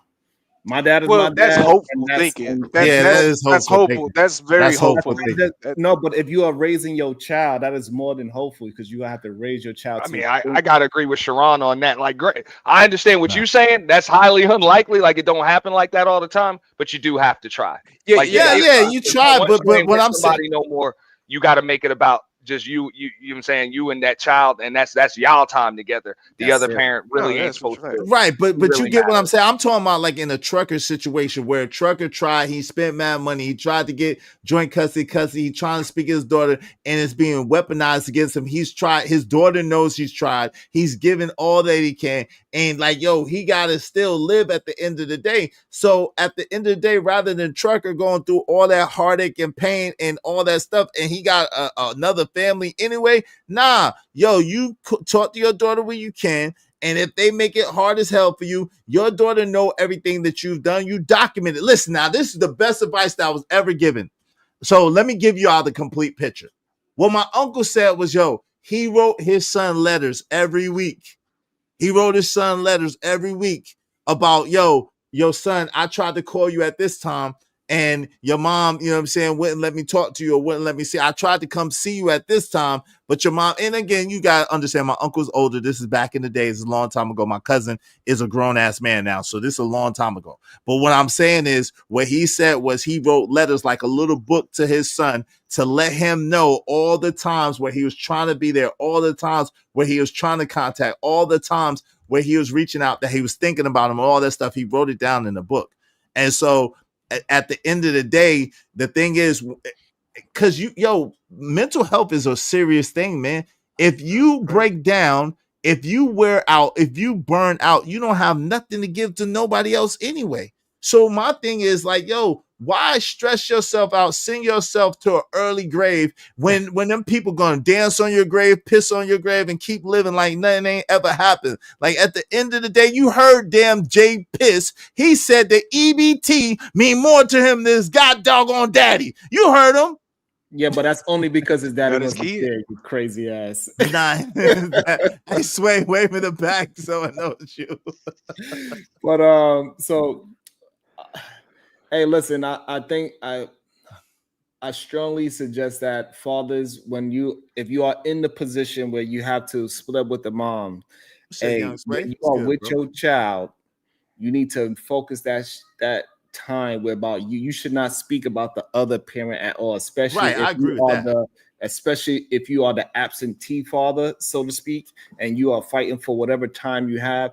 You need to make sure you are not talking down on the other parent, because eventually your child's gonna get old enough, especially in this day and age, where you could get them their own phone and you can have communication, send them memes, and you can have different forms of communication. It's not the If the same mama as don't when take me the and phone, Izzy. right, trucker? Nah, hey, a lot of times that's Hold on real quick, Auntie. It's not the same era as when it was me and Izzy, where you had to buy a StarTAC or a Nextel for a kid, and that was a very Right. expensive situation. Well, hold on. Let Trucker, hold on, Touch Auntie. me, Trucker bro. got an interesting story, y'all. See, what I'm saying is, shout out to Trucker. Trucker got a really interesting story.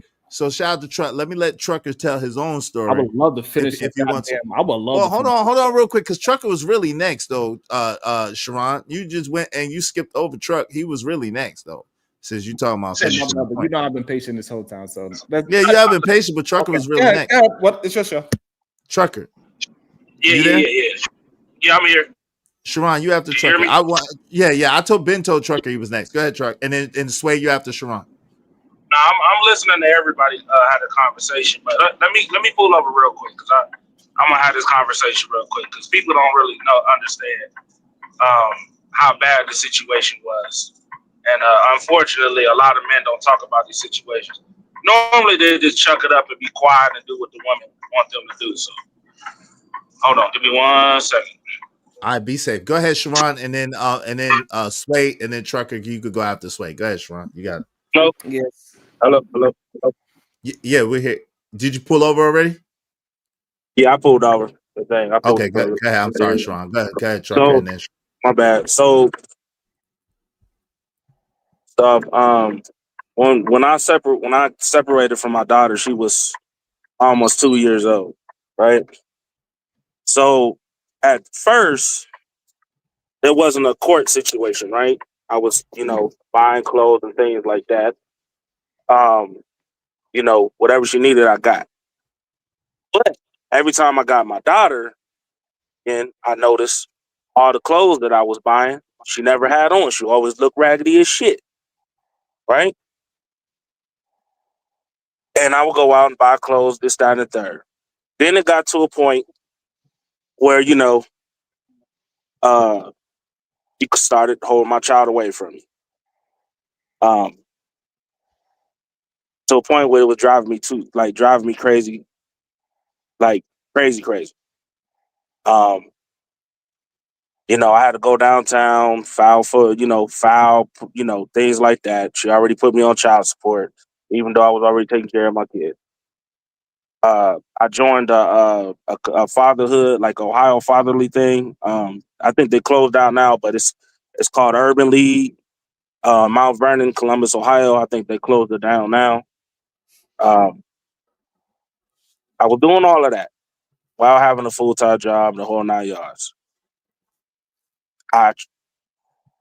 We've been in court for 7 years, y'all. About what, though? Y'all been in court 7 years about what? About just, getting do 50-50. Child custody, things like that. It wasn't like I was trying to go for full custody because I understand, child needs a mother too. So it was, so while that's going on, I don't know my daughter's social security number. I can't go to her schools. You get what I'm saying? I can't. It's even got to a point, bro. I got. Think you got a call. Yeah. Come, yeah, you got a call. Go ahead. We can hear you. My bad. Somebody called me. We got you. I have police reports. I've got everything documented, like Hank was talking about. I still got my shoe boxes of receipts. I've had to take pictures of the old ones because they faded out and things like that. But so we need I have this story for the sake of the panel. We got you. Go ahead. So as far as the child custody, what happened? How much did you spend around, and what was the end result of all you spent and all that time going back and forth for child custody? The end result was I finally said, F it.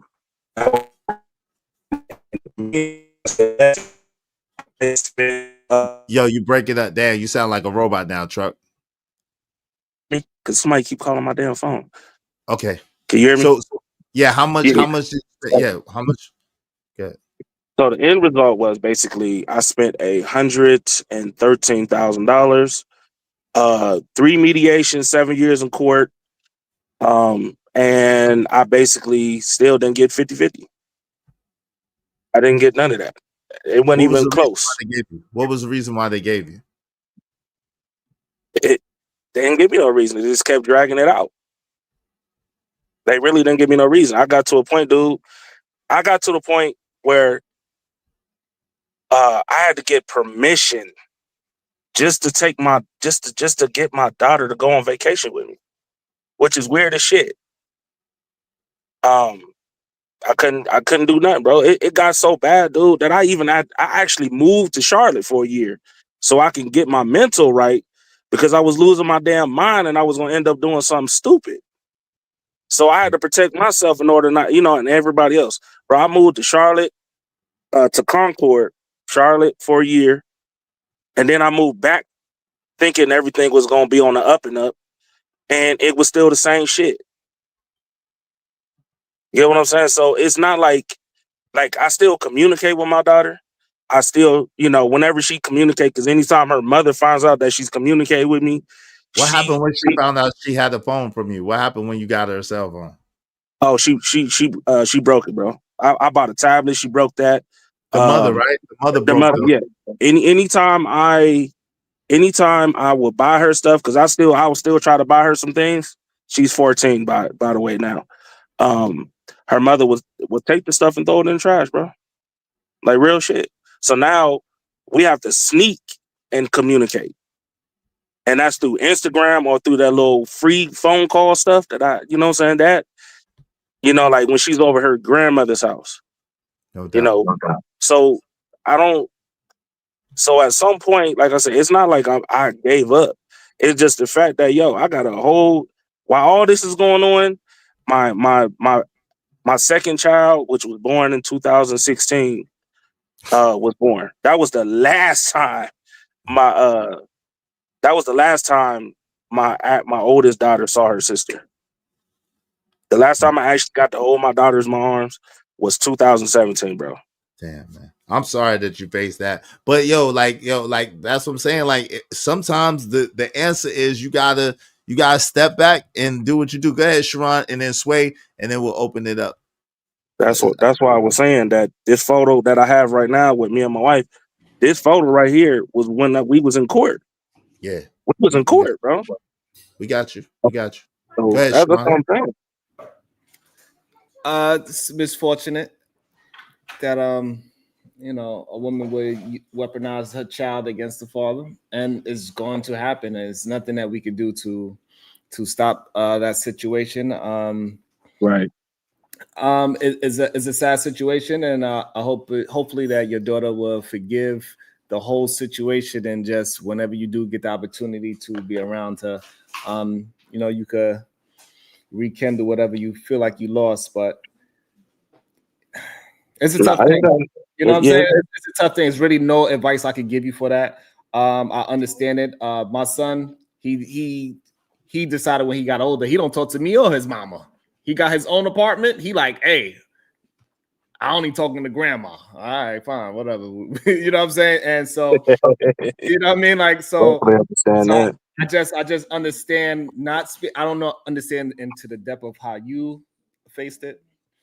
It was if I could actually give you, to be honest, and I feel for you. And I just want to. How old is your son? How old is your son that did that? My son is 25. My son too. Yep, my son's 25 too. Yep. You know what's crazy? I told you we don't like you, old nigga. Damn, Sway, come on, welcome back. Sway, I ain't seen you in damn a year, and this is what you come back to. What's up, Sway? You got a new cut and everything. Ain't never changed, huh? Shout out to Sway. Hey, Sway, what say you, man? Welcome to the show. Well, Sharon, you done or? Yeah, I apologize, Sharon. I mean, yeah, I'm pretty good. I'm pretty good. So for the person that asked me why my son don't, because he don't want to, I say he don't speak to me or his mother. I didn't say just me. That's just what he decided to do. So is him not speaking to you just because he don't like you, or just because he's not thinking about it? He's not even thinking about He's not even thinking about me. To him, he's young and he's doing his own thing, and he don't want to be bothered with neither one of his parents or his uncles. I mean, only people he talks with his grandma. There's a time where I didn't call my parents, just because I got so much shit going on with my life that I don't really want to talk to them about, because it's nothing good or new. It'd be just like struggles. So there was a time where like I didn't want to speak to anybody about anything, because you asked me what I got going on in my life. It's just gonna be me start getting mad because everything ain't really where I want to be at. So it's like I really don't want to talk about what I got going on. And the things I do want to talk about, you're not interested in, like video games or, you know, anime or whatnot. So it's like, we really ain't got shit to talk about because I ain't got nothing I'm proud of at the time, or you don't have the same interest. So that's different than I have a level of resentment and I don't like you. Like, and I don't want to speak to you based on my experience to you as from a parent to a child growing up. Well, yeah, I was speaking on the mom kind of, I don't know like the exact terminology people use, but that like ear hustling the kids into not liking the father. I actually had to deal with that with my girl and her siblings. And I've realized that if it's the female not liking their father based on, like, it's the daughter not liking their father based on what the mother's telling them, typically, if they didn't already have a foundation of a good, strong relationship, and when she was a child, it seems like what Trucker Yell's doing, where the daughter is somewhat understanding because she's willing to sneak behind the mom's back to still communicate with the father. But the case where the daughter is grown and she don't like the dad based off of what the mom told her on how she treated the mom, typically those situations don't amend until whomever that daughter is dealing with, i.e. her boyfriend, tries to put a third party perspective from the man's perspective to influence her to deal with her father again. Because that happened with my girl, and that happened with her younger sister. Her boyfriend is now currently also trying to sway her to understand that it ain't as black and white that your mom made it to sound like. And you're like, I had to literally tell my girl that the way y'all make the shit sound, I would probably act similar to what your dad reacted to in those situations. I probably wouldn't have done the fucked up shit that your dad did to your mama, but still, in terms of the treatment, in terms of y'all, all I'm doing is the bare minimum. If I'd go above and beyond and I'm still getting disrespected by y'all, at that point, I got 4 women in my household that's constantly disrespecting me, regardless of if I'm good, bad, or indifferent to them. Then I'm just going to make sure y'all survive. Y'all got a roof for your head, y'all got food, clothes, but I'm not buying no tablets. I'm not buying no crazy trips or amusement parks or this and that. No, I'm not doing none of that extra shit. And you know, they were kind of questioning and why their dad wasn't doing that. I'm like, y'all constantly disrespect them. I wouldn't go above and beyond for y'all either. Like, y'all talking about the man, as much as y'all hate him and disrespect him, the nigga would still be willing to die for you right now. Like, and every time I tell them that, they like have to take a step back because they never see it from that perspective that your dad, at least one man in your life, you know, would take a bullet for you, regardless of how you treat him. And usually that kind of helps the conversation go. So I've influenced my girl to have a greater foundation, you know, with her dad. And I think, like Sharon said, once that becomes the case where the child sees it from the other side or has a decent relationship with them, they'll typically tell the aggressing party to stop talking about them. Like, she is constantly telling her mom at the time, like, hey, I don't want to hear you bitch and moan about dad. I don't want to hear you bitch and complain and say how he's all bad, all this, when I know you had your own part to play in it.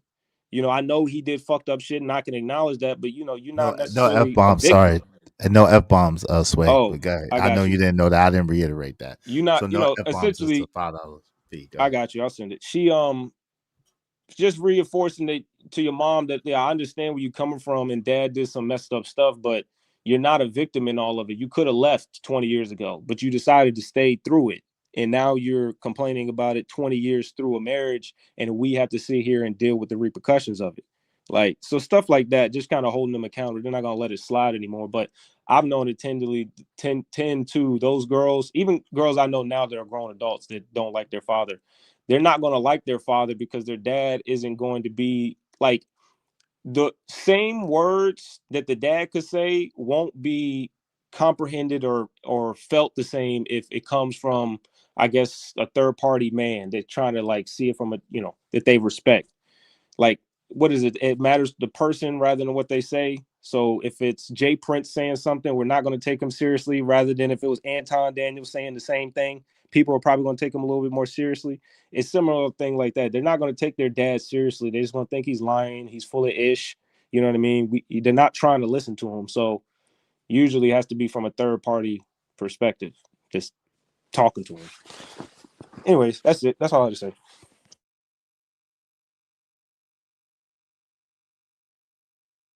You're on mute. Yeah, go ahead, Hood. You got it. You want to say? Go ahead, Hood Servitor or Hink. One of y'all got it. Well, I know what I'll say is, you know, I feel bad for Trucker in this situation. I understand. But there's a lot of things you got to ask a man. Was she like this before you got this woman pregnant? But one of the things, man, as men, we got to make sure we pay attention. I seen the clip, and as OG said it so well, the type of woman can affect your family. A type of woman you get pregnant or have a child with could affect your family. You know, fortunately for me, I was able to see my ex-wife and how she did handle her baby daddy because she already had a child just like myself. So I witnessed, I experienced that. You know, and that was fortunate for me, I guess. It depends on who you ask for some people. Some people don't have that luxury. So you just got to kind of see how they handle and how they interact and relate with other people to kind of gauge off how that could be you in that same situation. And we can't let our egos get in the way, sit there and say, well, she ain't going to do it to me. Bullshit. Bullshit. Keep saying she's not going to do it to you. You be the first one she going to do it to. So you have to pay attention to little things like that. But unfortunately, we get caught up with the exterior. The titties are big, her ass is juicy. Man, that cat's wet. And we lose sight of the big picture, what's going on between a damn ears. Right. But So I think, go ahead, Tink. I'm sorry. No, I was going to say, my question is, fellas, are you paying attention to the details? And I understand y'all say, well, people could change. This is true. This is very well true. Her feelings can change, her emotions can change. You can see that, but there's certain things that she will show you that doesn't change. I'll leave it there. Let's say this, Hank, even if she does change, right? As a man of your age and your experience, let's just say, God forbid, man, my words never have any impact on Hank or his family's life. Your new wife, right? Let's just say, as lovely as she is, Miss Hank just switches up on you out of nowhere and she flips the script, man. My words have no power. And then she does her thing and leaves you hanging. Is your world gonna be over? Are you gonna sit there sulking, or what's your mentality or your philosophy gonna be if that should happen, God forbid? So your question is, if something was to happen with me and my new wife. Yes. And she flips the script on you out of nowhere and she changes up on you and then she just dips. She wants to divorce or dip or whatever the case may be. Any version of that you want to go with. Well, see, it'd be a little different now. Mm-hmm. We don't have no kids together. Right. Uh-huh. So that will be a big difference. Now, me probably wouldn't looking to get married again because this is my second marriage right now. Right. I wouldn't be looking to go to number 3. Right. You know what I'm saying? I would just enjoy my single life and being a single man, doing single man shit and moving and operating as a single man, if that was the case. Now, like you said, Lord forbid it would. Right. Now, would you be able to breathe, or would your oxygen be taken away and you can't breathe and you can't function and you can't, and again, I know that you love your wife to life. I know that for a fact. I know that that's the reason why you chose her, because you love her to life. She's a good woman and she's great for you. So this is not personal to her. I'm just speaking of your mentality in general about if a woman was to be able to leave you and go her way. Are you going to be able to function? Or are you going to be just stuck there? No, I'll be fine. Now, I'm not going to sit there and say it might take a while. Right. You know what I'm saying? It may take some time, but eventually I'll be all right. I'll get through it somehow, some way. With you know what I'm saying, with a lot. Gonna take some time. I ain't gonna with the grace of God. Right. Yeah, I mean, what I think happens is that a lot of men they define themselves by their family, by their job, and by how much money, instead of realizing that men got to go through certain stages of life and move through those things and learn something from it. So a lot of them, they take that defeat of losing a wife or losing a position in life, losing their apartment, being homeless for a quick stint, and they wouldn't be able to smile the way how Iz can smile about his situation. Whatever, however people try to look at it or whatever, he would the part that a lot of people miss was that he was attempting to show people that you could still move through life. And that was the thing that he was really, regardless if he was embarrassed or not. Yeah, he was embarrassed. Fine. So what? But that doesn't mean that he's all going to stay embarrassed, right? I wasn't that embarrassed. Whatever. Well, I'm just trying to think of some words. You know what I'm saying? Whatever emotion was going through at that moment, you went through it at that moment. It didn't define you, whatever those things were, whatever that is. Right. And make no mistake about it. I love my son's mother to life. Like I had a child with her intentionally. So best believe, and I could have had a child with anybody, but I had a child with her. So best believe that meant a lot to me. But at the end of the day, I'm not gonna get mad or like spaz out. But it took me going through some stuff to get there. Jalen, let me see you so I know it's you. Hey, shout out to Ronnie, man. That's the funniest quote of the day. He said, give her a Chinese name, Wan Guan. Wan Guan. Hey, listen, it got to be like that stuff. What's up, Jalen? What's going on, man? How you doing? Izzy, I want to tell you something right quick, man. I'm going to tell you like this. The whole child support system was designed to destroy the black family. You know why? Because I listened with the Black Culture Unlocked. It's a channel that I had seen before. Mm-hmm. It said that the U.S. government was designed to cause between the black woman and the black man, and that's the problem within the black community. That's why we don't have fathers in the households, because of that child support system. It really did an impact to the black community, according to Dr. Umar Johnson. You quoting Dr. Umar? Hey, you right though. Shout out to Jalen. Jalen be getting all the talking points. Jalen is the arbiter of the talking points. Shout out to my man Jalen. Let me get in here for a minute. Let me jump in here for a minute, because I've been listening at work for a while, and I want to point out that there's something hilarious that happened. I don't think you guys noticed. So a while ago, before everybody started talking, trading their own personal stories and whatever, because that's what happens as dudes on his line. We start finding out that everybody has gone through something very similar up here, right?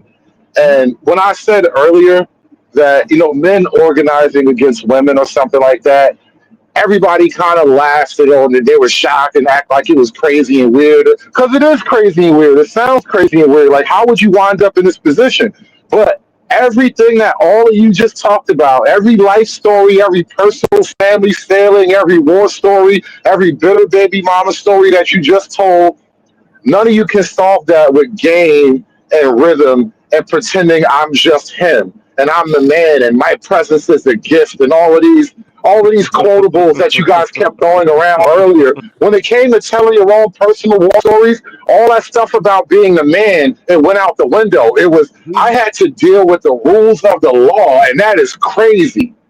Yo, hold on, fam. You keep twisting up. First of all, hold on, I got you. First of all, we never said none of that stuff that you're accusing of saying. That's number one. But the second thing is, Jay, if y'all can mute real quick, if y'all not talking, please. Everybody mute if y'all not talking. But the second thing is this: we're telling you as men, we do not be defined by the obstacles and the challenges and the shit that we face. We're telling you as men, we're not going to sit and complain about that shit and whine about that shit and blame the woman on that shit. We're going to keep moving and pushing forward and living and persevering. That's what we're trying to tell you. We're telling you that we've been through the same shit that you've been through. We've been through a lot of shit, but we just don't look at it the same way. That's why we have a different result. We look at it like, yo, we've been through it. We learned the lesson. We're going to get better, and we're going to do what we got to do to continue to live the quality of life that we want to live. We're not going to blame the women. We're not going to sit here and cry about it. We're not going to sit here and say,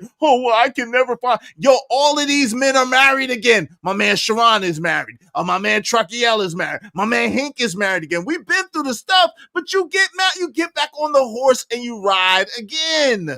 You ride again. You sitting there stuck. Don't do that, Sharon. Don't do that. Yeah, you don't actually have to, though. You don't actually have to, though. You sitting there stuck, though. You're sitting there stuck, and that's the point that we're making. We're not stuck. That's the only point that we're making. We're not stuck. One, you yourself, I think, admitted you if you get married one more time and that don't work, you're out. Hank just said himself, everybody got a limit. So don't act like you're suddenly impervious. So right, everybody got their limits. So am I. Shit, acting like you somehow older than me is some great. We're not that far apart. My whole point is to point out that you're acting as if you have a limit, but everybody else don't. No, listen, don't call other people stuck when you're approaching your limit too. Yeah, No, you're but missing hood. it. I mean, if Hold on, I'm Hank, going from real quick. Hold on, Hank, real quick. I okay, apologize, and you got it. We're talking about the mentality and the way that we look at life. And this is the problem. You're looking at life with a loser's limp because you had bad times, because you had hard times, and shit didn't work out and it was painful. Oh, well, I'm not these women, and until they change these women, and these women are never gonna change. This is the nature of women. Some of them are good You're for filling in you. gaps now. I Hold never on. said any of these things. Hold on. Yes, you did. You lying. Some of them are good for you. Some of them are not good for you. And that is what it is. At the end of the day, you pick the one that's best for you, or don't pick. We don't care. But don't sit here and try to tell us that we got to think all the women are bad and none of the women are good. And we got to battle with these women when we don't want to do that. Don't try to put that on us. Yo, go ahead, Hank, real quick. You got it. no, what I was gonna say, man, hood, what's okay, hood. I'll just call Yeah, you hood. hood conservative. All right, I'll just call you hood. You be looking at me. I'll be going to my third attempt, dog. At 50 years old, yeah, that's asking too much for me, dog. It really is. A third time. If I couldn't get it right the first two times, yeah, that third time ain't gonna make it much better. So no, I wouldn't go back in it for a third time. But I did do it for a second time. Now I ain't gonna sit there and tell you it didn't take a lot. And I might sound like I might have had your type of mentality. All these women are bad until I went to therapy. It took me about 2 years of therapy before I got to open enough to be even looking to get married again. And that doesn't mean I was gonna find one, even though I was looking, because now my standards are way higher than they was before when I got married the first time, when I was 29. So yeah, my standards changed, expectations changed. So I see things a little bit different just due to my experience and due to what I learned. You know what I'm saying? So then to actually do it for a third time, yeah, I probably would say it. I ain't gonna lie to you. I probably would set it out. I would say, yeah, I'm gonna let you guys have it. More fish in the sea for you guys, and I'm just gonna sit back and watch you guys. My whole point in bringing it up, and I know this is a weird thing, especially because like black men just have a weird relationship to this thing. Men have adopted the blame that women put on us and carry that stuff. And I hear it in everybody's voice and everybody's story. Like everybody has adopted a little bit of a little bit of the accusation that the women put on you. And I'm just looking at the landscape of it all, and I'm like, maybe it's not all the men. Maybe it's just not. And we somehow are comfortable saying, well, I just got to be better and I just got to do this and I just got to that. And I'm like, I don't know if it's that easy, but you keep blaming yourself if you want, bro. If it makes us feel better to blame ourselves, then so be it. Because that's the Well, yeah, person but that for hood, there's certain things that you may do, you have to blame yourself. Now, I could admit that I fucked up in my marriage. I made a selfish decision. Hank, I need And that 5, man. Y'all gotta stop with that. I got you, man. I made a selfish decision and I messed up in my marriage. And I cheated on my ex-wife. I cheated. I have to blame myself. I can't sit there blame her. I can't do that. I did that. I made the decision to do that. As selfish as it was, inconsiderate, and thoughtless as it was, I made that decision. So I have to. Now, maybe Izzy did something that wasn't his fault, but he won't accept blame. That's him. I'm a man. I can admit mine. I know what I did. Wait, why you saying I don't accept blame? I accept mine. I'm not trying to blame nobody else. Listen, because I'm the common denominator. Go ahead, Shawan, but I'm the common denominator in every situation I'm in. It's me. Like at the end of the day, let's just say she's at fault for everything. That ain't gonna help me in my next situation. That ain't gonna help me go through life blaming her for everything. I gotta take accountability for myself because I gotta live with me and I take me everywhere I go. That's just the bottom line. So if nothing else, for your own self-preservation, you got to look at it from a standpoint of what you could fix or what you could work on about yourself and stop blaming everybody else. What say you, Sharon? I think to people that I think to men that are stuck, they feel as if it's just platitudes, right? It's just the old cliche. You just gotta do better. We tired of hearing the same thing. The problem is that it actually works when you just deal with yourself. When you realize that you are the person that put yourself in that position and that you are the same person that's going to get you out that position, life moves forward, and it moves for the better of you as a human being. And I get it. It's going to be a cliche until you're able to do it yourself. I feel for the brothers that don't understand that, because it's a tough position. Being a man in this day and age, when I'm starting to realize majority of men only want to put themselves, they only pay themselves for like 4 crayons. And that's a real problem that we have. And this is why they cannot communicate well with women. While you keep trying to paint with red, she over here telling, she's pink, and you can't understand. You need to add a little white to to your situation. So this way you and your woman could be on the same page. Women got so many plethora of colors that they use to paint themselves with, and men try to keep themselves in that, I'm a protector, I'm a provider, I get angry, I'm a punch, I'm the sexiest man alive. And they just have those 4 little crayons. And then when you realize that you are more than just masculinity, whatever's your idea of masculinity, you are much more than that. You could present that to your family. It's going to be better for you and your family. Well, I'm not saying none of that. I'm not saying, hold on, I want to be clear. Sharon You're not as down as me, so you know what I'm saying? Hold on. Sharon don't speak for me, so I want to be clear. Sharon does not speak for me, bro. At the end of the day, all this colors and crayons and boxes and shit, that's his own shit, and manning up and all that shit. I'm not saying none of that shit. I'm just saying that, you are enough, you are worthy, and you got to look out for you. That's all I'm saying. I'm not. We think we ain't quite on the same page all the way. I ain't all the way over there, but I ain't over there with you either. I'm in the middle. In your crayon box. I got a bunch of colors in my crayon box, sir. But at the same time, I'm not gonna do all this pink and chartreuse and god doggone fuchsia shit. I'm not doing that. Yeah, there you go. Look, nah. How you knew all those colors was that? I know the colors, brother. I know the colors. I think overall wise, it's you have an understanding. I'm just gonna make this little brief statement. As a man, you should have an understanding of the things you can't control, but you should always focus on the things you can control if you want to actually make a difference in your life. But to be obtuse to the things you can't control is naive. But to focus on it as like that's what dictates your life is also inappropriate if you want to get better outcomes. Thanks. Hey, Hood, just to let you know, man. I think when you're up in front of the judge and you have to go through the system, you have to. Hold on, Hood. You hear Trucker talking? Somebody else was talking? No, I didn't. Yeah, Trucker was talking. Let Trucker go, then you after Trucker. Go ahead, Trucker. Saying because at the end of the day, even though my whole situation is messed up, am I the only one that can't hear him? Yeah, you the only one that can't hear him. You can't hear Trucker talking? Trucker, I can hear Trucker. Can y'all hear Trucker talking? Yeah, we hear Trucker talking. You're the only one that can't hear him. So ahead, what I was trying to say is, at the end of the day, man, I get what you're trying to say about, we always be blamed for everything, but I'm gonna be real with you. Even though I got to go through that horrible ass experience, it's my fault at the end of the day because I chose that way. Check yourself. That I still, you know what I'm saying, I gotta hold myself accountable on that part. I chose the woman, and I got to deal with the consequences. Hood service is next. What I'm saying. Oh, he's so. But I took the time out, like he was talking about. It took me 2 years to get over that shit. Actually, I was still going through it when I met my wife. You feel me? And you know what I'm saying? In them 2 years, man, it helped out a lot.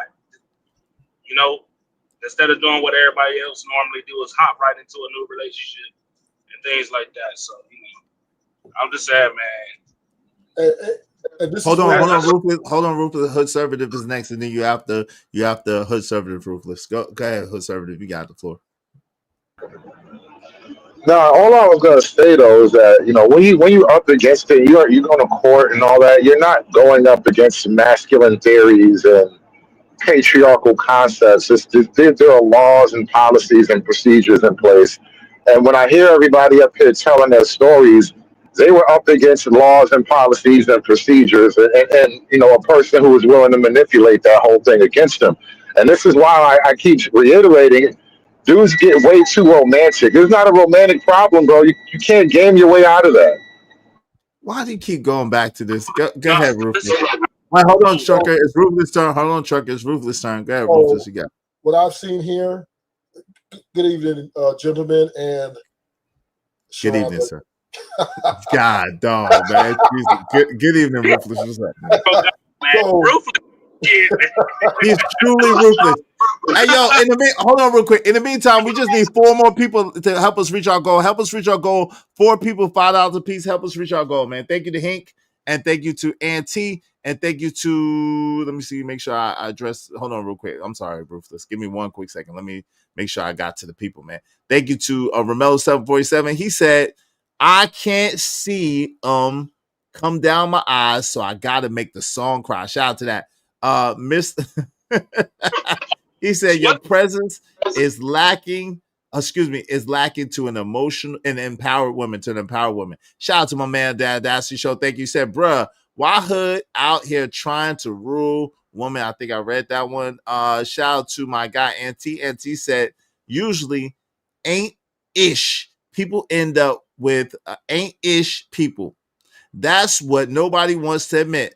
These chicks get enigmas to their level and vice versa. Shout out to you, Auntie. Appreciate you. And thank you very much to Face Facts 499 said, y'all keep saying child support, quote unquote. There's no such thing as child support.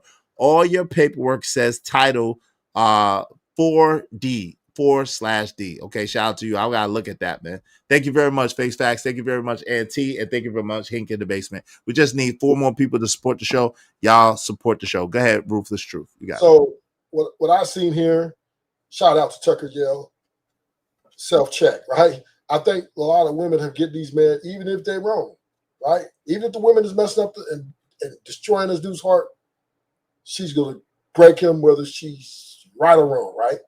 And this is the problem. Nigga, we don't need to self-check, right? We understand that relationships go bad. We understand we have a partner, but we don't need to take all the motherfucking blame. She has to. I know, I know you're a capitalist, but anyway. Yes, you better know it. And I said no. So men do not have. Listen, women have to take responsibility for their own actions, right? They make money now. They are out here in society thriving. They are intelligent, intellectual. They're adults. So they have to accept full 100% accountability. And it's not on the man because she doesn't want to stick to the plan. This is solely on her, and she has to take that. Right, we agree with that. We agree. Hold on. I agree with hold on, Rufus. I agree with if a woman, it's on her, but my thing is, what does that have to do with you? Like, if she decides that she wants to go her way, and then she loses out with all the hold on real quick. She loses out with all the things that comes with being with you, and that's her loss. So why get mad at her or blame her or feel a type of way because she don't want the benefits of being with you anymore? That's her loss. When people listen, when you're talking about husband and wife or with kids, and you think it's just easy for people to take that heartbreak or that letdown, I'm just saying, right? I'm just saying, like you think you just act like she's gonna say, "Bye, nigga, I'm leaving," and you just okay, dear, off to next. Let me do some push-ups. Man up, bro. Like I'm not gonna say man up, but bro, like I lived it recently in front of everybody to show you it ain't no thing. Like yo, fam. At the end of the day, if you don't stand for something, you're gonna fall for anything. And so if you don't have no principles and you don't have no standard and you don't have no code that you live by, then of course you're gonna be subject to the whims of women. What was that code? Hold on real quick. I got you. I don't understand why y'all want to be subject to the whims of women. It don't make sense. Did it hurt a little bit? Yeah. Did I like it? No. At the same time, at the end of the day, there's a whole bunch of shit in life that I don't like. There's a whole bunch of shit that I gotta do every day that I don't prefer not to necessarily do or not to have to necessarily endure. That's part of being a damn man. Like at the end of the day, like we good. Like it's okay. Izzy, that's not fair. What's not fair? Can I say something before you say your fair piece? I'll give it to Sharon. let me just Let me say something before you say your piece real quick. I just want to say, like, like all this talk when we be having conversations, they say you're supposed to stay for duty and duty this. It ain't about how you feel and happiness and all this. So it is a duty for you to take care of yourself and to move forward. And that's how you need to start looking at it. Hey, you are responsible for you. If you put yourself in that situation, you are the same one that can exactly. And it's your duty as a man to take care of yourself. Of you first, exactly. That I agree with you on that 100%. We're not disputing that, right? We're not disputing that. What we are saying is that's not fair for Izzy to say, well, don't get mad because you don't have a plan or you don't got this, you don't got no. Nobody wants to get hit. Nobody wants. Listen, when this comes to talk about breaking up family and unions getting broken, everybody don't have the same reaction. It's not a one size fit all. Now, Izzy, you may be the type of guy, Sharon, might be guy, okay, let me get my shit to go. But not every man is going to do what y'all do. Some men might take that pretty hard. So I'm not, listen, I'm not saying I'm promoting it. What I'm saying is you cannot judge another man's, how he feels about his wife doing something to destroy that family.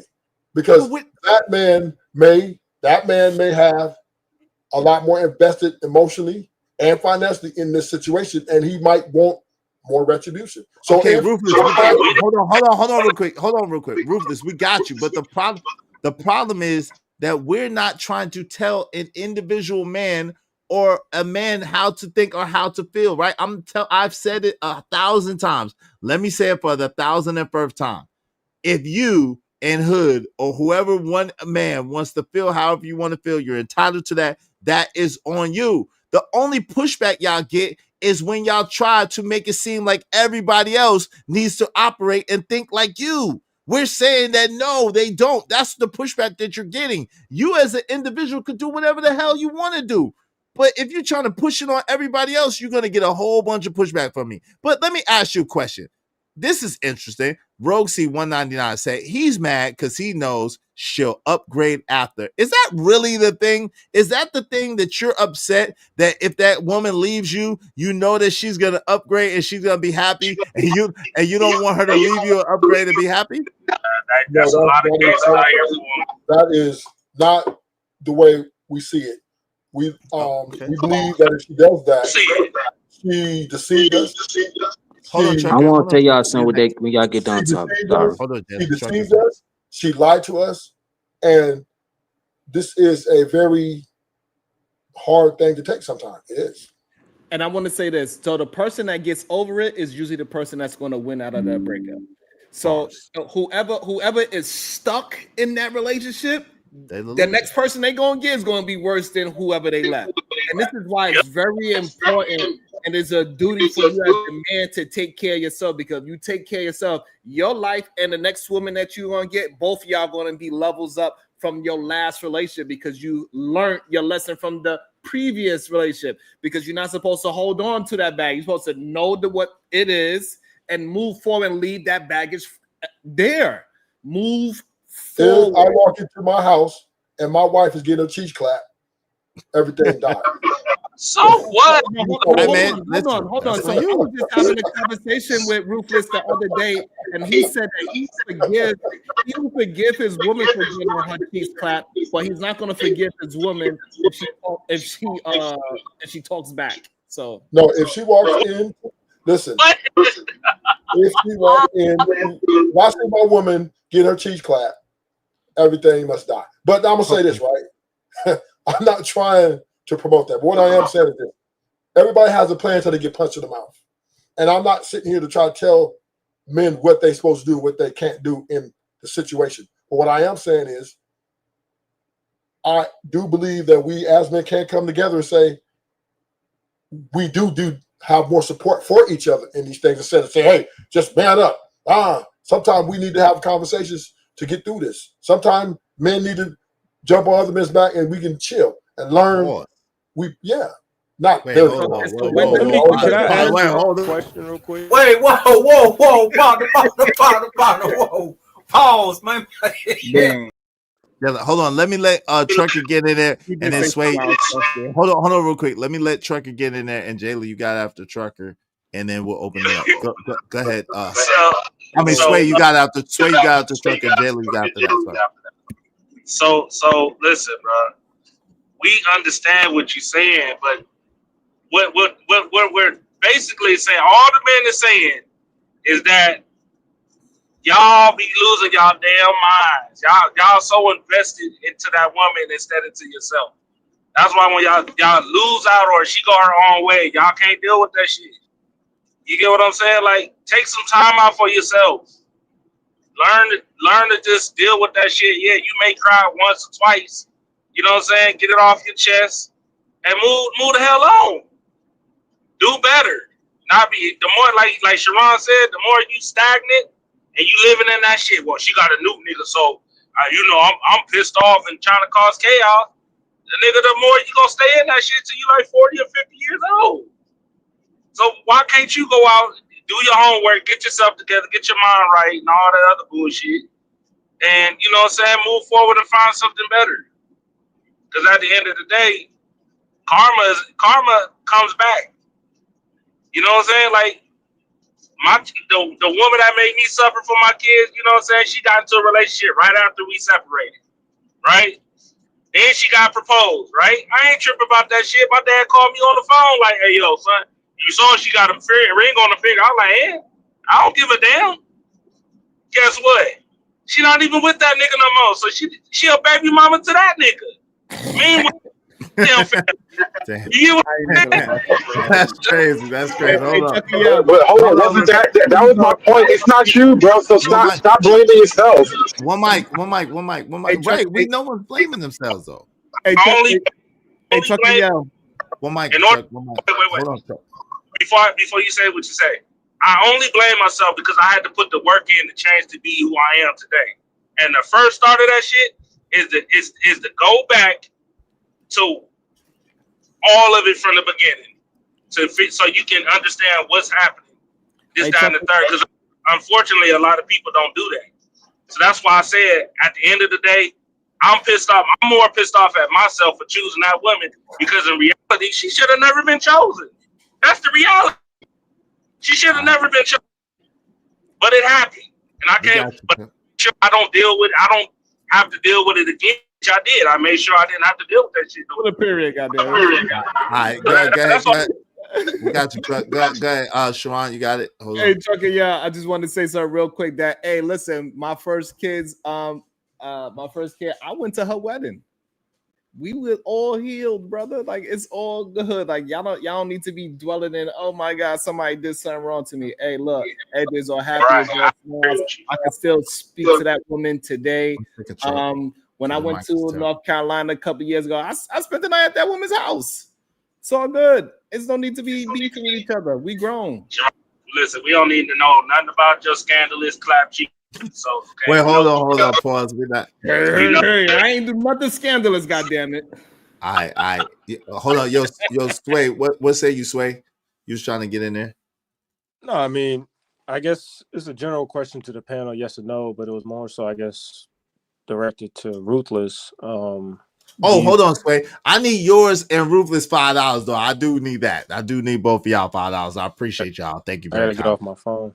Okay, go ahead. You got it. Man, Sway ain't been here. Get out of here. Hold on, trucker. Hush unless you're gonna pay it for him. Relax. Go ahead, Sway. You got it.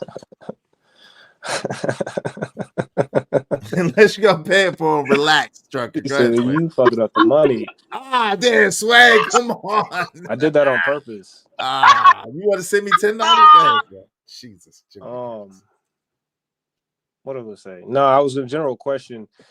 Do you think most relationships, from the man's perspective, in your relationships, do you think most of them failed based on decisions or based on things that was out of your control?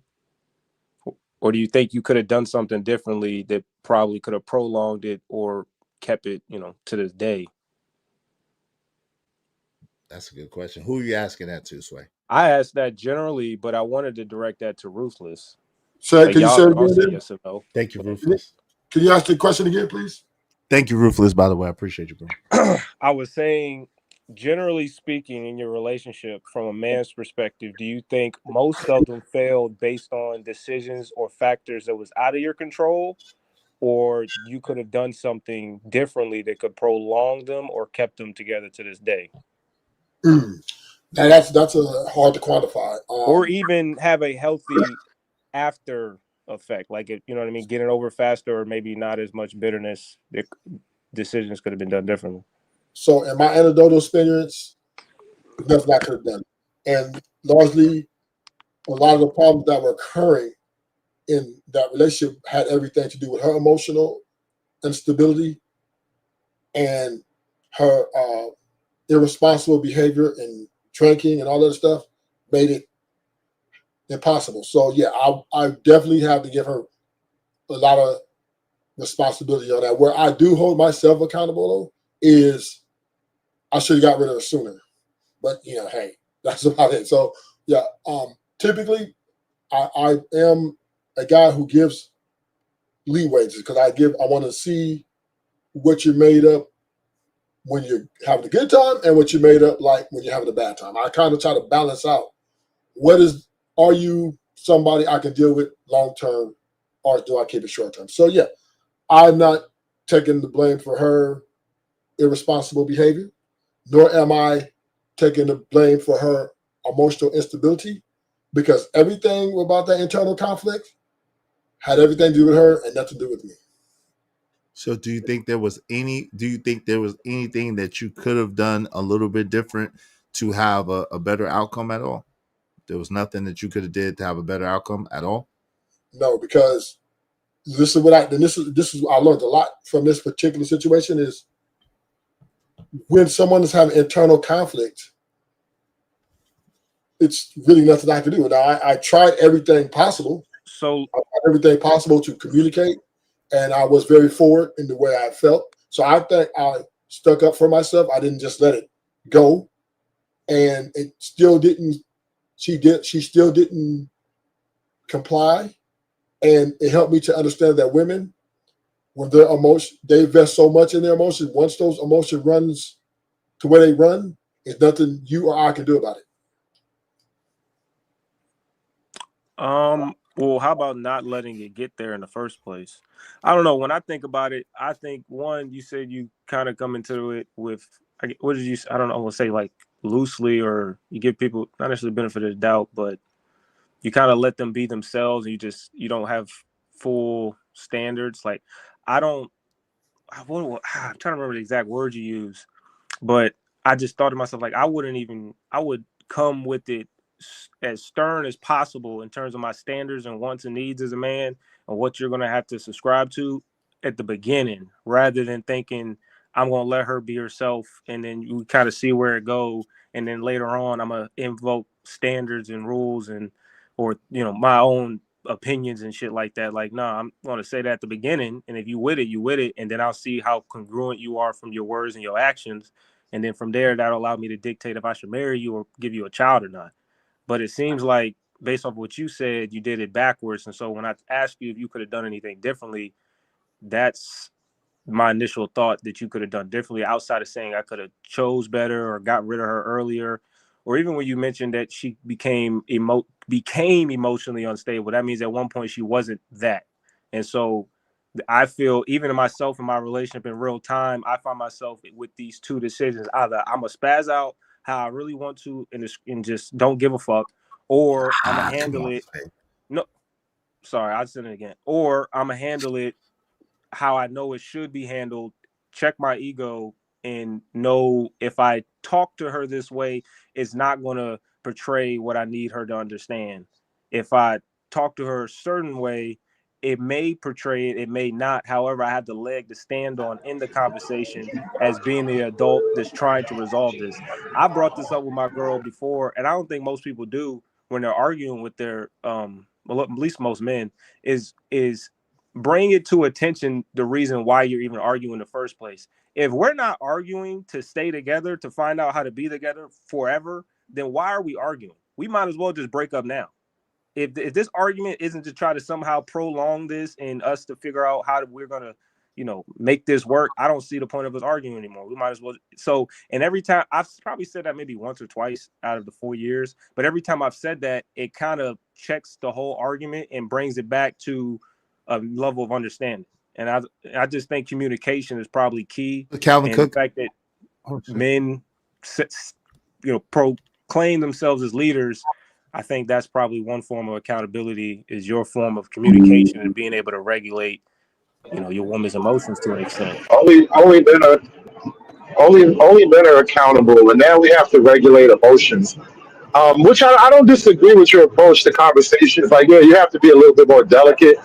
But this is why I asked the question. Well, this is why I made the comment about stop blaming yourself for everything. Because I'm hearing the commonality, like dudes are up against the wall that they didn't build. Yeah, but Yo, but fam, like, yo, my thing is that. Can y'all hear me? Could y'all hear me while I was talking just now? I can hear you now. Yo, I just think, yeah. My thing is that Hood. The issue that I have is that it's always been a challenge. It's always been an obstacle, and women have always had their little things. I've seen 60s interviews with men and women having these same conversations. I've seen 70s interviews with men and women that look like it's having these same conversations into the 80s, into the 90s.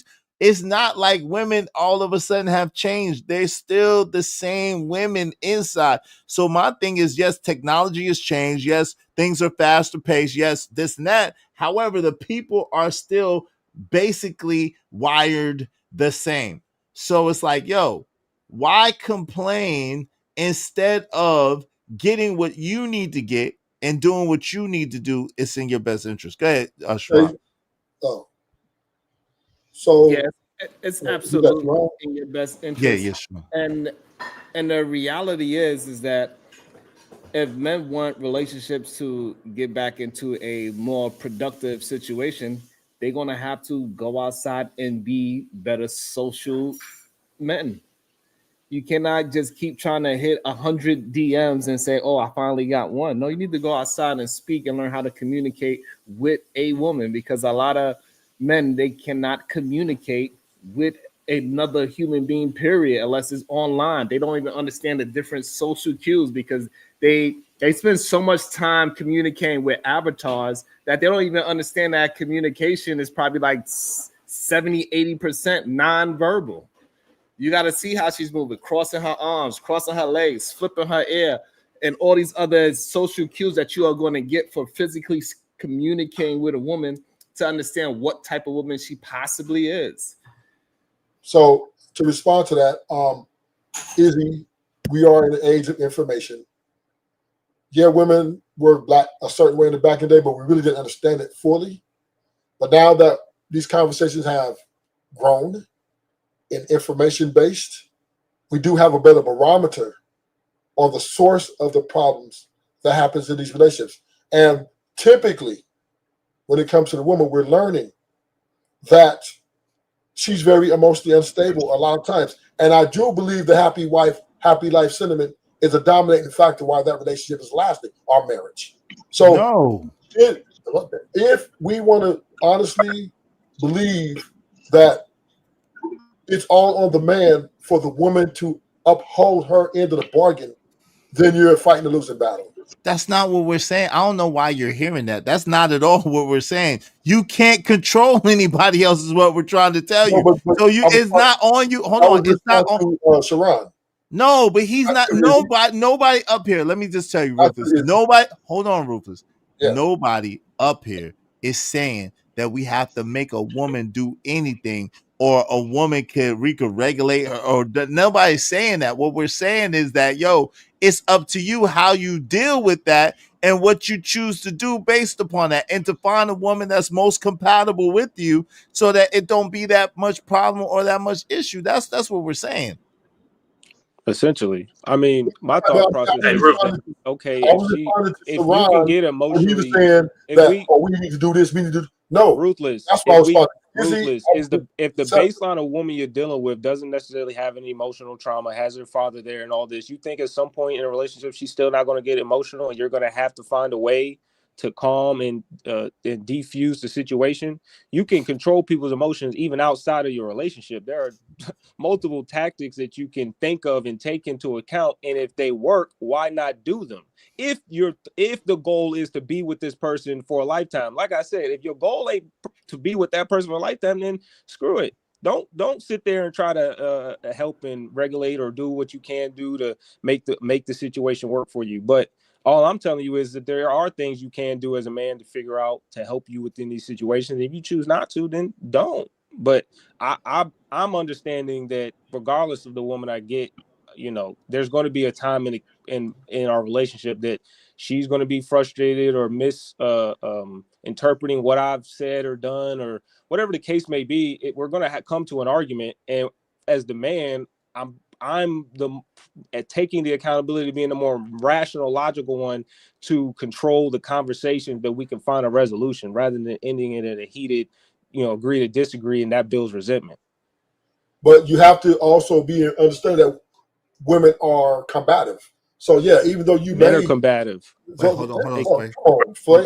Hold on, Sway. Let him talk. Sway. So I'm not saying that we're not. What I'm saying is, you just talked about how we need to be leaders and be able to control the conversation, as if women aren't combative and have their own opinions and the things that they believe in and their ideologies. So yeah, I 100% don't agree with man control. All you can do, really, see, this is what men learn quickly.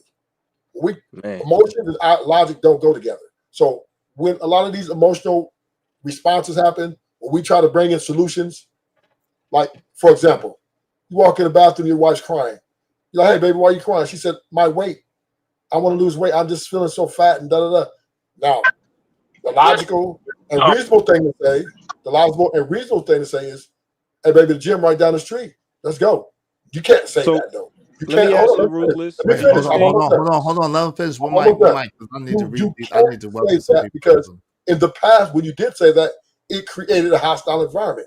So what I am saying is, you cannot. You have to basically go along to get along for this to. She got to come up with the idea that she needs to go to the gym. Because if you hold on, if you make that assertion, if you make that assertion, she would deem you as attacking her, and it can go bad. So I don't agree with a man controlling the conversation. I just think the best way for these marriages to work and how they work is happy wife, happy life. No, that's the bullshit. So let me just do this. Hold on real quick. Shout out to my man Abi Waddy. What's up? He said true story is. Shout out to Nidish. Nidish was in the building. What's up, Nidish? What happened to Nidish? Someone said something happened to Nidish. He said, yes, people on people. I love to. Well, yeah, come on. Shout out to OG Sigma. What's up? I'm with Iz 1,000%, 100%. Shout out to OG Sigma. What's up, man?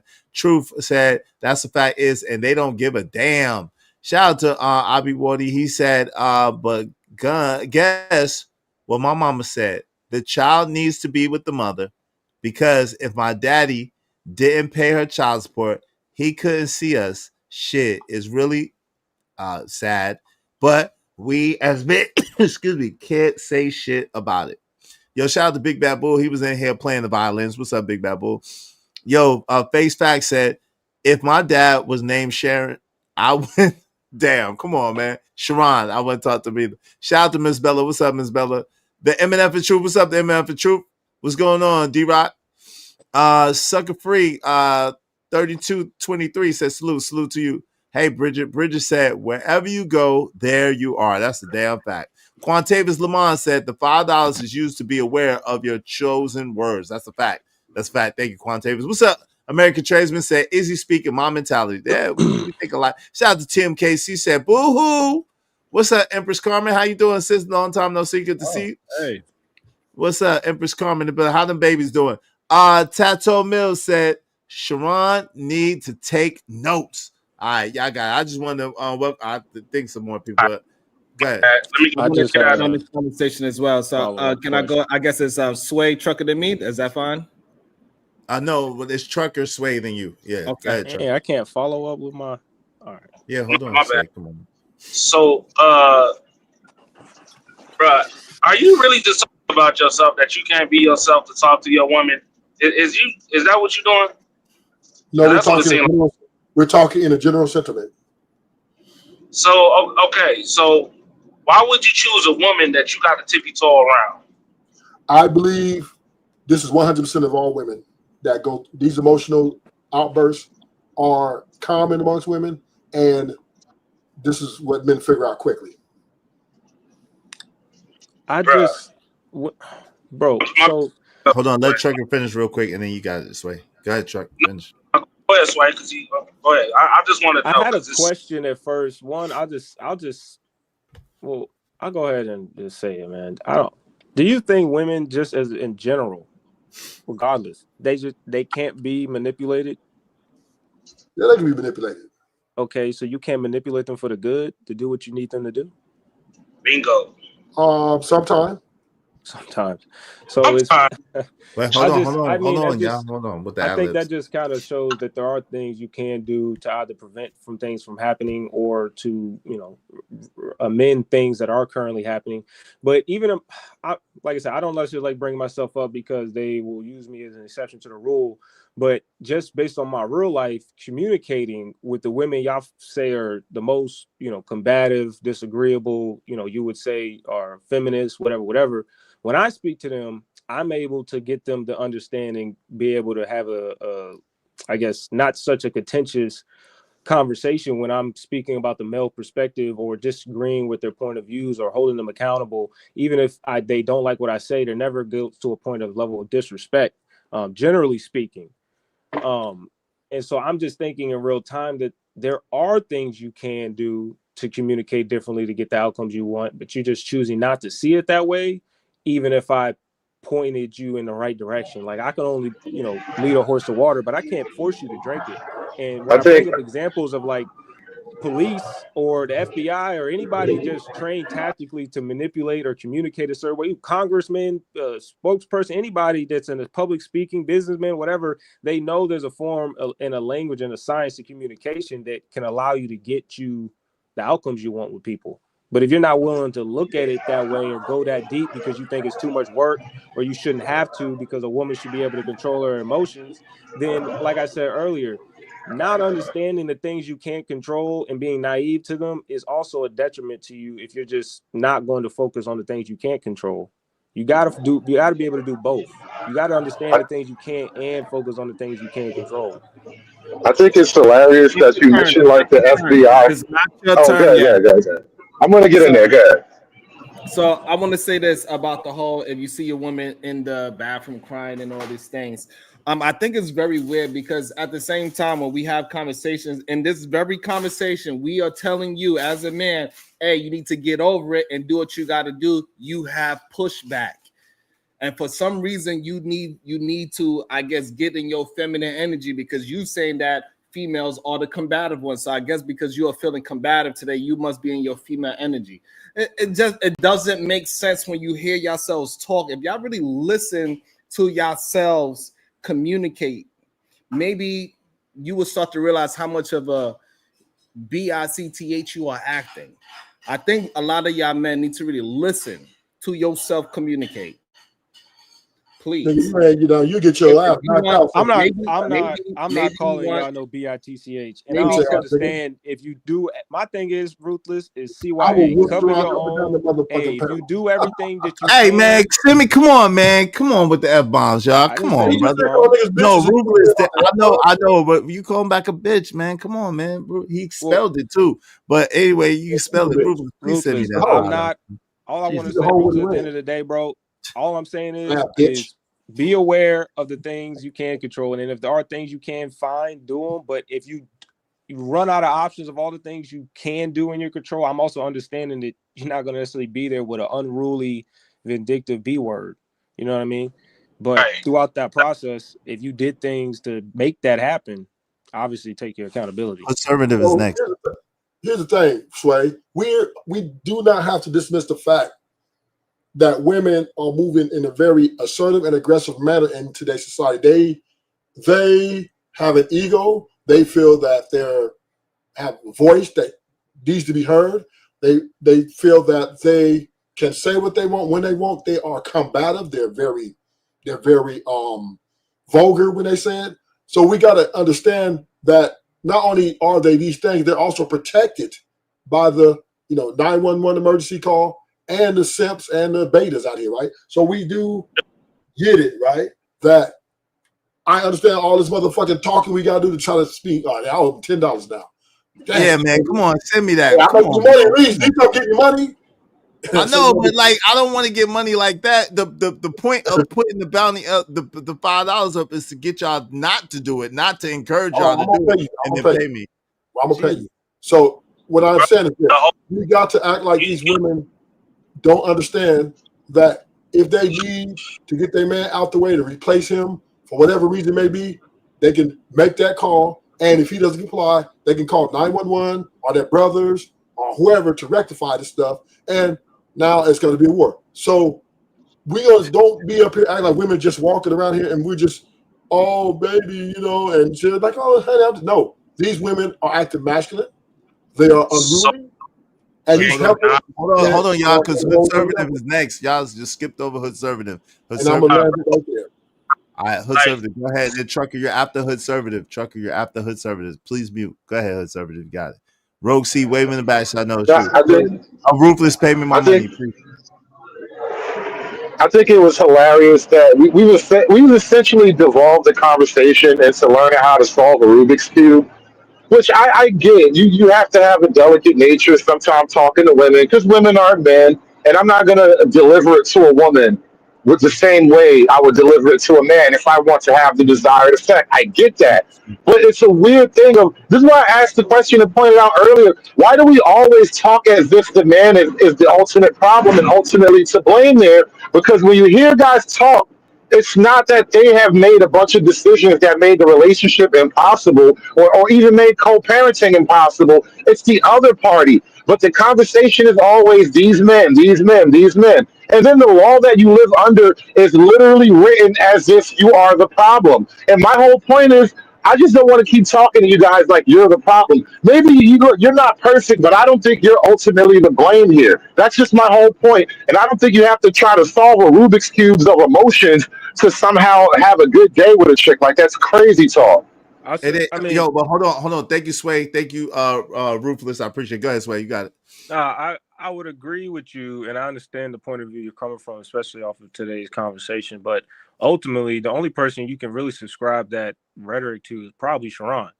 But everyone else here has had their talking points and gripes, in a sense, with women in their real life or on these panels, and have exposed certain discomforts that they had. But yeah, I mean, ultimately, you can't necessarily just blame the woman. I ultimately blame both parties. If one side ain't coming to it, then there's no solution. It has to be both sides. Even if the man ain't trying or the woman ain't trying, that relationship is destined to fail, regardless of how much you try. They don't want to come. They don't want to come with you. It is what it is. So I understand that perspective. I'm just saying, if I'm speaking to men on failed relationships and I'm only going to speak to them on what they can do. I'm not necessarily going to sit here and just talk about their women, the whole time. But if they want to say, hey, she was like this, she was like that, and then I would go to, was she like that when you met her, or was there things stuff? We will go down that conversation. But for the most part, I'm just trying to take accountability for what you can do, and I think that's what the conversation was about. Right, it is, and it's not. Well, because I think accountability is always Hood. 1 second. It is, Sway, and it's not about blaming menhood. It's just saying, listen, there is a way that you can think and you could have a mentality that's going to serve you as a man and work for you. And then there's another way that's going to not serve you and is going to make your life hard. And that's all we're really saying. We're not blaming men for a daggone thing. We even let you know the stories to let you know that we can relate and we understand. We're not people that are just talking off the hip that haven't experienced these things. We have experienced these things as grown ass men, and we understand where you're coming from. We're just telling you as brothers who's been through it and understand that if we thought like that didn't help us. But when we started to have a more basic perspective about what we could do for ourselves, then things started to open up more for us. That's all that we're saying. Yeah, Can I get in there real quick? Hold on real quick. Let me let Sharon get in there first, and Rogue, you after Sharon. Go ahead. Go ahead, Sway, real fast. And I want to say that 2 seconds, Sharon. My example, Hood, my fault, Sharon. My example literally was to point out how I held not only my girl, her sisters, but also her mom accountable for their relationship with their father and her husband. Like I literally did this in real time. That was my example. I didn't have a real life example where my vindictive or failed relationships. I've only had 2 relationships in my life because I'm very picky. But yeah, anyways, go ahead, Sharon. And I want to say that I find it interesting that men be the main ones that cannot deal with harsh reality sometimes. Like if it's okay for you to be harsh with a woman, then I should be able to be harsh with any man that I'm having a conversation with and tell him like, hey, this is what you need to do. I shouldn't have to sugarcoat it. I shouldn't have to coddle to you. I shouldn't have to talk to you nice or any of those things. I should be able to say, hey, this is where you are missing. This is how I see it happening. Give the example why I see it that way. And then it's up to you to choose if you understand the advice or not. But I shouldn't have to sugarcoat it. It's crazy. Yo, go ahead, Rogue C and then Trucker. Yeah. Hi, just because I was told I need to show some natural hair on your platform real quick, please. Hi, everyone. Hello. Hey, okay, great. But what I want to start with, Trucker, Sharon. You broke out. Can y'all You hear broke me? out. Yeah, we can hear you now. You broke up. Hold on. Hold on. Trucker Sharon. Yeah, we heard Trucker Sharon was last thing we heard. Hello. Yeah, you sound a little choppy. You were sounding better before. I think you gotta go back on camera.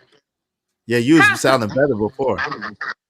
Am I better? I got a call. That's why. Yeah, go ahead. Yeah, you sound good. Go ahead. Sorry. So Izzy, Sharon, Trucker, Hood. I'll even throw you in there. Ruthless, you and I have had conversations and exchanges. What is this whole situation of women being unruly? Izzy, Sharon, Trucker, do you think a woman like me has been unruly to y'all since y'all know me? Not at all. No, I don't give you a compliment. So yeah, well, not at all. Izzy, even with our pushback.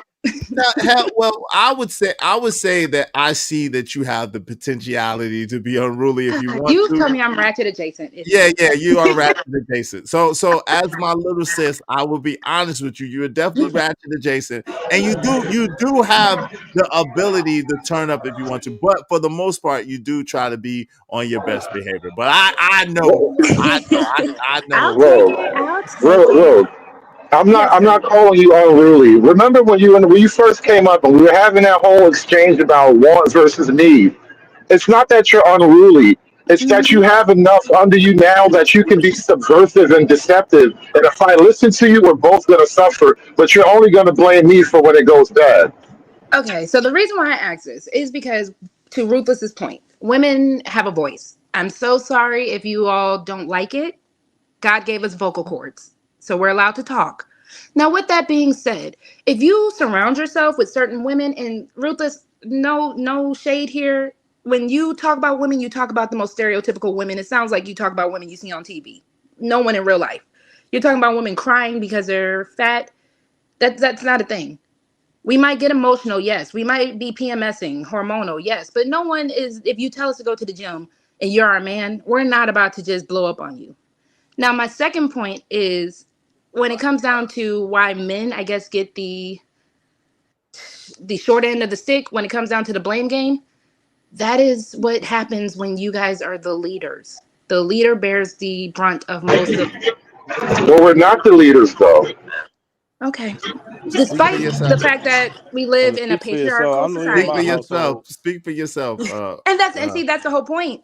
If you're not a leader, that's fine. Because again, when I can go over to Sharon's, I can go over to Izzy's, I can talk to Trucker.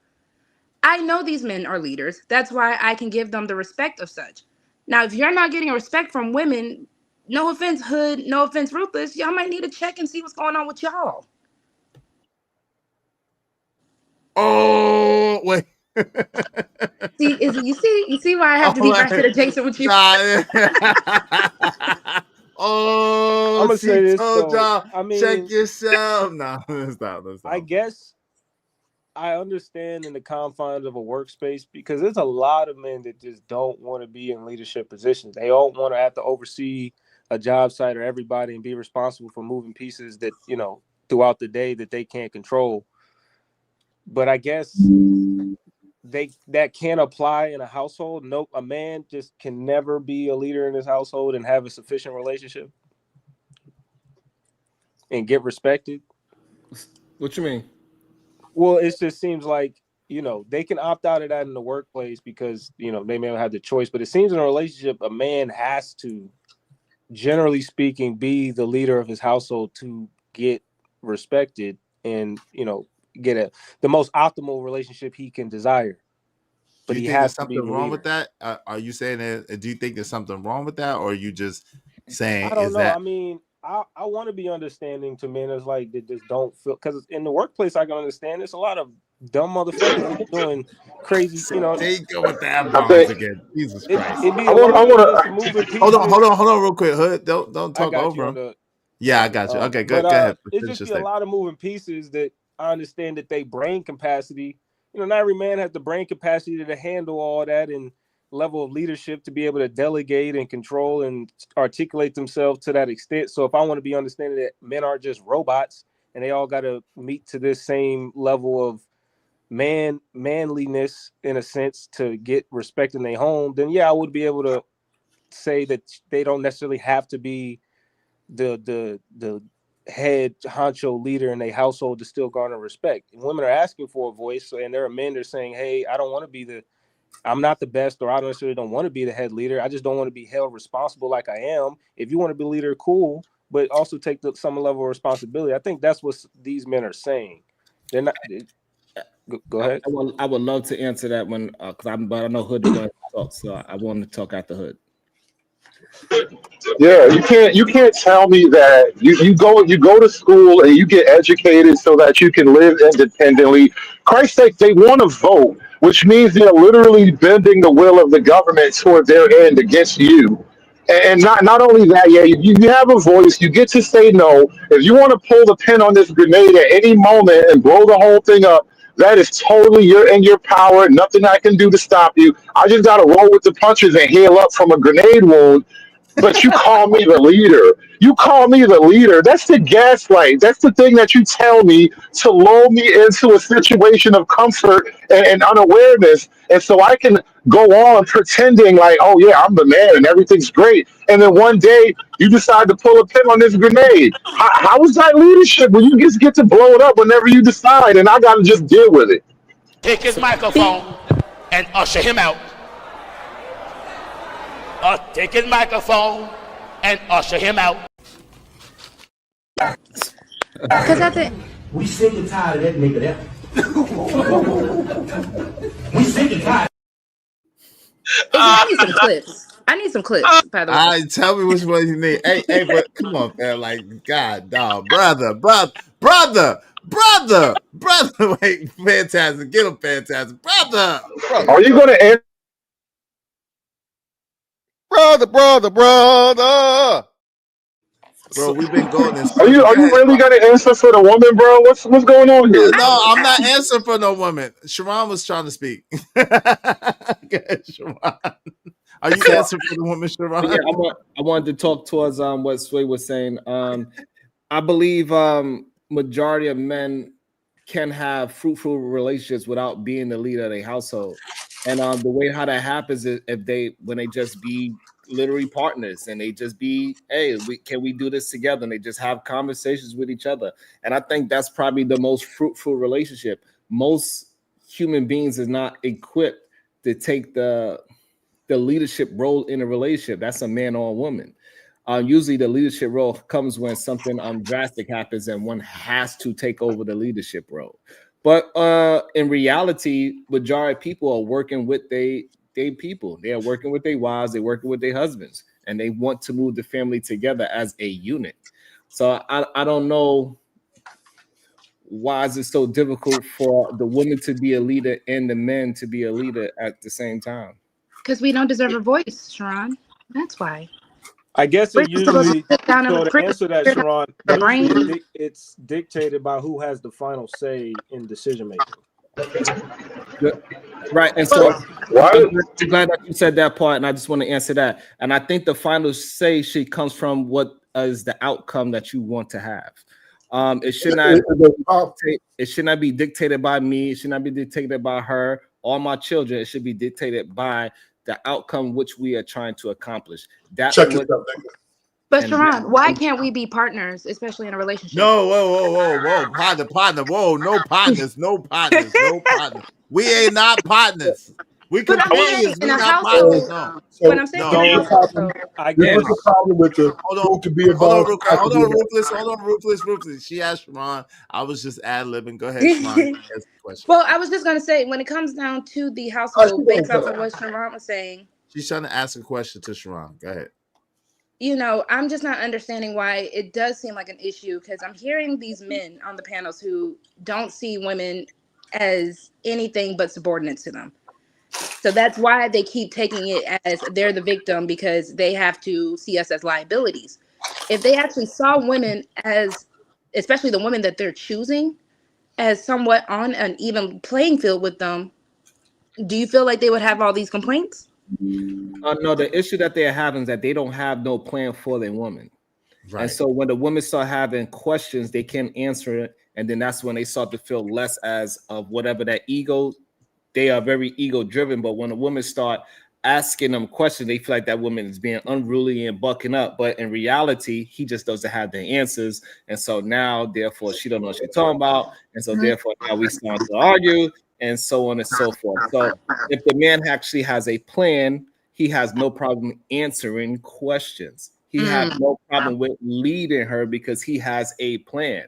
And so the more questions she asks, the clearer the plan should be. And once the plan gets clear, the man and the woman, they get on a non-argumentative playing field because they know the outcome that they are trying to reach. So if I'm only making $500 a week and everybody sees where the money's going, it's going this portion, that woman most likely is not going to be beefing with you because she know what is the plan and where we are going. We're not going to be staying this, whatever that is, whatever your outcome is. And that is the issue most men have. Well, yeah, but yeah. So let me hold on real quick. Bruce, I got you. You next. So I just want to address that. Yeah, we're not partners, right? Partners is kind of like this notion that there could be a 50-50 business arrangement. There's no such thing as 50-50. There's no such thing as partners. We companions, and we work together. It's a captain, co-captain, a pilot, co-pilot situation. Like at the end of the day, there has to be a head, there has to be a leader. And if I'm in this situation, it gotta be me. I'm sorry. It is what it is. So at the end I got of a the comment day, on that too, bro. hold on real quick. Hold on real quick. Let me just finish. So at the end of the day, my thing is this. Do I consult with my lady and does she have a voice? Absolutely. Does she doesn't have to run anything because I'm the one that's gonna take the weight of the responsibility of everything. If it goes right, then it's our win. If it goes wrong, it's my loss. I'm gonna be the one to take it on for myself. So that's the reason why it's not a partnership, because that means that you gotta take the same weight and the same brunt that I take. And I'm, as a man, I'm gonna shield you from that. And I'm not going to let you take on any weight or any brunt. I'm going to take it all because my shoulders are built for that, right? So at the end of the day, that's the price of you being the co-pilot, which it shouldn't be because I don't look at you as less than me. I don't look at you as nothing. I look at you as somebody. I look at you as special because you're riding with me, but we ain't partners. I got to take it. The win is ours and the losses are mine. And I take it on my shoulders and I take it to the crib. That's I think they were speaking to what the example I was presenting, but based off of what you said, Izzy, I'm sorry, I didn't skip you. Based off what you said, Izzy, to answer my question means that no men can never not be leaders in a relationship. They have to be the leader in their relationship for it to be a fruitful, productive relationship. Yes, I agree with yes, I think that the men has to be the leader, but that means that they're capable. That means that they're capable and they are able to be a good leader. They have to be a good leader. Like, you know what I'm saying? I don't think just any man, just because they're a man, that means they're a leader. I don't think that. That's what I was saying is, like, in the workplace, there are a lot of men that don't want to be leaders. One, because they don't have the mental capability. They don't want to take on the burden. They don't want to take on the stress, stuff like, you know what I mean? And then we're telling these same men when they go home in a relationship, they now have to be a leader. When they opt out of it for the rest of the day, and then somehow they got to be a leader and then be good at it when naturally they know they probably not, and they not good at it, nor can they be, and they don't want to it's be. like one of the things. It's like hold on. It's like one of those things though. It's like one of those things, Sway. If they don't want to be a leader, which I know a lot of young men kind of don't. If they don't want to, younger men seems like if they don't want to be a leader, that's fine. But they got to understand that the likelihood of their woman respecting them having to take on all that responsibility and all that brunt is going to be slim and none. You just that's just what's going to take. It's not even about the money. It's about the fact that she want a man to be able to protect her and to be able to shield her from the world. Like you know what I'm saying? So it's going to be hard for her to respect. Let me let Ruthless get in. Yeah, let me ask the Ruthless. Yeah, you have to Ruthless then Sharon. Oh, here's the deal, right? This is the problem I have with Sharon talking about a man can be the boss, a woman can be the boss. No, it's only one boss. That way we can have one vision, one plan. Now, to Izzy point, I do agree. If my wife has something she wants to bring to the table and share it with me, and as long as she understands at my discretion, we got a deal. But there is no equal share. There's no partnership. That is all due to failure, right? But I would say this though. I would say this to be fair. I would say there are some men who need to be led by women. There are some men who have to be led by women. There are a segment of men like Sharon, right? So we do have to. That's what's up. So we do understand it. And listen. Sharon ain't led by his woman. Don't let him fool you. Sharon is not led by your household, your house husband material. Hey, I'm not going to. Hey, do you, boo boo? Right? That's what you're gonna call me, right? So all we as men, we do have to understand we're not a monolith. So every man, when they meet a woman, don't look for her to be leader. Sometimes they look to be led. So that's understandable. So to the easy point, when she talk shit to you and talk bad to you, nigga, get the car keys. Go get the car keys. Nigga, don't say nothing back. I'm done. I don't know, Angry Man. Shout out to AM. If you're more than welcome to come up, Angry Man. Yo, go ahead, Hood Conservative. He said, what the hell is Ruthless talking about? We don't need no prison logic. I do agree about Sharon, though. Izzy, can I go after Hood? Shout out to AM. Yeah, after. Well, I think Sharon was after Hood. You could go after Sharon. Yeah. Hey, thank you, Angry Man. Appreciate it. A couple of things. There's no leader in the black community. Sorry. Come on, Jalen. Come on, buddy. Go ahead, Hood.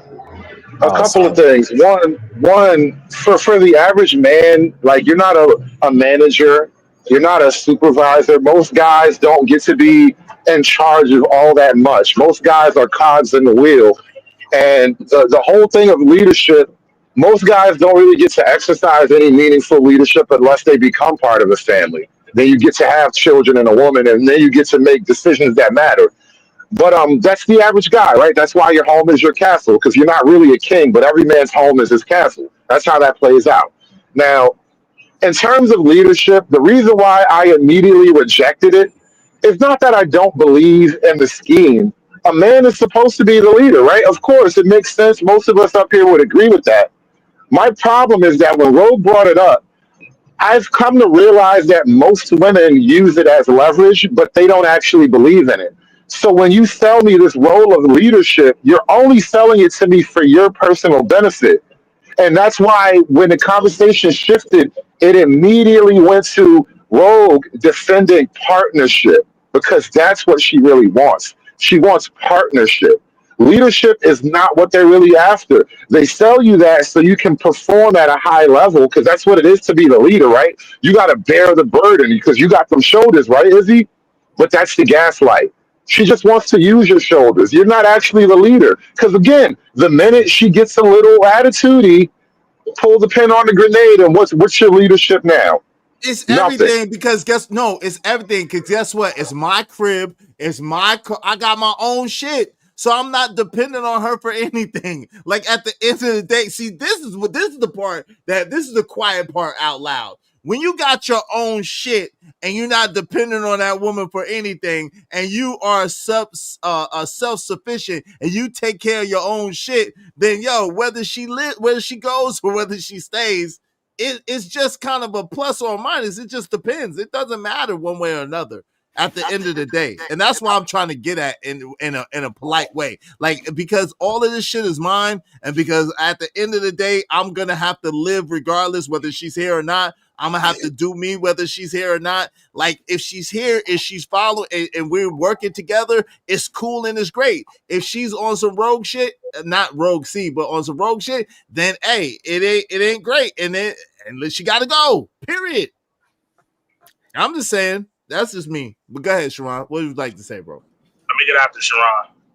You got after Rogue C. Rogue C has to ask for Sharon. You got after Rogue C. And so, like, I just want to reiterate what I was saying earlier, that it's okay if majority of men do not want to be the leader in a household. You have an option, but the option is that you still have to work with your woman, and y'all still gotta. The best thing that you're gonna have to do is come together and figure out a plan with each other, because most men are not willing to actually have a plan. This is why majority of men they just allow the relationship just to happen. They say, so what are we? I don't know. I was just, and then it goes into, then they have a kiss. What you want to do now?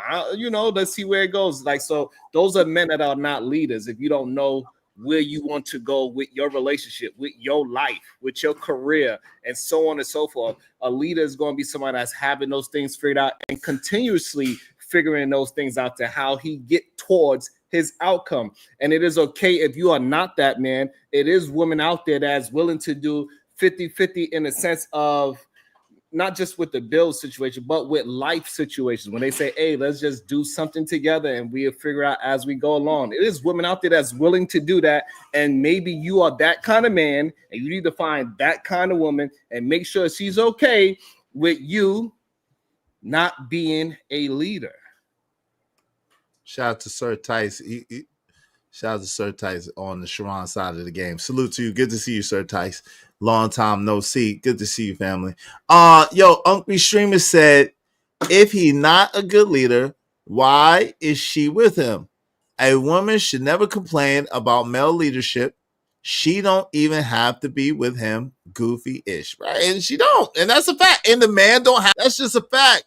You don't have, like, listen, and that's what I'm trying to get into Hood Servative's head, and I don't understand why he don't get it. The reason why I ain't tripping is because, like, at the end of the day, I don't have to be with her. If she ain't bringing goodness to my life, if she ain't enhancing my life, if she's not making my life better and willing to work with me, cooperate with me, I don't have to be with her. Period. Problem solved. But Sharon even said it brilliantly. Most of the time, these men don't have a plan. That is the issue that they have with all these women. Because if you tell a woman, because a lot of men, they know what to say when it comes to getting into the bed with a woman. But when it actually comes to providing for said woman, when it actually comes to planning with said woman, because yes, the moment you take on a woman, you still have to plan with her. Even if you are the leader, there still has to be a plan in order. So either way, if you don't like the word partnership, because I see men in certain words they don't like, the same way they love to come for women. Yeah, partnership is not because the truth is it can't be. You don't want to part Rogue. This is the thing, partner. Rogue, I'm sorry, partner. This is the thing about partnership, Rogue. You don't want a partnership. You think you do.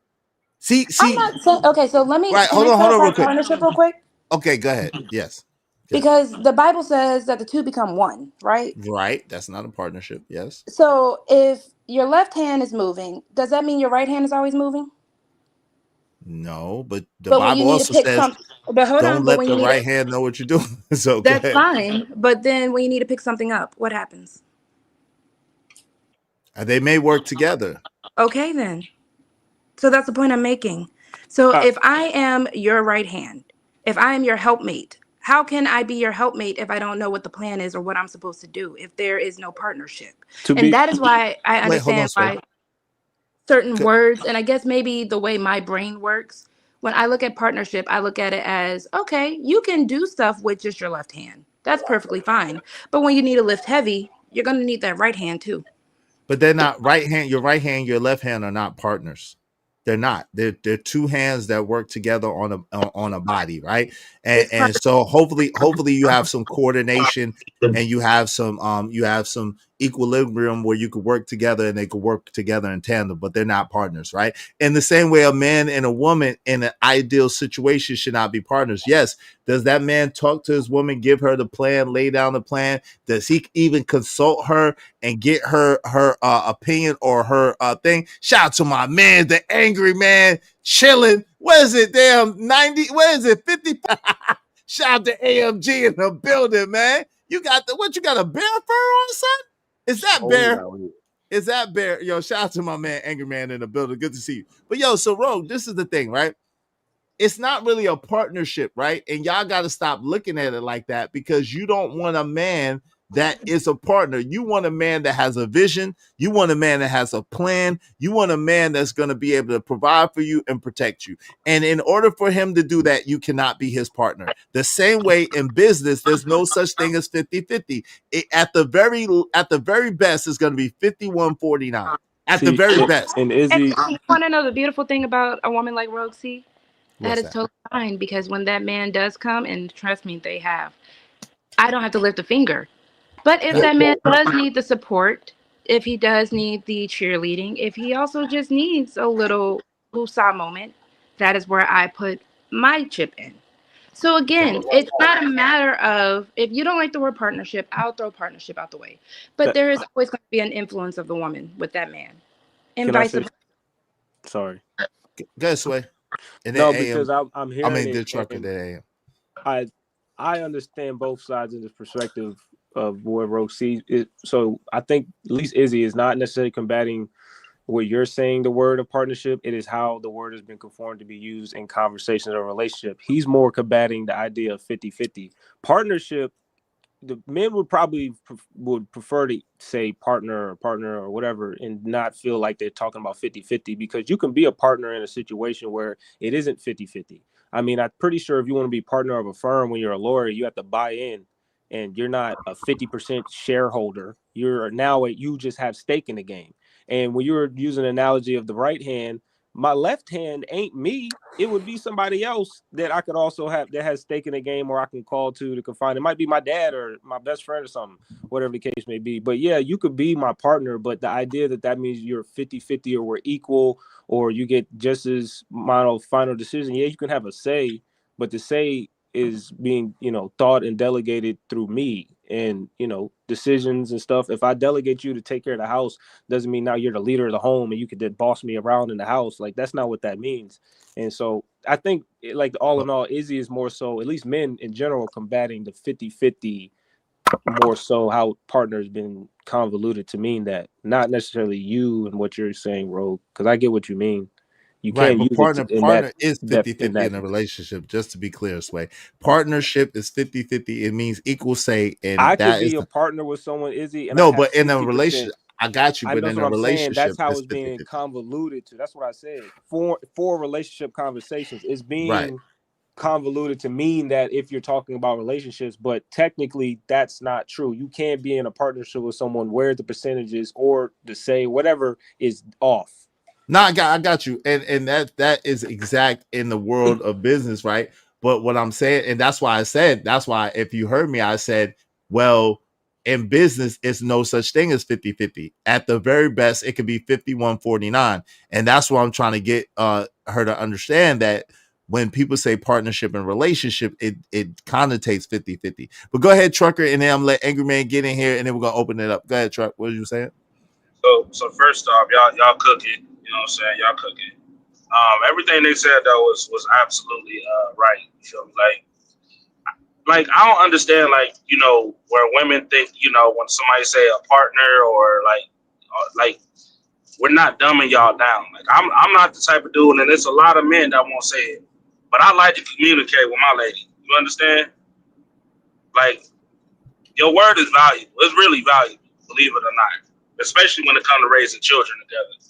Y'all trying to be successful together and things like that. Y'all trying to work together and things like that, man. So it doesn't make you any less like Iz said, like that 51 you're 49 or you're 51 and 50, you might have a better idea, even though it's no 51 and 50 trucker. Yeah, trucker. Man, you should have just let that go, bro. 4th grade reading level. Leave him alone. Leave truck alone, man. It's no 5150 trucker. Go ahead. You got it. Do that make sense? I'm gonna get clown for it. Look at the angry man. Don't you do it? Don't you do it? All right, just go ahead and pass the mic then. I'm just listening. I'm listening to the soft simping that's going on, and it's amazing to me. Oh no! I'm just stating the fact. Like, yo, I'll give you an example, right? You stating the fact that women. You're stating the fact that women play an important role in raising children in this day and age where the kids can't even read. That's what you talking about. You talking about this day and age where most of these kids don't even have fathers in their household because the women don't get along with the man, and she gonna put her happiness over the children's well-being. Is that what you're talking about? I'm not talking about the single life. I'm talking about marriage. I'm talking about all that's the part. Exceptions. You talking about the exceptions today? Okay. Yes. He's talking about the exceptions. AM, but absolutely not. We're not talking about. Well, hold up. We are. Trucker is. Go ahead. Trucker's talking about the exceptions. Go AM. Go ahead. Go ahead. Let AM check it. I'm AM cook, God. Just let you know. I know I'm gonna get clowned, so go ahead. All right. No, I'm not gonna clown you. I'm just gonna point out some facts. Number one, when a woman gets with a man, it's not a partnership. Bars. It's not a partnership. The only reason why women nowadays push the partnership narrative is because it gives them more power than God ordained them to have. That's the only reason. That's the only reason. They're not your partner. They're your wife. They're an extension of you. They're supposed to be helping you. You're not supposed to be bowing down to nothing that they are saying. Nothing that they are doing. This is the main reason why we are in the shape that we're in right now. And Sharon, you can shake your head as much as you want to. You're a feminist cup. So I don't expect you to agree with what the Almighty ordained. I don't expect you to agree with it. The level of disrespect. There's one simple reason. There's one definitive reason. One definitive reason above all that a woman is not your partner, especially not on the equal level. And the reason why is because you, as a man, if need be, will sacrifice your life so that her and the children can continue living on. Is she going to sacrifice her life for you? No. Can I ask a question? Do we not sacrifice our life to give birth to the children? No.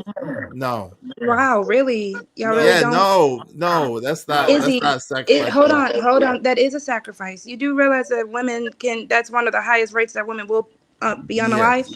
Yes, I That is a understand. sacrifice. Captain, Izzy, Wait, hold on, real quick. Time out. One mic.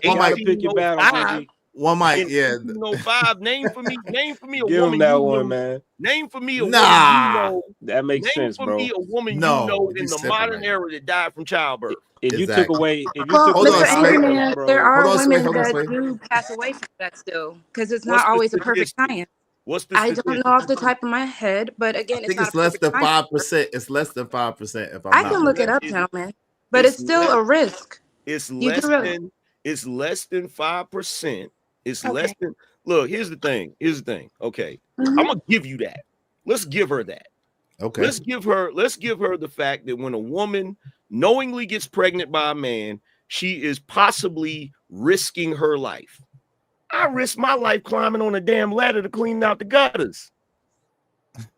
I risk my life every time I climb under the car to change the damn oil. Men risk being a black man in America is a risk. Men risk their lives every single day just being men. Is that especially? I'm not taking that away from you, Mr. Angry Man. What I am saying though is, I find myself in these conversations where a lot of men are putting women in the same place as children. And if that's where y'all want us, then cool. We'll be in the same place as the children. No, but I don't know. No, I don't know. I'm not putting y'all in place of children. Here's the thing. That's what I'm hearing, though. Women are not allowed to have a voice. Everything that a parent would say to a child, that's what I hear about. Here's the thing with me. Let me clarify my position on that. Clarify, nigga. I'm one of the few men really that hold women to the account of being adults. It's usually the women that want to be treated like children. Because what makes you say that, Am? Because if I get into a discussion, if I have a back and forth with a woman on a panel, right? Mm-hmm. I'm going to give her the same intensity that I give any of the fellas up here. I'm going to expect you to understand what I'm saying the same way the fellas do. I'm going to talk to you as a equal intellect, as someone who is an adult that can fully understand what I'm saying. The problem is, you know what the women will do? He's over talking me. I need help. Someone help me. And you'll look for the men to give you help. Or there's and I'm not talking about you, Rogue. I'm just talking about in general. Or yes, sir. There will be women that will say, well, y'all are supposed to take care of us. Y'all are supposed to do this. Y'all are supposed to do that. Women will say things that put them in the same boat as the children. The problem is women want the privileges that children get, but they want the power of an adult. That's insane. And I still don't think women are children, just for the record. Hey, I don't think Anger Man does it. Contested, Thank you, Sharon. Hold on real quick. Gas Mask said facts is what's up. Yo, what's up? While Marvelous said the dude is a whole weirdo. I don't think he was talking about nobody up here. That was before. Wild Pack, what's up? What's up, Wolfpack? Wolfpack said, great day to you, Wolfpack. What's up, Big Ruck 77 said, Corey said it best yesterday. I don't listen to women. Shut up, silly woman. Shout out to Gina 789. Y'all love some monsters. What's up, John Gold? What's going on? All that shit you be talking, John Gold. What's up, Clever Creatrix in the building? Good to see you. My sister Clever is in here. Good to see Clever is in the building. Good to see you always. Family Business said he sold y'all gonna drop him off a fire station. He said y'all gonna drop him off at a fire station. What? What's up, Abby Wardy? Said peace is, peace in chat, peace in panel, peace Abby Wardy. Hey, melanated vessel. She said, how, if you lived in another state, were you really wealthy at this time? You don't have to be wealthy to pay for child support or to AM. When I was living in Atlanta, how many times out of a month did you see me in North Carolina when I was living in Atlanta? I don't remember specifically. Would you be surprised if it was like five times or 6 times out of a month that I would drive back and forth? If you heard that, would you be surprised at all? No. What's the one thing that people say about me in regards to my children? You take care of your kids. You look out for your kids. You make sure they're straight. What, even to the point, remember that time when we was in the mall, when I came from ATL and we went to the mall just to buy my daughter what? It was something. It was, what was it, sneakers or something? What was it? Yeah, it? some red Converse. You remember that? Yeah. Yeah. And been with me, like I came from Atlanta just to get my baby some red Converse because she needed some red Converse for something. And I came from Atlanta just to do it. So, I'm solidified. But here's the thing: the men in our circle, that's what we do. The men in our circle, we don't. You remember how we used to throw the kids' birthday parties at my place? Yeah, like we have all the kids throw birthday parties and all that. That's what we do. Like, so I don't know what the question originally was, but can't nobody really question the integrity of Iz when it comes to him being a father and being a man to handle his business, because I've seen it with my own 2 eyes. Right. But what I said was, even though, remember my uncle though, right? And I said, because Trucker had a dynamic situation going on. And I'm like, man, if that woman, what I know now, and even though I did it the right way, if a woman caused all kinds of hell in your life and is making it impossible for you to see them children, I say pay the child support and see that kid when they're 18. And I stand on that. Even though I didn't do that, even though I was there, but if I had it to do all over again, I would save myself a lot of money, heartache, and pain. Shit. Yeah. If I had it to do all over again, that's what I would have did. I would have just paid the child support and went and lived my life. Bars. I'm just telling you, like, yo, I'm just telling you. And we are men that sacrifice for our children and we're there for our children. Went through all kind of hell to be there with our children. But like, yo, that shit is a thankless, loveless, a fruitless endeavor, seemingly. So, like, yo, it is what it is. I ain't crazy. That sounds crazy to me. It is what it is. Regardless, if I had a chance to do it over again, I would stay with the mother. I would have figured that out. I would never be with the mother. If I had to do it over again, my kids wouldn't have been born. I ain't gonna lie, I wouldn't be with that mother. Izzy, I ain't got no kids, bro. Does your wife know this? We know, Jay. Does your wife know this? Know what? Because you know why? Stay with the first mother. My wife is right. Yes, she heard me say that. Yes. It's you know why? You know what she should do? She should do Jay.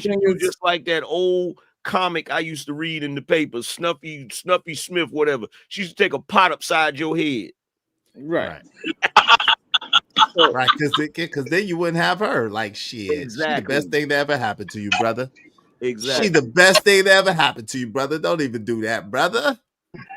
No, you know what kills me about this though? Like all the dudes on this conversation, dudes who have went through it, dudes who have fought for their kids, niggas building playgrounds in the backyards for kids they don't ever get to see.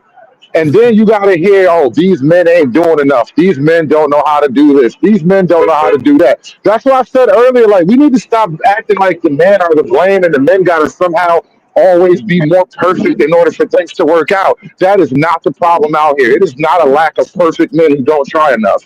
But that's not what we're saying. Okay, again, hold on real quick. Again, that's not what we're saying. It's not about that. The problem is when you sit there complaining and crying and bitching and moaning about women instead of getting with a woman that you want, or instead of just going your way and doing your thing. It don't matter what she doing. It don't matter how she getting down. We try our best to tell the women whatever. If they listen, they listen. If they don't, they don't. It's their loss.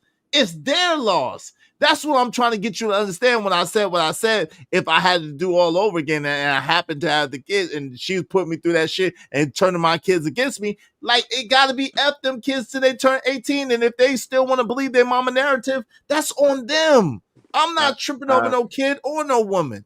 I somewhat disagree. I kind of agree to a degree with hood conservative. I feel like if a woman puts you through hell, you have the right to talk shit about her ass for the rest of your natural life. I think that's unproductive. Yeah.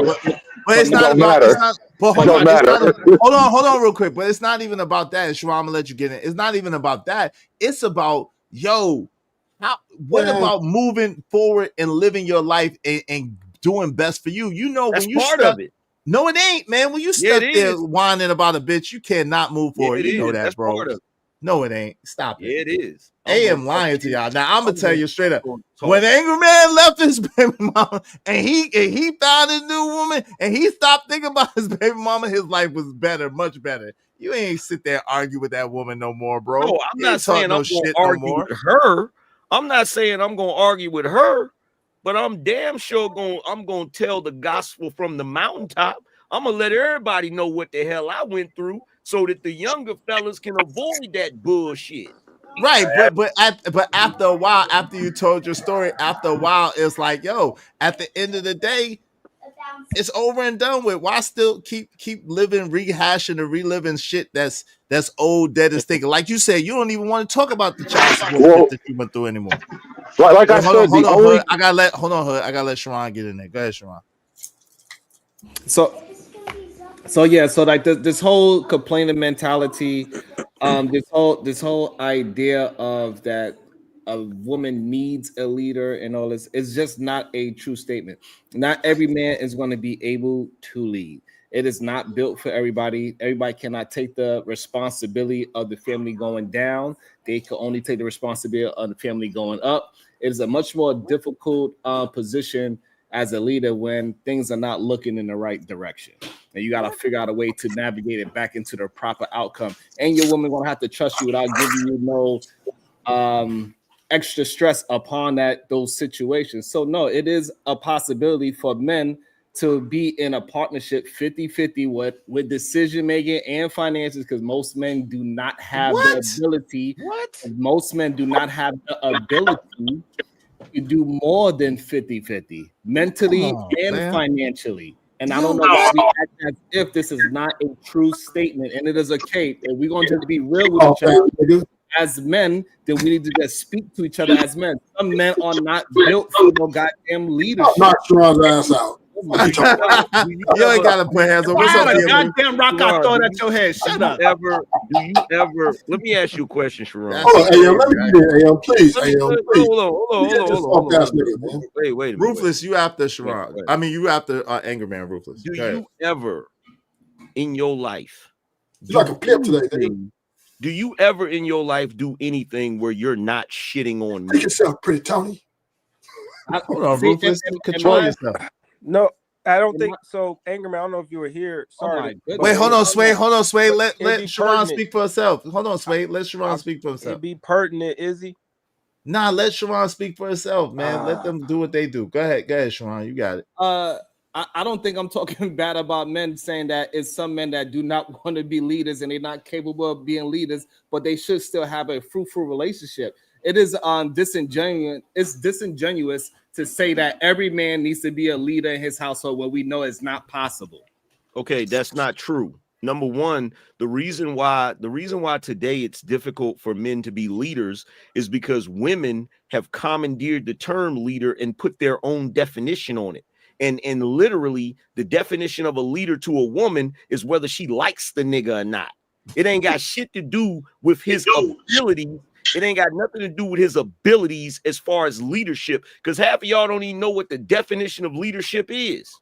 Every time I hear a definition, y'all act like these dudes are supposed to be, you act like every dude is supposed to be William Wallace. They supposed to be leading a damn revolution or some shit. It does not take that much to be the leader of your household. That just means you're the head of the household. That's all that shit means. But see, the reason why women are doing this is because they are trying to find a way to avoid being submissive. So if they can say that you're not sufficient as a leader, that's their excuse for not being submissive to the man they're in a relationship with, instead of just leaving him. Instead of just leaving him saying, you know what, I don't like the way he's doing things, I'm gonna leave. No, what she'll do is say, oh, you're not a sufficient leader, so that means I need to leave. So the thing is, it might be just a truthful statement. Just like if she's to walk in the house and you think that she's fat and you tell her to go to the gym, you need to be able to take the goddamn information that, hey, your ass ain't being a good leader and you not the leader of the house. You need to sit your little dumb ass down, go to work. How many dudes? And then when I tell you how to move, and then that's how we move. Some men are not capable. How many dudes is what is telling going on? Is everything okay? Wait 1 second. You okay? How many dudes? Are you okay? I was talking. How many dudes? I'm responding to what you said. But I'm responding to what you said. Wait, hold on, AM. Let him get his thought out, and then it's okay. Go ahead. All right. Well, you said it's okay. All right, go ahead, AM. You said it's okay, Sharon. I was trying to defend. You said it's okay. Go ahead, Sharon. If you was about to give a "I have a dream" speech, just let me know. But he was trying to give us the "I have a dream" speech. You know that, AM. We let you say your BS speech. Let me say my shit is short and concise. That's a lie. You out here trying to give simp soliloquies, brother. No way you could call me a simp. It's not even possible. Simp soliloquy is hilarious. But you do, or Sharon, you do always make, like, at first we be on the same page and then you just veer way left. And I'm like, whoa, wait a minute. I'm not on that boat. Like, hell nah. Like, I ain't gonna lie. And that's the difference. And that's the difference between a leadership and men that want to be partners, right? A leadership is going to be black and white. I don't have that gray area where I'm on the fence sometimes. No, I don't have that. I'm all the way to my outcome. So yeah, because you're a house husband. My outcome, I have to move a certain way, and so for me to move a certain way, it has to be in black and white. I cannot have no in the. Hold on. I cannot have no enemy. Stop acting like an unruly woman, Ruthless. So go ahead. Yeah, and so the thing is that we have to have clear and concise things so men know what lane that they are in. Some men are not in the leadership of a relationship lane, and it is okay because it's a very difficult thing to actually lead your family in totality. So by your logic, a woman telling a man that he's not a good leader is the equivalent of a man telling his fat wife she needs to lose weight. Yeah. It was just an example that came How up many earlier. how many men do you know, Sharon, that's going to tell their overweight wife that she needs to lose weight in the black community? And that was the point. Majority of people are not having these. They're not saying that, right? And so Okay, that was the the whole same point. way. I'm glad that you brought that up because that was the But hold on. Wait. Let me say this real quick before you jump in. Sometimes you're actually pretty smart. The reality, I'm always pretty smart. The reality is this. The reality is there are a large percentage of black women that have absolutely no problem with saying that black men are not good leaders and then extrapolating that into insults, into all types of shit. On average, you're not going to have black men telling black women who are overweight that they need to lose weight and then going into insults about it. You might have red pill guys that say that, but the average black dude is not saying that to the women. Right. So the thing is that majority of men, especially black men, they like their women a little bit voluptuous like that in the first place. That's number one. Number two, as an example. If a man is not being a good leader, he should be able to take that information and figure out if he wants to be a better leader and figure out how he can navigate through that and become a better one. If he's with a woman that he actually loves and he feel like she got his best interest at heart. Now, if you're talking about just a woman just being mean-spirited towards him, and then that's a different conversation. But we are having a conversation about relationships that with people that want to be with each other. So then why did you use that as an example? If you knew for a fact that most black men like their women thick and voluptuous, why did you use that as the example? It was a conversation that would happen earlier and you wasn't here for it. So I wasn't here. I apologize for using that analogy when you wasn't here to understand it in full. Okay, well, I wasn't here for that conversation, so I can't really feed into that. You used it when you were talking to me, though. That's true. For me, it seemed a bit illogical. And here's the thing, right? The problem with the entire premise of what you're saying when you use the example is that, one, we all know that black men like women that are a little bit thicker because black women, in honesty, carry their weight a little better. I'm not talking about nobody that's morbidly obese, but they carry their weight a little bit better than some other groups, right? We know this, right? At the same time, you're talking about a woman telling her man that he's not a good leader. And that right there is already problematic because the only person that should be telling a man he's not a good leader is another man. Bars. That's crazy to me. Bars. That's a fact. That's a fact. Not crazy. That's the only one that's qualified to do it. No, it's not. So the reason why another man is not qualified to do it because that man don't live in that household. What? And that man is not going to be honest when he's talking to whoever mentor that he is talking to. Man, can I jump in, please? Honest. Wait, hold on, Sway. You down the line. So a great leader of a country, and then Bill was after you. So a great leader. Let me just finish it real quick. If he's being honest with his woman and they have an outcome that they are trying to achieve, and he lays it out, and he is not doing the right things according to the plan that he set forward, then yes, he is being a bad leader, and it is okay for his woman to say, hey, you are not doing this thing correctly. And we have the history to back up that you are not handling this thing correctly. So therefore, you are a bad leader. No man outside of the house is going to be able to say that.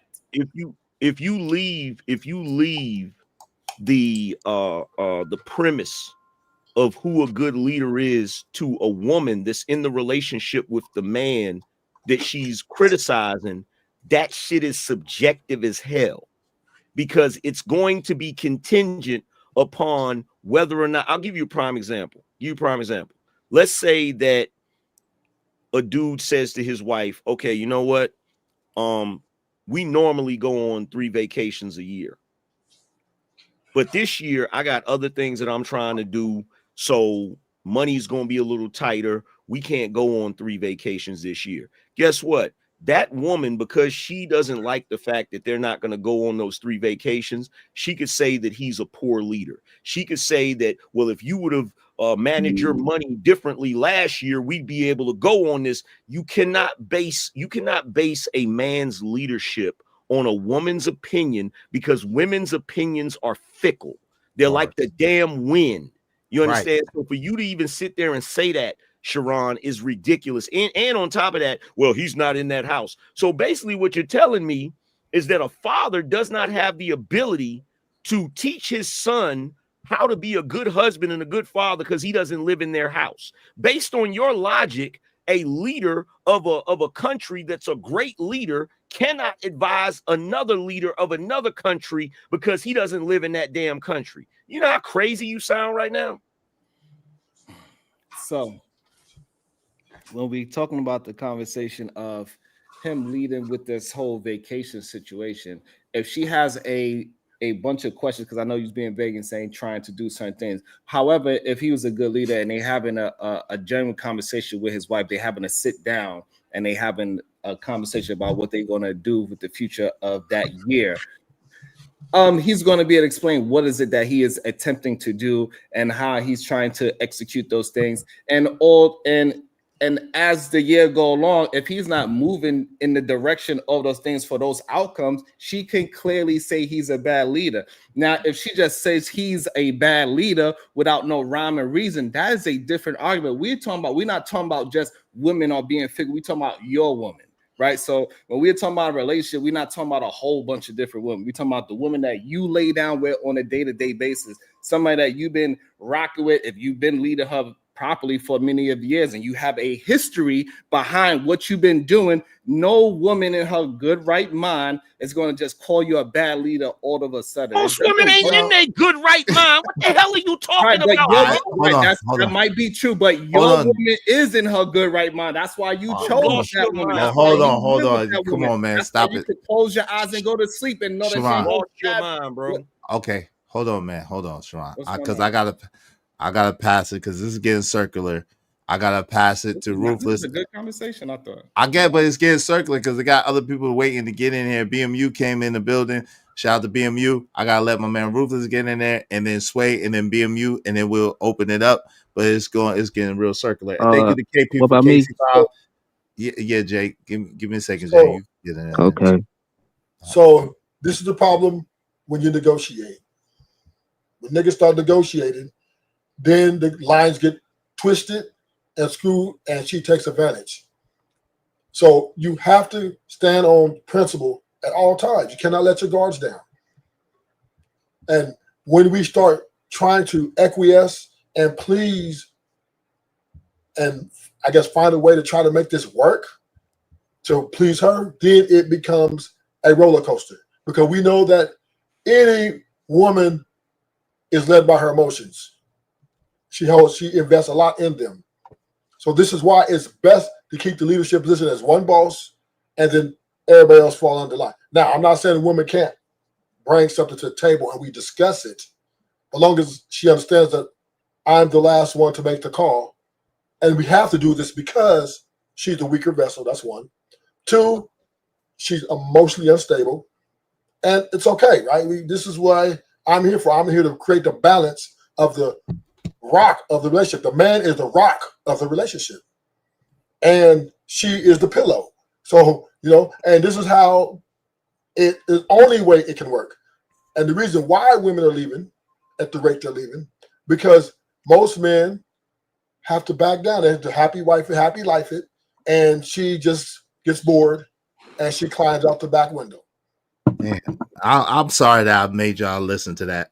Yo, what the hell, man? Why you keep going with this happy wife, happy life shit? Yo, go ahead, Sway. What say you, man? Damn. I knew that was gonna happen, bro. I know, but I gotta try to be fair. Can I at least try to be fair? I'll be trying. I get you. I understand.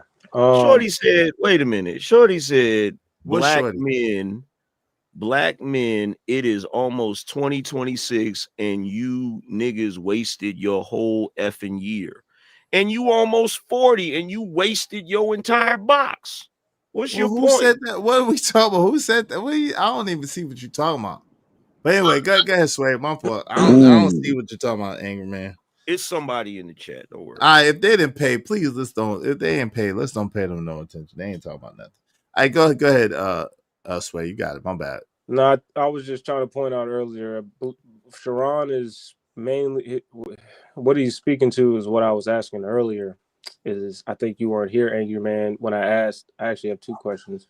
But first, let me ask you the first question. Would you accept the premise that there are men that either don't want to be leaders or don't have the capacity to be a functional leader? There are men that can't be leaders because of the simple fact that they have the same goofy definition of leadership that the women are pushing right now. Well, I'm not speaking to that. I'm not even speaking necessarily to the Black community. I'm just speaking as men as a whole. In general, we can speak about whatever definition we as men subscribe to is leadership. I know there are men, at least I'm asking you, do you accept the premise that there are men that either don't want to be that whatever we subscribe to as a leader, or don't have the capacity to be a functional? I'm not even saying they have to be a great leader, but just a functional one, not one that's going to put your family in a compromising position consistently if I was to put you in that role. No, you know what I mean? reject the entire premise of your question because your question leaves out pertinent context. You're trying to set up a straw man. I'm not. I'm asking you, would you accept the premise that they exist or don't exist? And then I can ask you my second question. Okay, so I'm not even coming as disingenuous. they exist. Yeah, go ahead. So what my question was earlier is that because I'm thinking about it, when I thought about it, I was thinking about it in real life in the workplace. Like there are a lot of guys that don't want to take the leadership role in a workplace for whatever reason, stress, capability, responsibility. Like they just don't want to do it, or they can't do it for whatever reason. And so I'm thinking about that in a relationship. If does a man have to be a leader in a relationship for it to be a functional, progressive, if not respectful relationship, or can he defer to say, no, I don't want to be a leader in this, or I recognize that I can't be, but he still wants a woman? No, he has to be a leader because that is the natural order of things. When the dodo bird didn't want to learn how to fly so he could escape predators, his ass died off. You're literally looking right now at, see, this is the funny thing about this. As much as Sharon's sitting there shaking his head, would you say that relationships in 2025 are in a good place? No, they're not, right? So part of the reason they're not is because you have, and this is the reason why I rejected the premise of your question, because it leaves out important context. One piece of important context is, in order to be a man, you got to see a man. You have a whole generation of young boys that grew up without male leadership. So it's not that they can't be leaders. It's not that they're not capable of being leaders. They have not learned to be leaders by watching other men be leaders.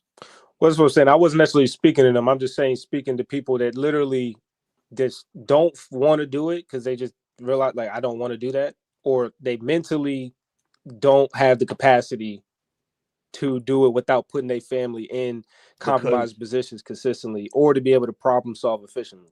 Because that's part of it. What I just got through saying is part of it. No, I'm saying, I'm not speaking like, let's say generally, I'm saying in the time, we can pick any time frame that you want to pick, where generally speaking, most men could meet the capabilities, we would say bare minimum leadership capacity. But there's also always men that can't. And I get it, most men probably haven't been able to procreate, and that probably answers my question. But I just asked again, is that right in a sense, or you know what I mean? Okay, like, so do they have to be a leader? Because I know they can opt out of it in the workplace, but it seems like they can't opt out of it in a home and still be respected or have a fruitful situation. So check this out, Sway. I'm gonna try to explain this in a way where we're not constantly disagreeing, right? So the reason why I have a problem with the premise of the question and the concept of the question is because you're talking about male leadership as if it's a choice. And so that's what's frustrating me about the conversation. I am speaking about it that it's a choice. Okay, That's why I'm so asking you, is it a choice? Can you Well, let have him- that choice as a man in it to be able to have a fruitful relationship with a woman? Or is there no choice and you have to be a leader? And that's you could say you have to be, and I accept that. And Sharon said, no, you don't. So that's where mostly he was responding to. Okay, That's why I said how so- we got here. Okay, so y'all, the thing about it, I'm listening to everything y'all saying, but y'all not listening to what I'm saying. What I'm saying to you is the men of today, because of the way the culture is, because of the way they've been raised, because of the way society socialized them, they believe that male leadership is a choice. Male leadership has never been a choice. It has always been a responsibility. And because it's a responsibility, it's something that you do even if you didn't want to do it. There are numerous things that men have always had to do that was their responsibility. They may not want to do it, but they have to step up and do it. It's kind of like when a man has children. There are men out here right now that think raising and taking care of their children is a choice. It's not a choice, it's a responsibility. And if you shirk that responsibility, there's going to be negative ramifications. There's going to be negative effects of it. The same way, if you have men, if you have an entire generation of men that believe that responsibility is a choice, you end up with guys that do not participate in the societal norm of getting married, having children, raising them so that they can grow up to be responsible adults just like they did and repeat the process. So yeah, there's a lot of guys out here right now that think that it's a choice, and that's part of the problem. Bars. I understand your point of you disagreeing with the premise, and I accept your answer. I no doubt. Yo, shout out to my man BMU. Let me read BMU. Thank you very much, BMU, for supporting the show. Y'all be like BMU and support the show, support the stream. You know what I mean? BMU said the reason so many quote unquote men have quote unquote quantity is because they can't find quote unquote quality.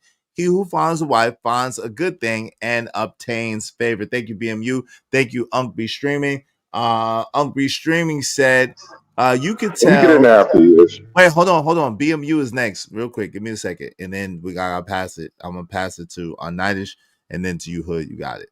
Unc B Streaming said, and then Jalen. I gotta let Jalen get in here for a second too. And Unc B Streaming said, $4.99.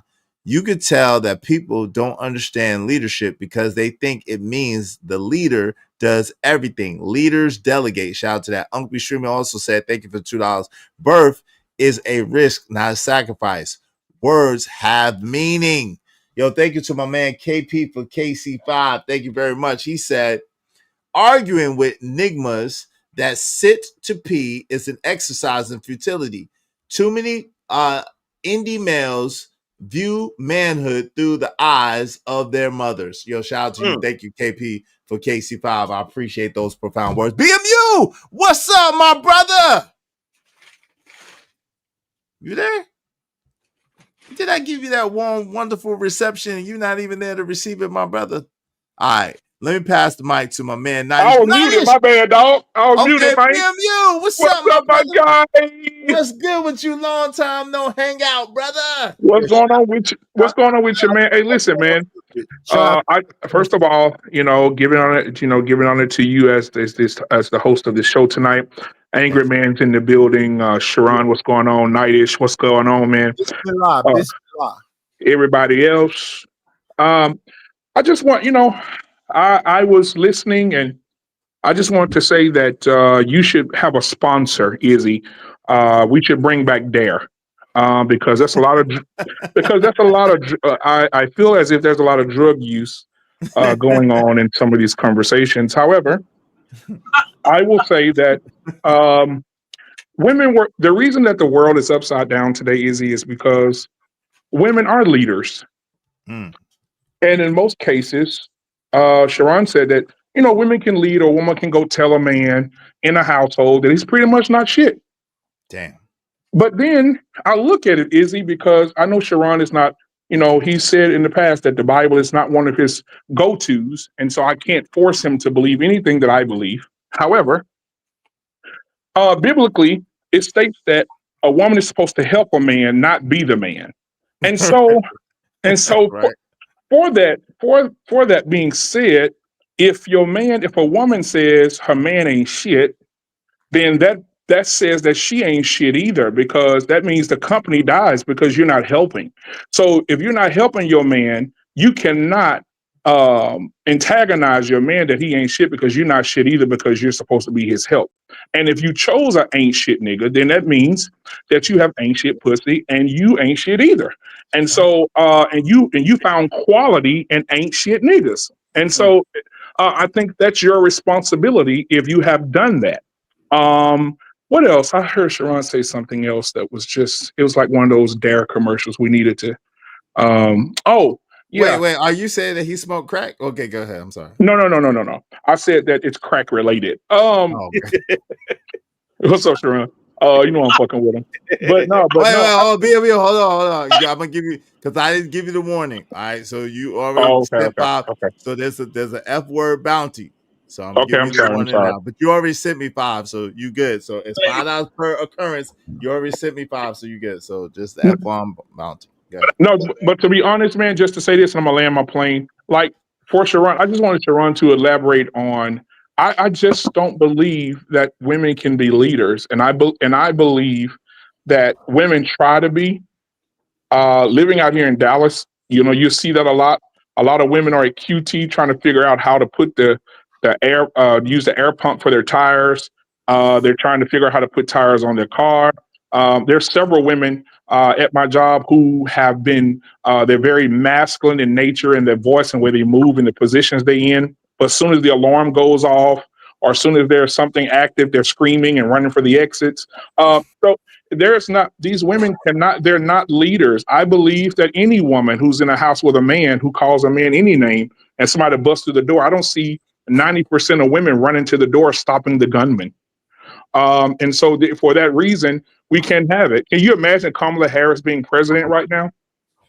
What would the world look like? What would the United States look like if she was president right now? It'd be it'll be the Super Sissy Association. It'll be the Softies of America. It'll be so many different things that we would see rather than what we see now. So that's I'll just land my plane there. But I did want Sharon to elaborate on how he feels a woman can really be a leader over a man when she can't match his strength, she can't match his speed, she can't match the internal thing that God gives a man just to be a man. And I just want to understand, how can you match that, if he can elaborate? Okay, go ahead. Nadish, if you would, let Sharon answer to that. And then Nadish, you're after Sharon. Go ahead. So leadership in the household has nothing to do with all those attributes that you said. Leadership is got to do with your characteristics, how you can foresee things, your integrity, to problem solve. Being a leader is more mental than physical. So this idea that a woman is not capable of leading a man is insane, especially if the man do not want to be a leader. So if the man is willing to allow his woman who is better suited for the position to lead them in whatever that is, then that is the best situation for the family. And it is women out there that absolutely can do that. Majority of men do not want to be leading in their relationship. Majority of men just want to get on to get on. They want to go to work. Women go to work. They come home, get a beer, watch some TV, have sex, and that is it. They don't want to lead anything. And the men that are leading in the sense of what BMU is saying, that wife can tell a religious man that he ain't doing the thing right because that man is supposed to be following God. So again, that man has a plan. And that plan, she could look in the book and say, hey, babe, this is what you're supposed to be doing. And then he could read it with her and say, this is XYZ. And they could go through the scriptures and figure out if he's doing it correctly or not. So again, if you are a man that is a leader, you need a plan. For that religious reason, God is the plan. And for other men that are not religious, you need to have your outcome as the plan. You might stray from it left or right, up and down. Things happen in life. However, that outcome that y'all both agreed on searching, you should be leading towards that. If you're not going towards that outcome, you are going in the opposite direction, and that is a bad leader. Yo, you lied. You ain't concise. Go ahead, Angry Man, real quick, and then Nines, you got it in there. Go ahead, AM. So yeah, BMU gave a hint in what he said when I was talking about women don't even know the definition of leadership. Because the reality is your leadership isn't tested when shit is going right. Bars. It's tested when shit goes wrong. And for most of us, we live fairly normal lives where we don't have any situations that require somebody to step up and lead everybody in all of those different situations, right? So when you're talking about regular leadership in the household, like I said before, you're just talking about a man being the head of the household. You're just talking about a man making decisions. You're talking about a man having the final word on how the household is ran and stuff like that. You're conflating that with the type of leadership where if there was some catastrophic event and one man rose above the rest to lead everybody to safety or lead everybody, you're conflating those two things, bro. And here's the reality, right? You know how you know for a fact that women are not natural leaders? Because if we were to say right now, we're gonna present some legislation that will force women to have to volunteer for services in the armed forces, they're gonna protest that shit till they die and day. They're gonna fight that shit tooth and nail. They're not gonna want to have to volunteer for selective services to go to war for this country. Meanwhile, you have men that willingly volunteer for that shit. Willingly. Women are not built for leadership. What you're seeing with women who have fallen into the role of leading their household is pseudo leadership. And that's part of the reason why when you look at single mothers, especially 90% of children raised in those households end up in some form of dysfunction. They go to jail. They sometimes they're on drugs. Sometimes they're runaways, all of that shit. You think I'm lying, Sharon? Go look it up. Yo, think I'm lying, go look it up. All right, hold on. Yeah, hold on. Yeah, Nidish is next. Then let me let Jalen get in there. You can get in there after Jalen. But hey, before you say that, Izzy, here's the funny thing. Did you notice just now when I challenged the concept of women being leaders, he lost his damn mind? Did you see that? Of course, that's his knee-jerk reaction. We already know what it is. Men who are natural leaders, today these men can't be leaders, but the moment I challenged a woman's ability to lead, you over there having all kinds of conniptions and shit. Of course. Let me let my man Nidish get in. Nidish, what's up, man? How you doing? What say you, good brother? How you doing? Shout out to you, Izzy. I want to wipe my feet off at the door and shout out to this is a power panel. What I want to say, shout out to Sharon Bracey, shout out to Angry Man, shout out to Hood Conservative, shout out to Sway Producing, shout out to Trucker Yell, shout out to Black Man Unfiltered. Jalen, don't forget Jalen too. Jalen is Jay on the phone. Jalen's here too. Yeah, I don't know who he is. That's Jalen. That's my man, partner. Whoa, partner. This is Jay. Wait, whoa, partner, whoa. That picture looked like Benny the Butcher. I thought that was Benny the Butcher in here. Nah, that's Jalen, man. That's Jalen. Jay Kelly. Go ahead.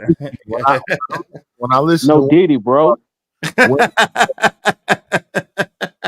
He said he was Diddy?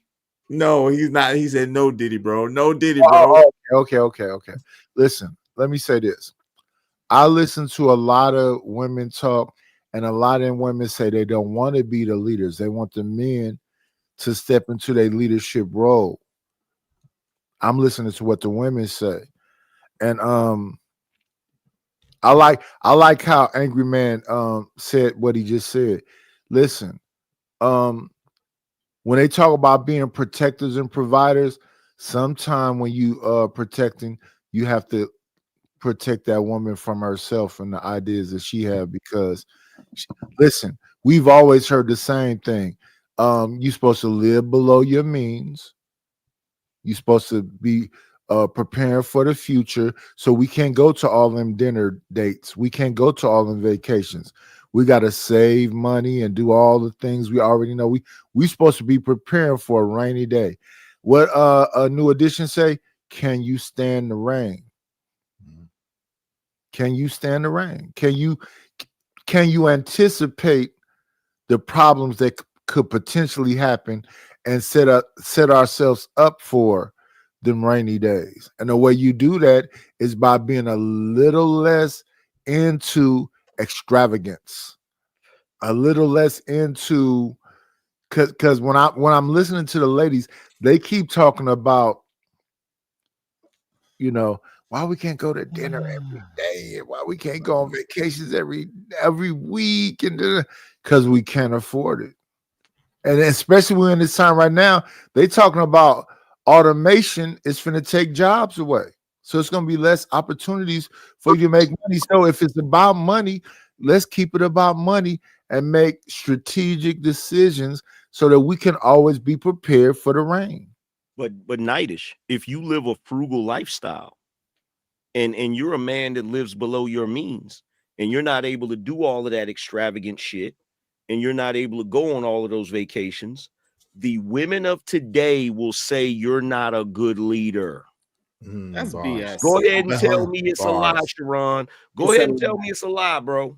And I'll tell you the reason why it's a lie is because you can find a homebody woman that is willing to do all the things that you need. So again, if you have the proper leadership skills and you explain it to the woman, this is our outcome, this is the goal we are trying to achieve, and Which that woman is into you, she is going to follow that plan. But majority of men do not have a plan. Which culture you talking about? Any man and woman, American culture. That's in America, if a man true. has a plan and he's able to explain and express that plan to the woman that he says that he loves, she is going to follow it. She has a decision to make. And once she makes that decision to follow it, and long as he is going towards that outcome, she is going to be with this is American culture right here. Sugar Bub said, not me, I'm outside. She's not in my chat, but she said, not me, I'm outside. Shout out to Sugar Bub. Exactly. You had a woman come right on the panel, say flat out at the beginning of the show, they don't need you. How are you a leader to women who don't need you, bro? Like it's a weird thing. Like women want to be the leaders and all that, but here's the secret: male leadership is cheap and free. Female leadership is always a government project that requires millions of dollars in corporate sponsorship. It's fake. It's an illusion. So the thing is that you only need your woman to follow you. You don't need all the women to. And let me just say, his woman is part of all the women. No, you not. always Let me say just that goofy shit. Hold on, let me just read one cash app and then you got it. Let me just read this real quick. I just want to read this and you got it. For our vacation, fine dine, save, and get some real money, ninjas. You see what I mean? See, that's that bullshit. Hey, yo, who want to pay to get Sharon up out of here, man? That's that bullshit. Hold on. Somebody do something to make me feel better. Yeah, what up, boss? Do something to make me feel better. I thought you'd never ask. What you gonna do, man? What you gonna do to make you feel better? That's messed up, man. Check this out, bro. If you don't want me, if you don't want me in, I'll mess up. You good, man? Come on, man. Stop being sensitive. You good? I was playing. I was playing with you, but go ahead, go ahead, Anger Man. Come on, check this out. Like who plays like that? Right now, as we speak, he's running because he knows I'm about cry, baby. Cook his ass. That's why he ran, because he already know. Right now, as we speak, there is a guy in Guatemala that has a wife. They live in dirt poor. And he said to his wife, look, this is what we gonna do. We gonna get in this caravan and we gonna march our way to America, and we gonna go to America so we can have a better life.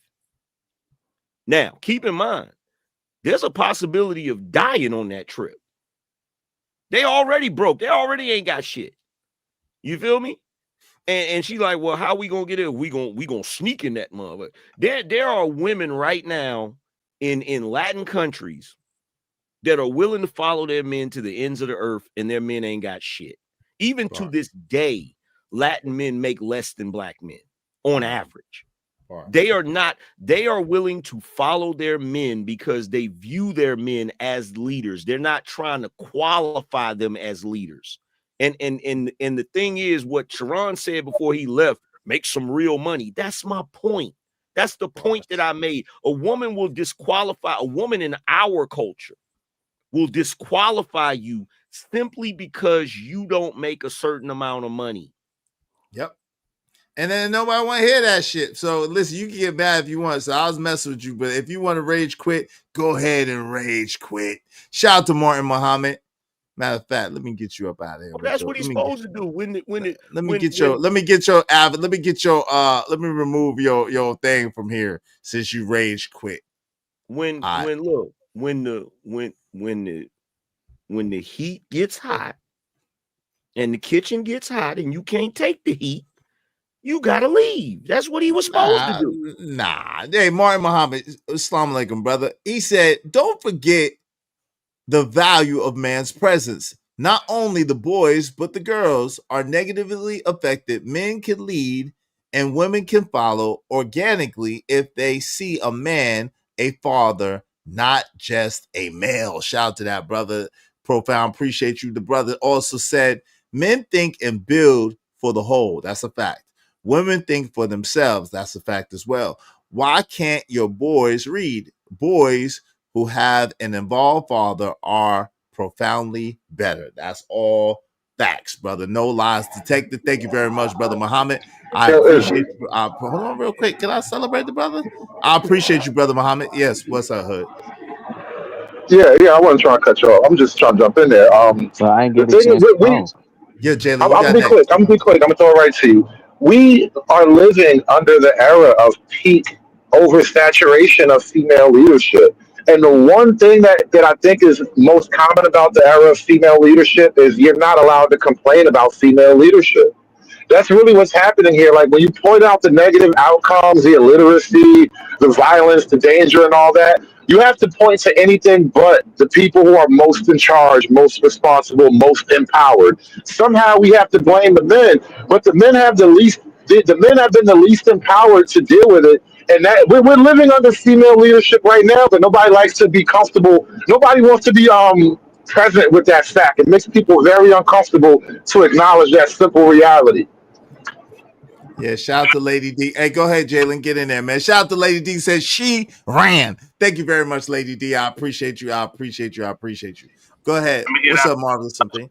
Yeah, you got next. What's up, Marvelous Opinion? How you doing, Marvelous? Go ahead. You got it, Jalen. What say you, brother? Yeah, I was fair to say something right quick. Like, you know, most of these women don't like men to be leaders, but I seen a video of this woman talking about be manipulative to any man, and she said destroy all men. I'm like, yep, you're teaching more women to be staying single and ever. Like, oh my God.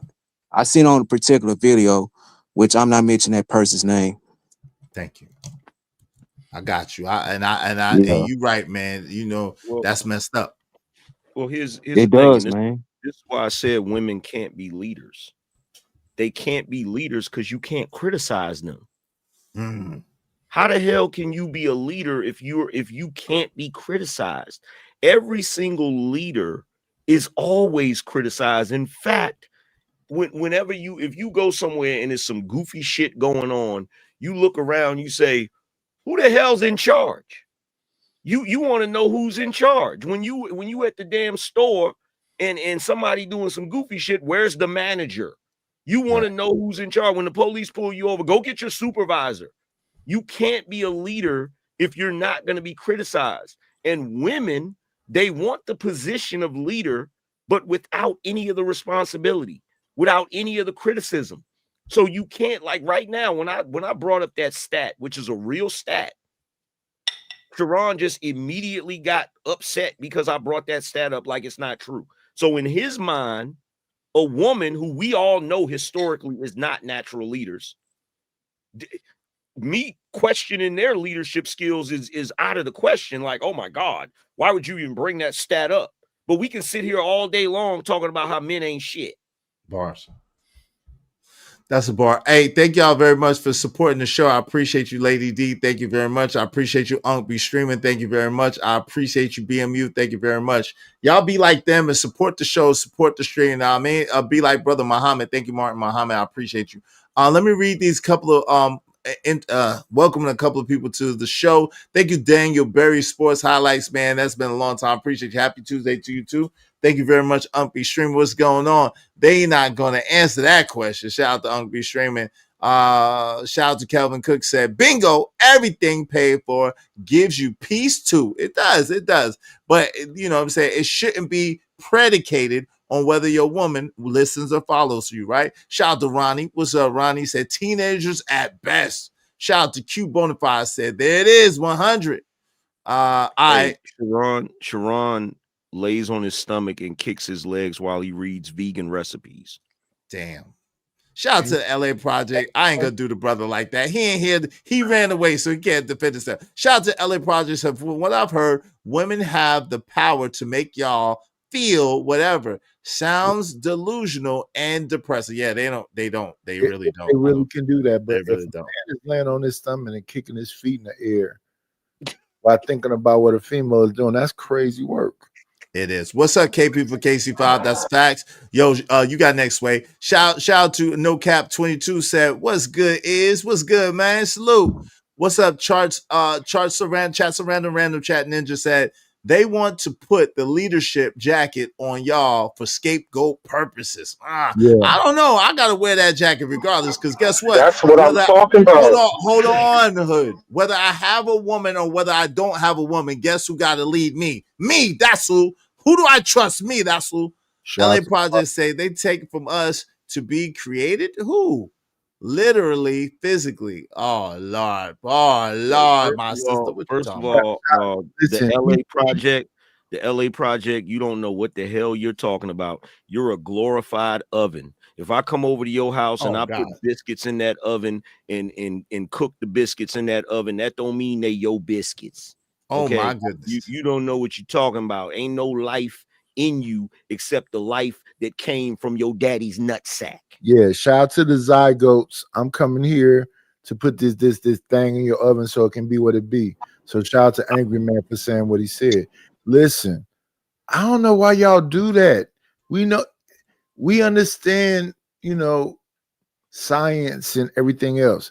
Yeah, y'all want to say that y'all no. It's a zygote that need this sperm to create this baby, and that baby look. All my kids look like me. They look a little bit like you. A little bit. Shout out to you, and I love you, and you amazing, but they're my babies. Hey, shout out to B Love. Hey, B Love, how you doing, sis? What's up, 757 Skybird? What's going on? Good to see you. Yo, shout out to Punanga. Is that how you pronounce that? Punanga? CEOs have assistants and advisors. They listen to the advice, but they ain't taking control of the business. A good woman will know how to play her position under a man's leadership. Bars all day, every day. We delegate that shit, and if you understand how to follow the leadership, then everything comes out amazing. And shout out to my guy, Marvelous Opinion. Salute to you, soldier. Salute is marvelous. And hey, look, go ahead. The egg. Y'all keep saying this about the egg. The egg is dead. There's no life in the egg. There's no life in the egg. Y'all really don't understand this. Okay, there's absolutely no life in the egg. The only life that comes in the egg is when that sperm goes in there. If you think you make babies, then make one without us.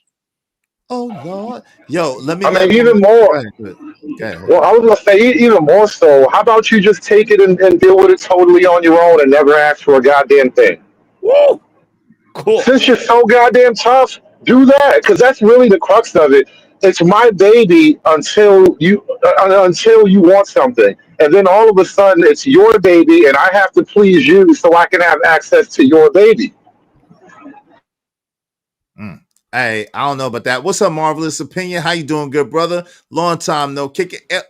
Give me 1 second. Let me let Sway get in here first, because Sway said he had a question. He had to go. I apologize, Sway. And go ahead, Marvelous after Sway. Go ahead, Sway. What's up? I'm after Marvelous. Okay, you got it. Yes, sir. You got it. A prefix or preface. I don't know. Prefaces.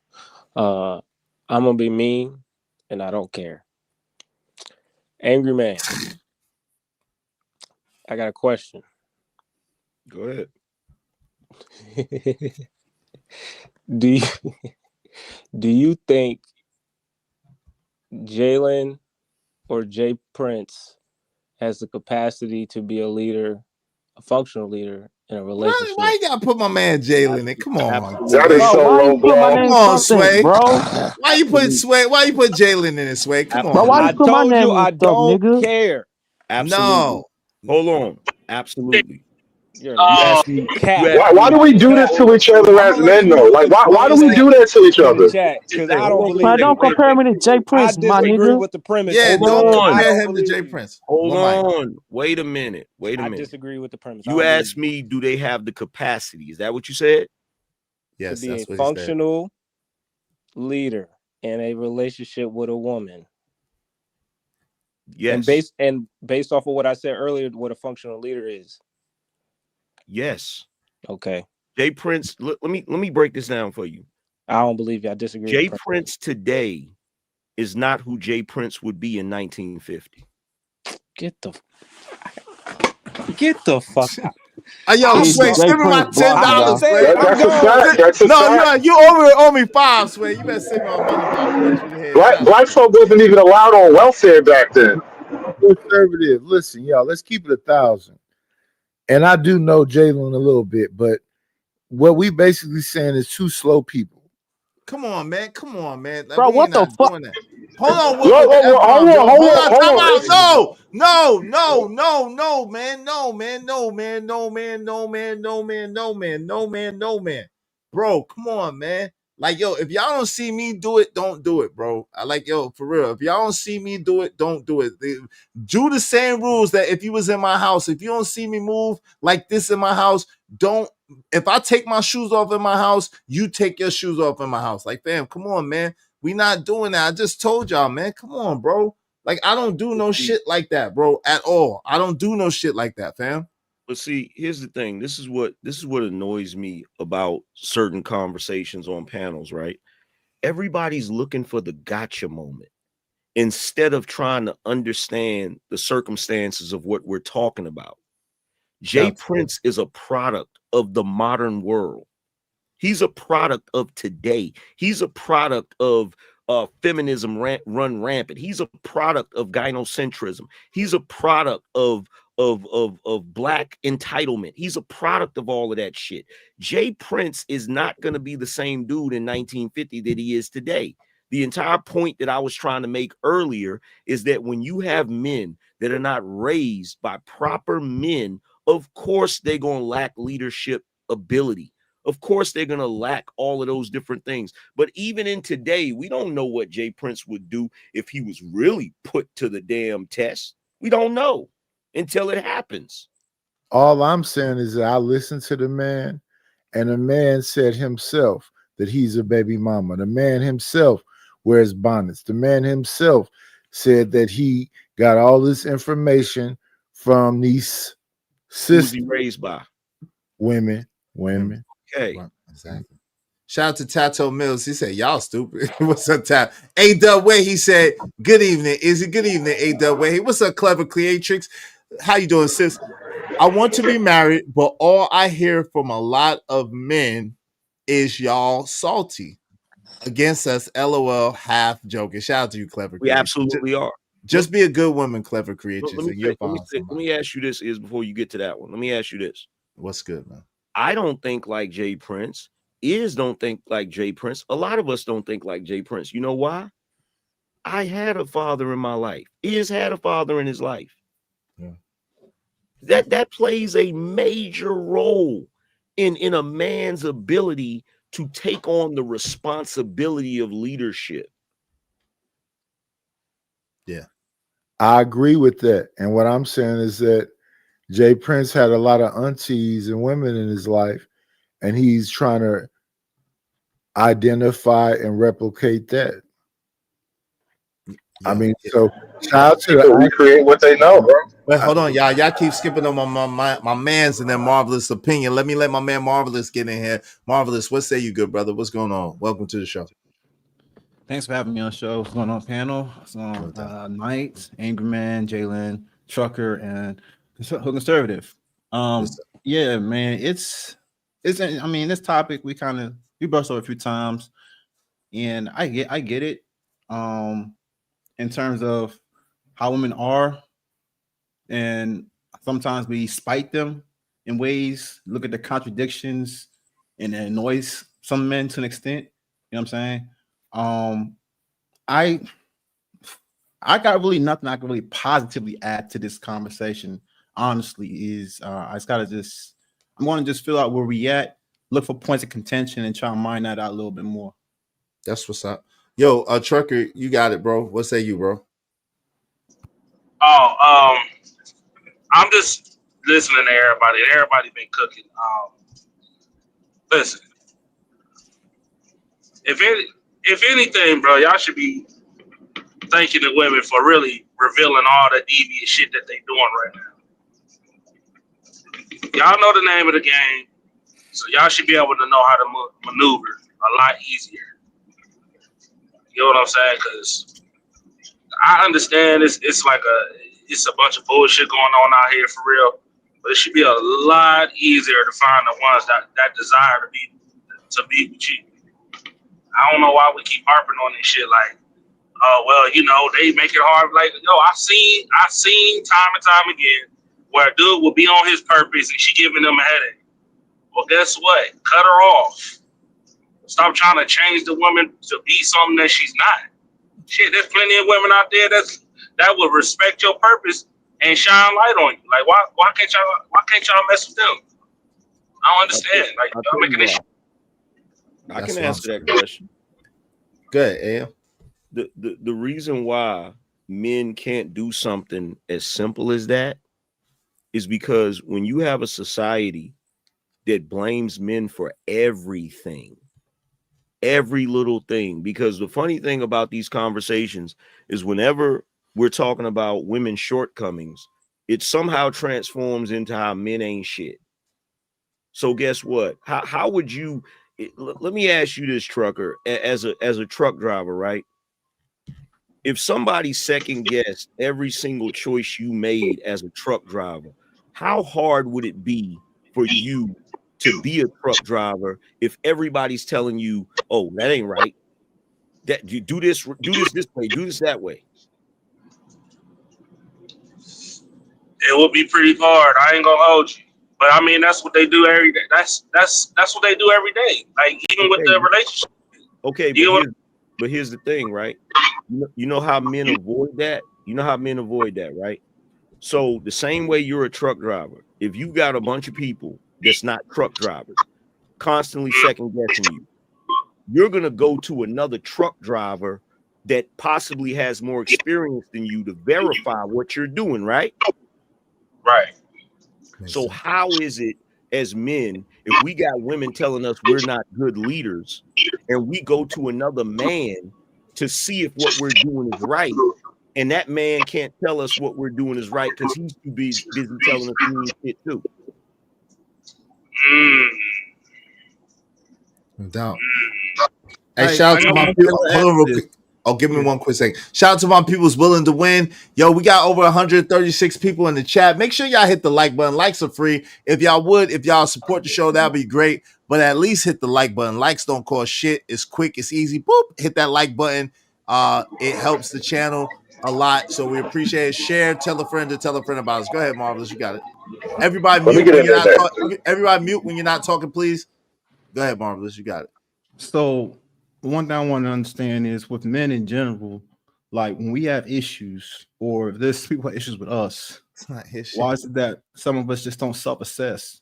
Like, yeah, you can always go outside yourself and look for all these different things, but ain't no one gonna know about your life more than you. So what I'm pretty much saying is that I think a lot of men need to be more self-aware about what the situation is, because honestly, this is me speaking. I know we all live anecdotally here and stuff, but for the most part, these issues that we talk about, they never been an issue of mine.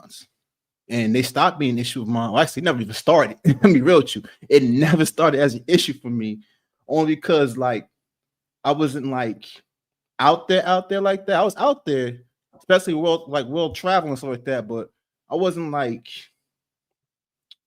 trying to really I wasn't like out there. I wasn't trying to be thirsty like that. It's like whatever comes my way, comes my way. I was on that prize type shit. So yeah, I was like pretty much selective for the most part. I didn't have to go out there and try to chase skirts all day. But even with that being said, not saying that every man's gonna have that same outcome, but for those who honestly just move confidently, move smartly, you don't have to work for it. Like they come to you. It's not even just like sometimes just women, it's people in general gravitate towards you when you move with confidence. They look at the way you present yourself. When you got like energy like Angry Man, right? He go out there, he presents himself, he has a success that shows. His confidence is exuding. He don't have to prove nothing. His work shows forward. You know what I'm saying? He don't have to, he's not he's not trying to prove himself to nobody. He looks to himself first and then works on himself like that, rather than having to look at listen to the criticism. Because first off, the world don't owe you nothing. So all these people out here talking all this stuff about you and stuff, what does it matter? Who cares? They don't owe you that, they don't know you. If you can stand on you without shaking, that's good. But if you start shaking the moment someone talks about you, then you have lack of confidence. That means it's something you don't know about yourself. You shouldn't be moving at all. Shout out to that. Martin Muhammad 999. Appreciate you, bro, for the triple. Men are awakening and reclaiming power against all odds. Because of men like you all, these spaces are becoming the new fathers. Power has to be taken, and this is why women are hollering. Shout out to you, brother. Shout out to you. Lady D said, how y'all gonna kick Sharon off his shit? Because it ain't Sharon shit. That's not, and we didn't kick him. He left actually, but it's all good. Hey, Scrap Skrilla really said, this is channel, not Sharon's channel. Bars, and more bars. Shout out to B Love. B Love said, honestly, can y'all mute when y'all talk when someone else is talking, please? Honestly, I see most women and men blaming each other instead of themselves. What do y'all think about that? Anybody want to address that? Yeah, I want to. Yeah, I believe that's I wanted to say something before we change the subject. I was trying to get there. Okay, go ahead. Hold on, real quick. No, I wanted the thing about leadership. The last point I wanted to make, and it was a perfect example of Sharon being on the panel. When women come up and they try to explain and express themselves and talk about how their vision is and all that, it becomes obvious how unworkable and how untenable her vision is.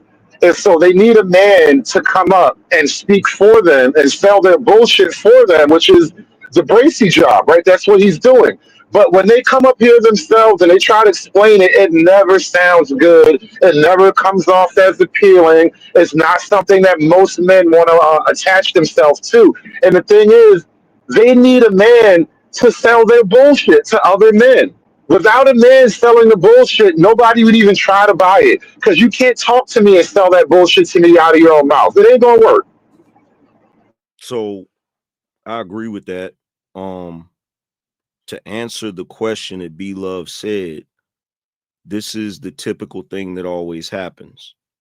If we're talking about what men are doing wrong, especially if it's a fact that they're doing something wrong, everybody, men and women, can say, you know what? You're right. They do need to change that.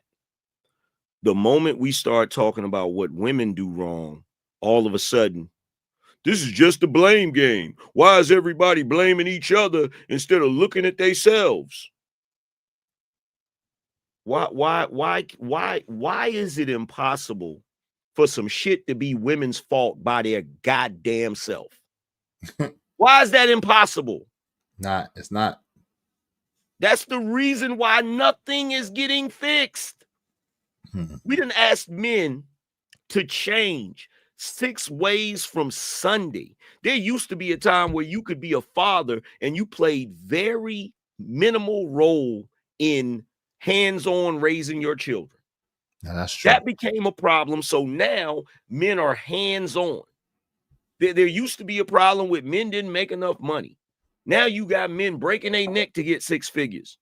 No matter what we do, it's always our fault. It's always Jermaine's fault. And that's the reason why the women, as much as they want to gaslight and lie about it, they're not improving. They're getting worse. That's the reason why you can't have a relationship with the average woman, because you cannot correct the average woman. We have never lived in a world where men couldn't correct women until recently. And guess what? If we didn't correct them back in the day, it would have been like this back in the day. Yo, You know, Auntie, I apologize, Trucker. Give me 1 second. Auntie said, I know a dude literally paying $3K a month in child support for his ex-wife, or is that $3? I don't know. They have shared custody and she makes over 6 figures as an LPN. I guess it's $3K. That would only make sense. Shout out to that. 50-50 custody, bro. Solves a lot of problems. Wait, is that $3 or $3K? I don't know. Hey, I read that already. That's $3. I doubt yeah, I thought it's $3K. And what's up, Mr. O with the info? What's going on? What's up, Scrap Skrilla the Rilla? He said exactly. AM. What's up, Loaded Lies? Said he basically became a BM. Yeah, go ahead, Trucker. My bad. What's up, D? No, go ahead. You good. Nah, you got it. You got it, Trucker. Al Bundy said on the floor of Congress, he said, when we were kids, we watched the Three Stooges, and we never tried to run a saw across a bald guy's head. He said, when my kids get to cutting up and not doing what they're supposed to do, I place the blame squarely where it belongs, on their mother. And it was funny and it was comedy, but it was truth in it. It was truth in it. Shout out to Cole. No doubt. Go ahead, Trucker. Trucker got the floor. He was trying to speak. Go ahead, Trucker. It's funny, right? Somebody said something earlier. I don't know who it was, but they said that anytime we speak up, it gets shunned, and they only doing that because they understand. Like back then, when men was actually speaking up and actually, talking they shit, and trying to stop cussing. It was a different environment, right? But as soon as men start doing that, I'll wash your drawers and pay your rent shit, everything changes to this goofiness that's going on right now.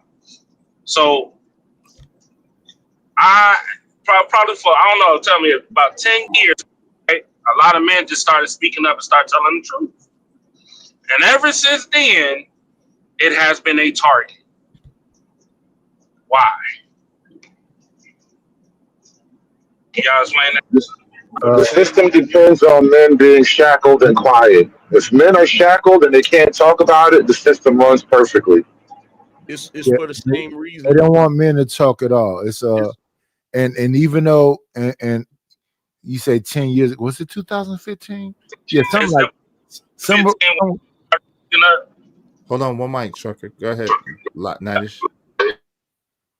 Good, Nightish. What you saying? It was somewhere around like 2015, whatever else. See, the thing is this: I think a lot of men believe in conflict resolution skills. The author of chaos is the devil,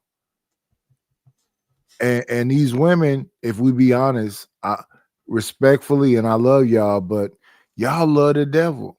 Y'all call that demonic stuff swag.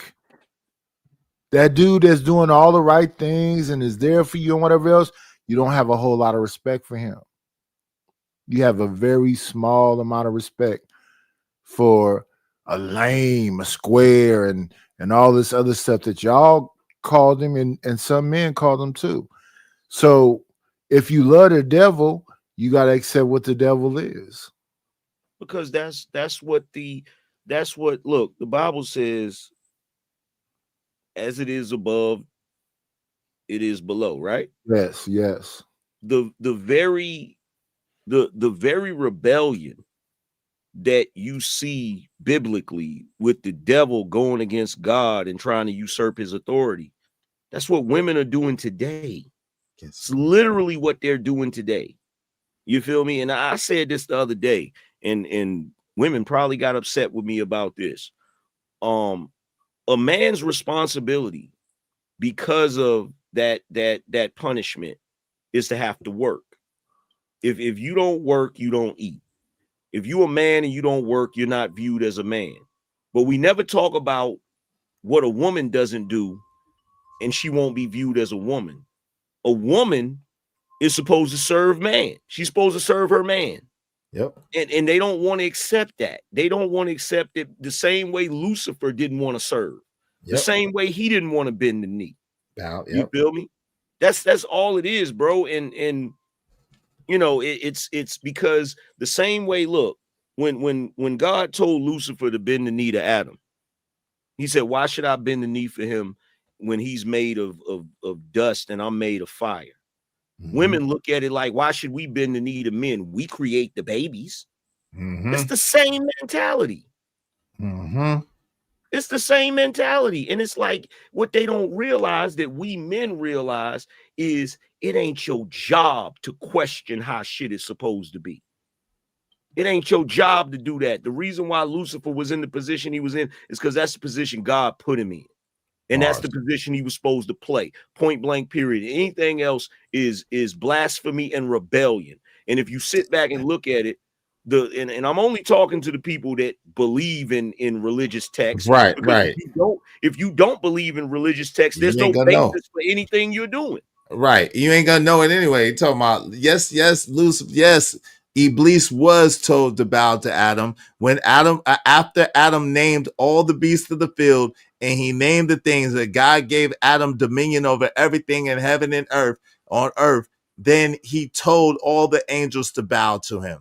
And the devil was the one that said no, basically that wouldn't do it. So yes, that's an actual fact. If you read, you know that. And if they ain't a tool of the devil, you explain to me why the hell they keep sacrificing all their children to the devil's son. Damn. Yeah. And hold on real quick. BMB said, with all the debauchery, there is no respect. Go ahead, fam. You got it.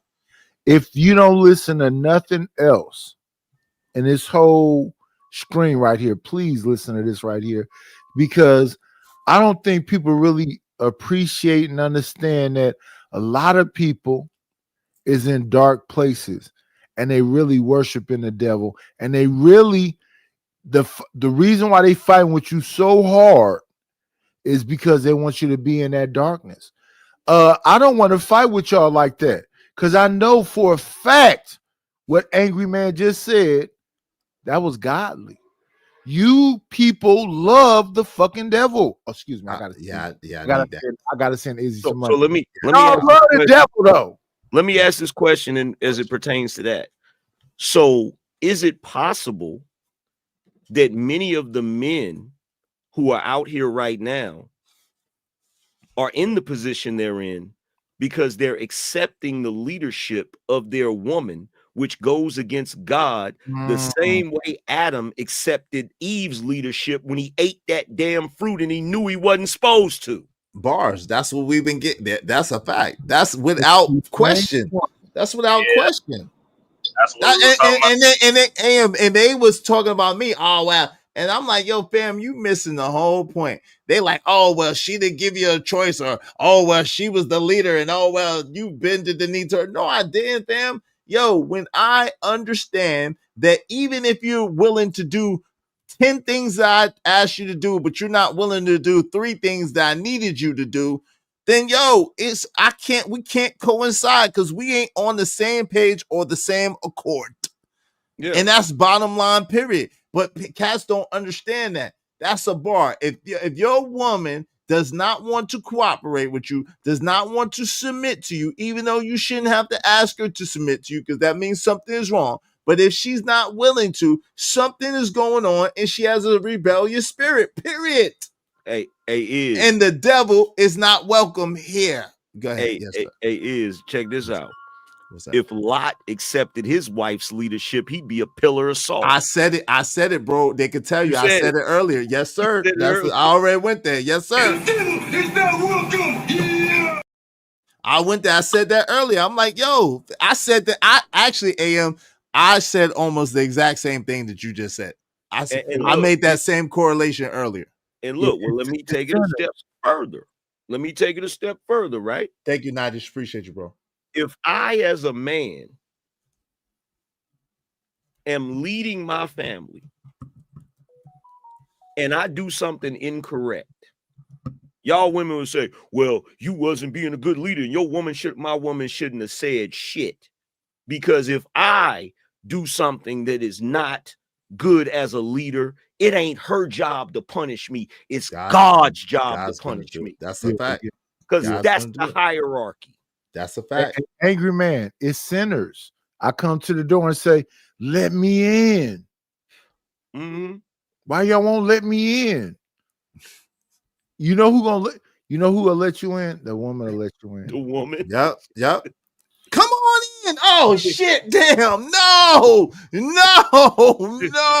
We was trying to wait till sunrise, fam. No. Yep. Start feeling away. My baby. Yep. That's why I tell women, look, anytime I've gotten into it with women, they get to talking crazy. The first thing I say, you got kids, right? They say, yeah. Then go correct them, because it ain't your job to correct me. You're really not supposed to be in a leadership role. If it's biblical, you're really not. So when I see all these women preachers with their tight skirts on, showing their hips and everything off, you're really making that place a demonic place. You already know that. That's already without question. Izzy. Yes, sir. What's up, Jalen? I had read the Bible.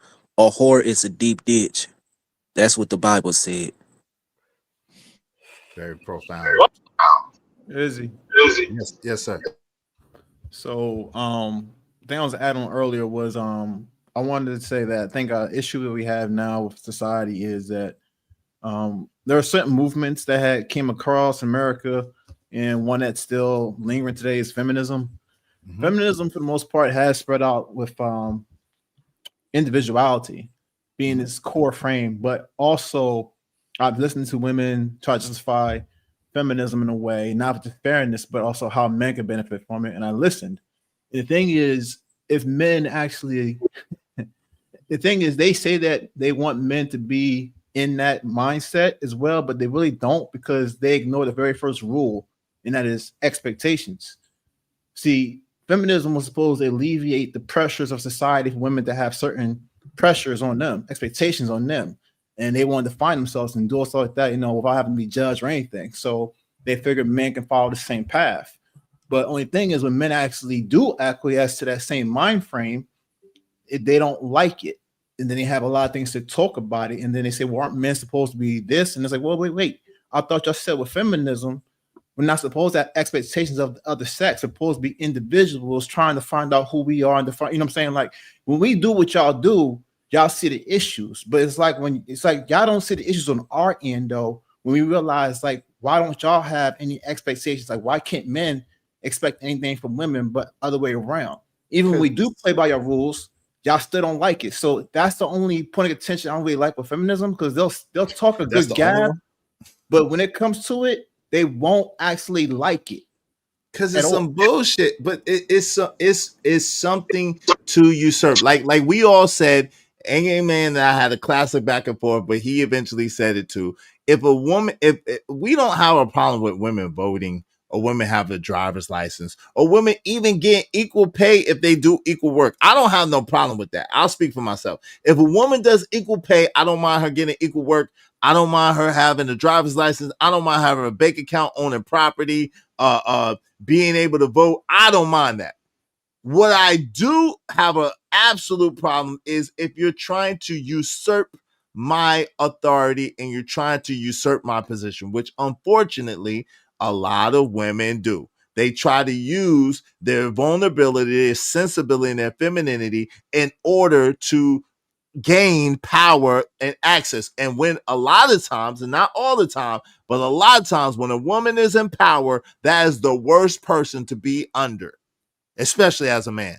It's just not good, and not in my experience. Can I say one thing to Marvelous? Say that too. Let me say this one thing to Marvelous. Marvelous. And respect to you, brother. The most men I see mentally, their focus is order and structure. We always think about how to fix something. But that woman that has that chaotic mind, and she is chaos. And we know that the devil is the author of chaos and confusion. Respectfully, I love women. I'm not a hater of women, but they work from chaos and confusion. They're going to always be challenging you, because your mind is going to always be thinking about order, structure, standards, rules, how to do whatever. And she's always going to be there to challenge you. because All right, she so they'll she, take that. she operates from chaos and confusion. So I don't be trying to be like ridiculous when I say that she really like is demonic because she's always challenging you, pushing you. Who has that music playing? I was gonna say, how about this then? Tempting you. Because if that's the my fault, Right. angry man. Go ahead. Tempting you, right? Tempting you to do things that tempting you to do things that go against God's law. Bars. Which has been from the beginning. Yep. Yo, why Marvelous asked, did you get an email, Angry Man? I think I did. Okay. All right, go ahead, Marvelous. You got it. Yeah, so I'll speak to that. So I understand with the nature and all that stuff, with that women being chaos and all that stuff, right? But then that should be easy for us, those who are men who are patient and put things in control. If a woman, this is man's downfall, I believe. We don't like to see others suffer. And that's our kryptonite. That's the feeling that makes us do stupid things. Like we know things will correct themselves if you allow it to, but we won't. We won't let it too far. Well, we won't let women suffer too much. And because of that, we'll go in there and get our heads knocked off. We'll go and put our lives up there. And you know what I'm saying? Like we'll do all the things to protect them from themselves. And it's like, well, if that's the case, then y'all just as guilty. Because if y'all know what the solution is, and y'all solution based, y'all do know what the solution is, then you should let them bump their heads and let them fix themselves. But most men, that's what modern men are doing. Men can't do that. Most men really can't do that. Well, that's what a lot of men are doing. But I think let me just say this. Shout out to American Tradesman said, this is why you need to get a woman who has parents that are married and she fears God and they went to church and stuff, or you're going to take an L. That even then it still could go either way, but that's a better formula. I give you that. Family God 21 said to the woman, he said, I will greatly multiply your sorrow and your conception pain, and you shall bring forth children. Your desire shall be for your husband, and he shall rule over you. Yes, he shall rule over you. Shout out to Casey Darfire. Said, I worked underneath women, and I always had to explain everything about the job more thoroughly. Shout out to that. Now, HT Bowl 1. You always got one, brother. He says, all of this goes with bodily autonomy. Y'all ain't getting that. And this to what I say is, nigga, what? You lost your rabbit ass mind. What about bodily autonomy? What is he? Hey, is. Real quick. You don't hear Angry Man talking, brother. Give me 1 second. I know you probably don't hear. What about bodily autonomy? That's what feminism is all about. That's what he's trying to say. And that's why feminism is anti-God. Right. That's why feminism is a tool of the devil. Because if you're a person that believes in the religious text, a woman's body ain't even hers. It's her husband's. It's her husband's. Yep. It's her husband. So guess what? When a woman screams all that bodily autonomy stuff and then she goes and terminates your seed, that's a sin. Yeah, that's demonic. Yep. That's a sin. Like she's not supposed to be doing that. So, look, like I said before, the only reason, look, every time we have conversations like this type of conversation, because some people probably get annoyed that I might use a Bible verse or something, but that is the basis of where my sense of morality, decency, and all of those things come from. Right. So if you don't adhere to that, then I don't know how to explain anything to you, because you basically a damn heathen as far as I'm concerned, and you don't have no rules that you follow except the ones you made up. Right. And how can we follow something that you just made up and your ass just got here, just like I just got here? Bars. I was gonna say, honestly, hold on, y'all. Truck is up. Go ahead, Truck. What was you saying, bro? Yeah, I don't be listening to these women, y'all. Like, y'all realize, I think they said it's about 450,000 jobs that's lost right now. I mean, the women that quit, they didn't quit. They quit their jobs. Not lost, they quit. Deletions upwards of 500,000 each year. So I don't be paying attention to nothing they be saying, bro. So a lot of them probably. And look, the prime example, like, see how God worked. The prime example just popped up. The woman, Dana Forbes, just said that's the problem with religion. Of course. They're godless, lawless beings, a lot of them, unfortunately. Godless, lawless beings. It makes you wonder. It makes you wonder why. It makes you wonder why they went to church in the first place back in the day. I feel like they went only because they was obligated to. No, I think a lot of women back then wanted to do better and work and were trying to be better. You know what I'm saying? I think that they honestly wanted to and were trying to be better, right?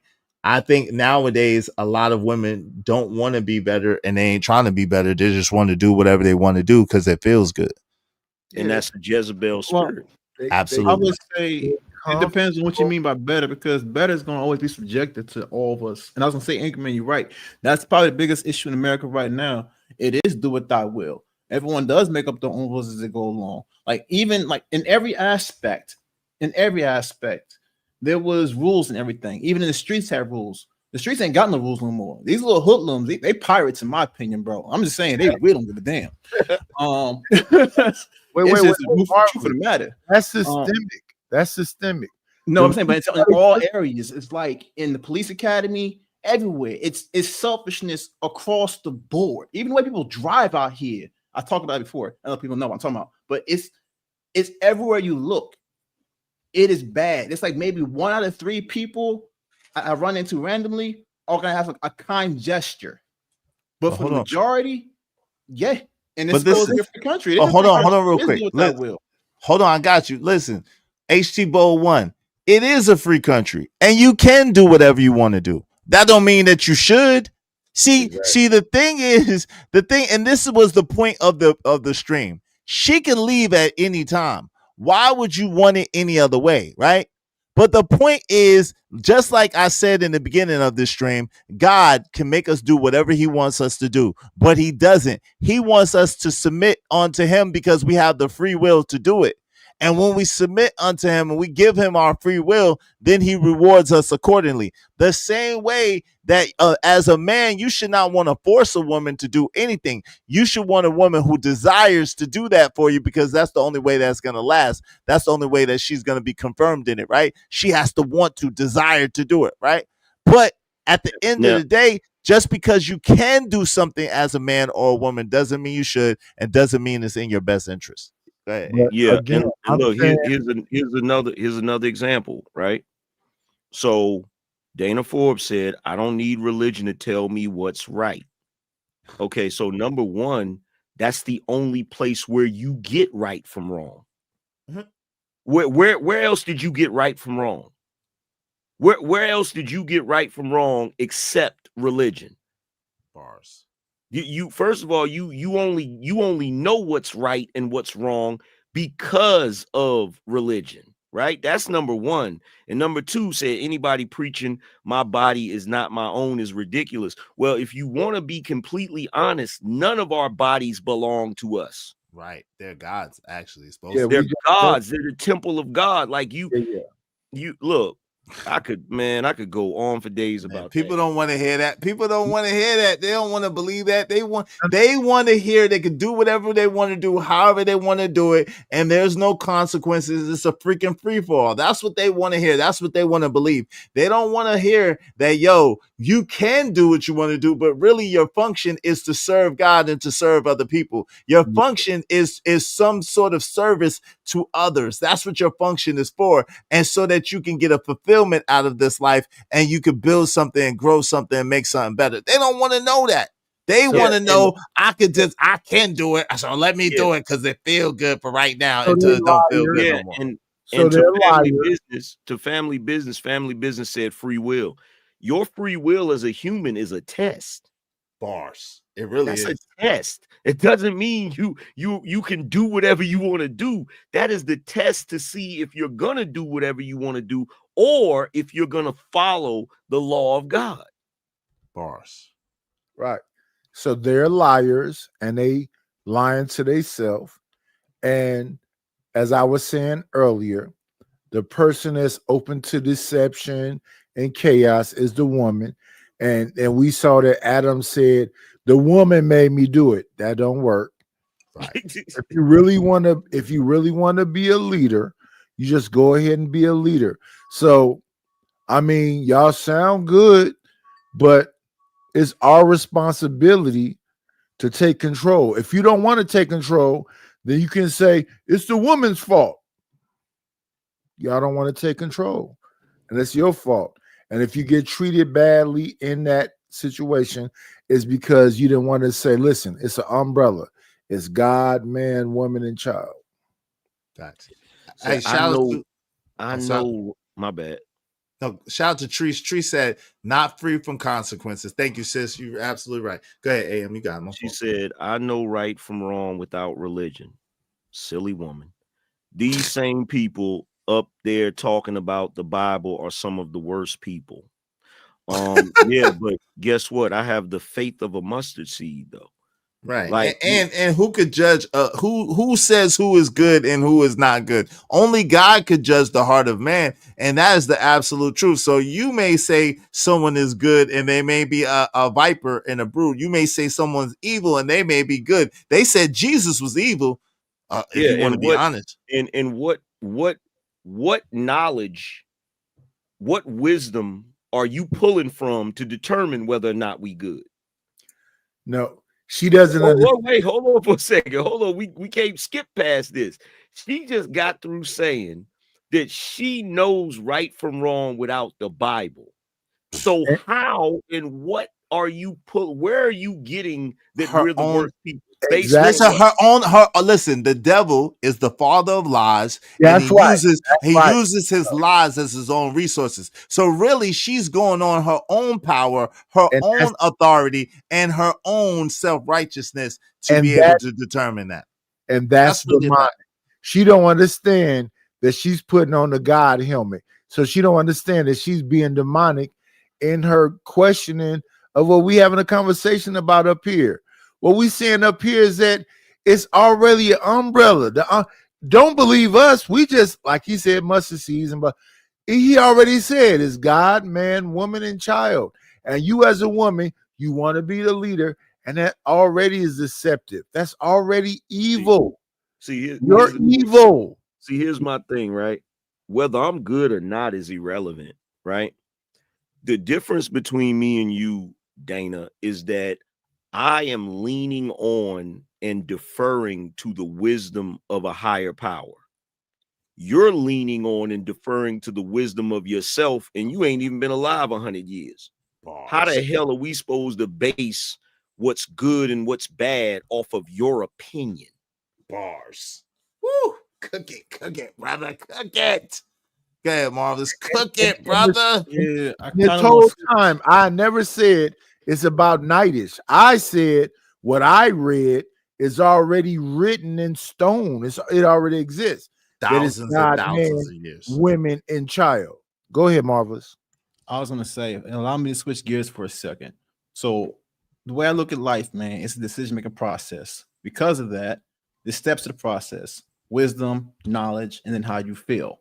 Now I'm getting right to the feelings of this, right? Because that's where a lot of people are stuck at. That's the base of it all. It's the emotions and stuff.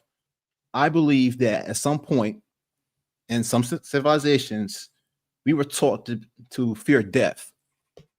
And most people are scared of death. And because of that, they selfishly cling to life, believing that they own it, that it's like it's something that they're going to have indefinitely forever. And we know better than that. Again, if you go higher up, you know that everyone's going to die at some point anyway. But you stay in your lower self, believing that you can cling on to this thing called life. Now, because of fear, because of your fear of life and you grasping for it, you're going to move in that way fearfully. And a lot of people don't take the time to realize it is pointless to be fearful of the moment, because that's all life is, but a moment. Now, in that moment, can you at least admit that all that you think that you possess is not yours?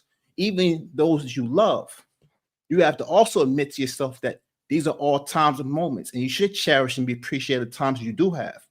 You know what I'm saying? Like when you do pray, you're praying for a moment. You're not just praying for the revealing and the eye and the healing, all that stuff. No, you're actually asking for the moment. And most people don't live in their moment. They're too they're too much in their emotions, trapped and bleeding, trying to catch something, and they're not really getting this thing called life together. They're not really seeking wisdom to go to the next question. That's all it is. You want to know people, make people accountable, you ask them to question themselves. Once they start to ask themselves what it is they did and how they got there, they're starting to apply wisdom. So that's all that is. Once you actually start to do that, that's where things start to accelerate for you as an individual. People ain't really trying to be more self-aware because it feels good to be on the bottom where everyone's at. Because misery does love company. Right. But I want to say something after this is the thing, right? If you go to the religious texts, most of them teach do not operate in fear. Most of them teach to operate in faith, right? And if you operate in fear, you're not operating in faith. And without faith, it's impossible to please God, right? So faith is the substance of things hoped for, the evidence of things not seen. And so at the end of the day, you take one step towards God and he'll take two steps towards you. And so most people are not operating or believing, or even, it's easy when things are going your way, when things are going the way that you want them to, when everything is hunky-dory, or even if things are okay, it's easy to say you have faith. It's easy to say you believe. It's easy to say everything. But when the shit hits the fan and all around you is falling apart and all around you is seeming to be in shambles, that's when the faith has to be evident, even if it's the size of a mustard seed, like my man Angry Man said, to even have that little bit of faith to say, hey, listen, this is how it seems right now, but I know what God says, and I stand on what God says, and I'm going to do what God says at the end of the day. I'm going to go with what God says. So that's the thing. I don't think it's so much that people get fear from their text. I think that people don't really read their text, number one. People don't really believe, number two. And then number three, people just really go by what other people say instead of getting it for themselves. What say you, Nidish? But okay, Nidish was eight, and then you got an angry man. I was gonna say I wasn't speaking to the text. So just in context, I wasn't trying to speak towards the text. I was just speaking to just people in general, like the media and civilization, speaking fear, and people cling on to life itself, like they're scared to death. But the thing that's ironic to me, because this is something that 50 Cent brought to me when he said life gotta be easy because death gotta be easy because life is hard. And I realized that men in general, we would throw our lives away sometimes when it comes to dealing with things. We'll say it's easy just to die for it than it is to live for the moment or to live through this. I would rather die because that's how easy it is. We would put our lives up, our gift that God gave us, for someone else's issues. They were on the path of death, and we said we'll switch with you. Now, why would we do that? Well, hold on. Let me let Nidish go ahead. Nidish, and then Angry Man. I want to say this. Sam Cooke said he was scared to die because he didn't know what's out there beyond the sky. But if you understand the text and you read the text, we came from a beautiful place, so we're supposed to gonna go back to a beautiful place. If I'm not if I'm understanding right. So them kamikazes would crash them planes because they thought they're gonna go to a beautiful place. A lot of them Muslims said they're gonna get however many virgins. They're gonna go to a beautiful place. I think I came from a beautiful place, and I'm gonna go back to a beautiful place. So I shouldn't be scared of death. I should be celebrating death. I should be. They say you're supposed to cry when a child is born because they're born into danger and all this other stuff, and you should be celebrating, when you go away because you're going back to a beautiful place. So if people really look at it like that, yeah, when I think about death, I think I'm gonna go to a beautiful place because I don't think hell is real. But here's the reality. This is the reality, right? Nowadays, even the word of God doesn't deter women because they don't believe in God. These women don't believe in God. You feel what I'm saying? They don't believe in God. They don't believe in any of that.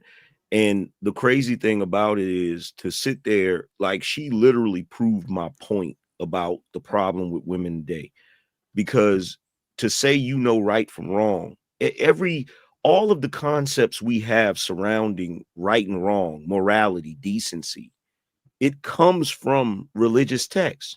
That's where it comes from. So much so that is part of our lives as human beings. So much so. Why do you think the time frame is spoken the way it's spoken?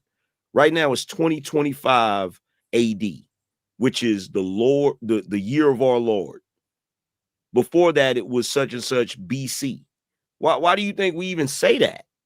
Every single thing that we do in this world, but see, you've been tricked.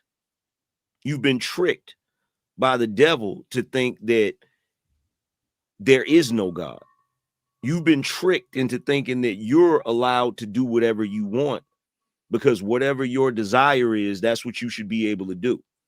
So when you're sitting here saying, oh, well, I know right from wrong. No, you don't. You only know right from wrong because God put it in you. The same way God dictated what right and wrong actually is. I'll just say this. I think most people get right and wrong confused with good and bad, because good and bad relies on how you feel. Right and wrong don't give a damn about how you feel. I want to say this. Let me just read this real quick. I apologize. Shout out to J-Man 2076 that the laws of the land based on the 10 commandments. Shout out to that. Malcolm D said notice they won't hit the link and have the discussion. Wow. Yeah. BATL said nightish slurring and shit. What's up, BATL? Andre 2420 Reform said, what's good, Izzy and A? What's good? And speak to the brothers, my brother Marvelous, my brother Nightish as well. But what's good with you, family? Good to see you. What's up, Dornick? Dornick in the building. Dornick loves life. What's good, Izzy?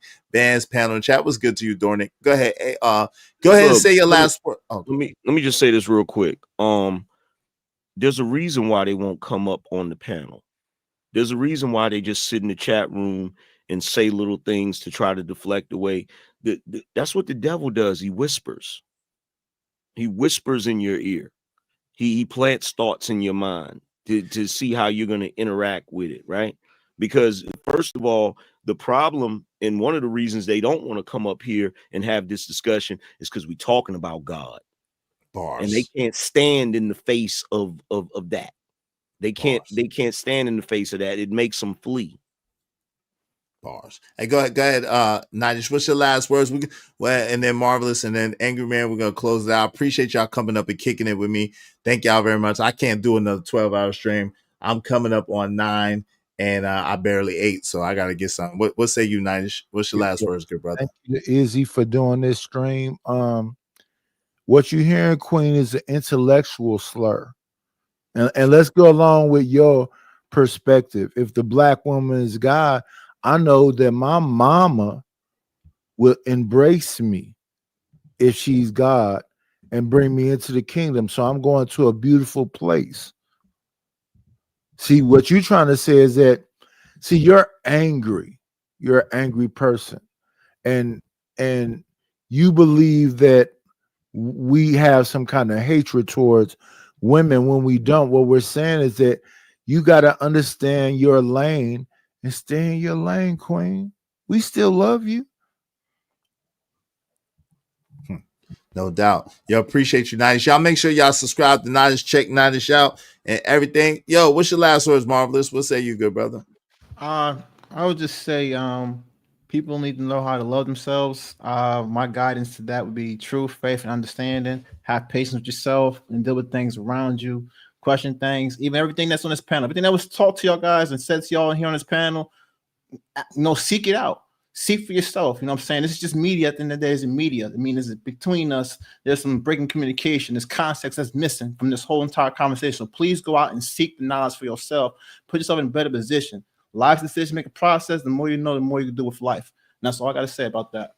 Peace. Appreciate you, Marvelous. Salute. Yo, AMG, what's good, man? Appreciate you coming through. What say you, family? What's your last words? Man, I'm just shocked and surprised because I notice, and I don't do it that often, but I notice whenever I try to lean on the wisdom of any type of religious text and start talking about God, it's like certain women get mad. They get upset when you start bringing up God. that right there is crazy work. That's interesting in and of itself. You feel what I'm saying? You should be happy I'm bringing up God, because most people don't even bring up God nowadays. They don't even want to talk about it. So I don't know. It is what it is at the end of the day. But I appreciate you having me, bro. Real talk. Appreciate you coming through. Salute. I might have to be out that way sooner than later with everything going with my mom. So I'll holler at you. Okay, cool. All right, man. Peace. Yo, thank you to everybody that came through. Make sure you subscribe to the Angry Man. Make sure you subscribe to Night. Subscribe to Kojak 303 Gaming. My man JD 1975. I meant to ask Angry Man, was he going live? I know my man JD 1975 is going live. So go ahead over there and check out JD 1975, or Angry Man may be going live shortly. Check him out. I'm not 100% sure. Check out my man Nightish later on tonight.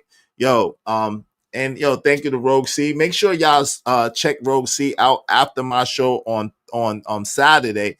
She doing her thing. Okay, my man Marvelous Opinion has a channel. Make sure y'all go and subscribe to my Marvelous. Marvelous, I think you got a wrench. Go ahead and put your channel in the chat. You should have a wrench. Go ahead and put your channel in the chat. If not, then if you could just drop me 20 and I'll give you a wrench. You could drop your channel in the chat. Y'all make sure y'all subscribe to my man Marvelous Opinion as well. Subscribe. Yo, thank you very much. Oh, you're not?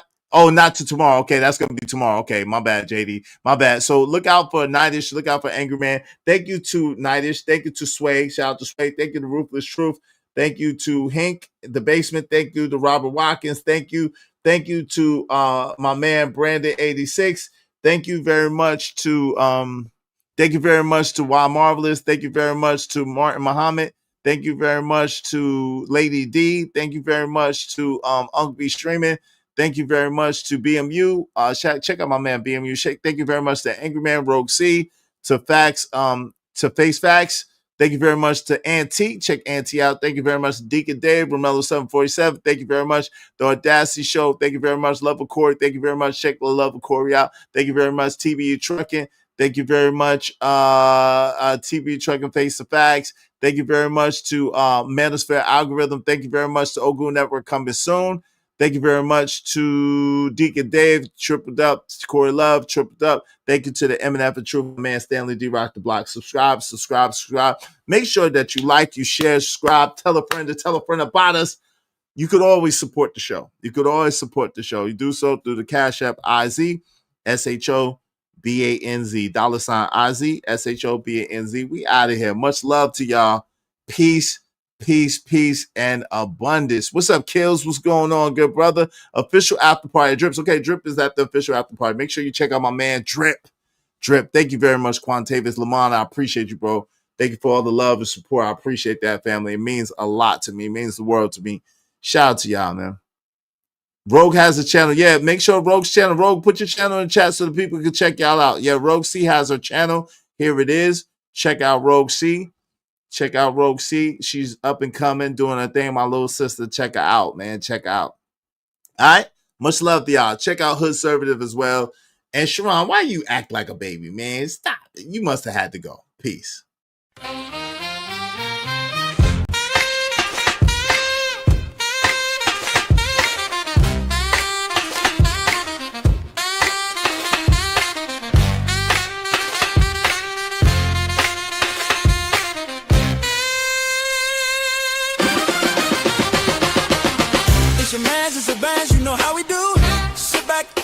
Enjoy the show. Dope discussion, deserve dope donation. Spread love through compensation. Cheese feta. The dope. Yeah.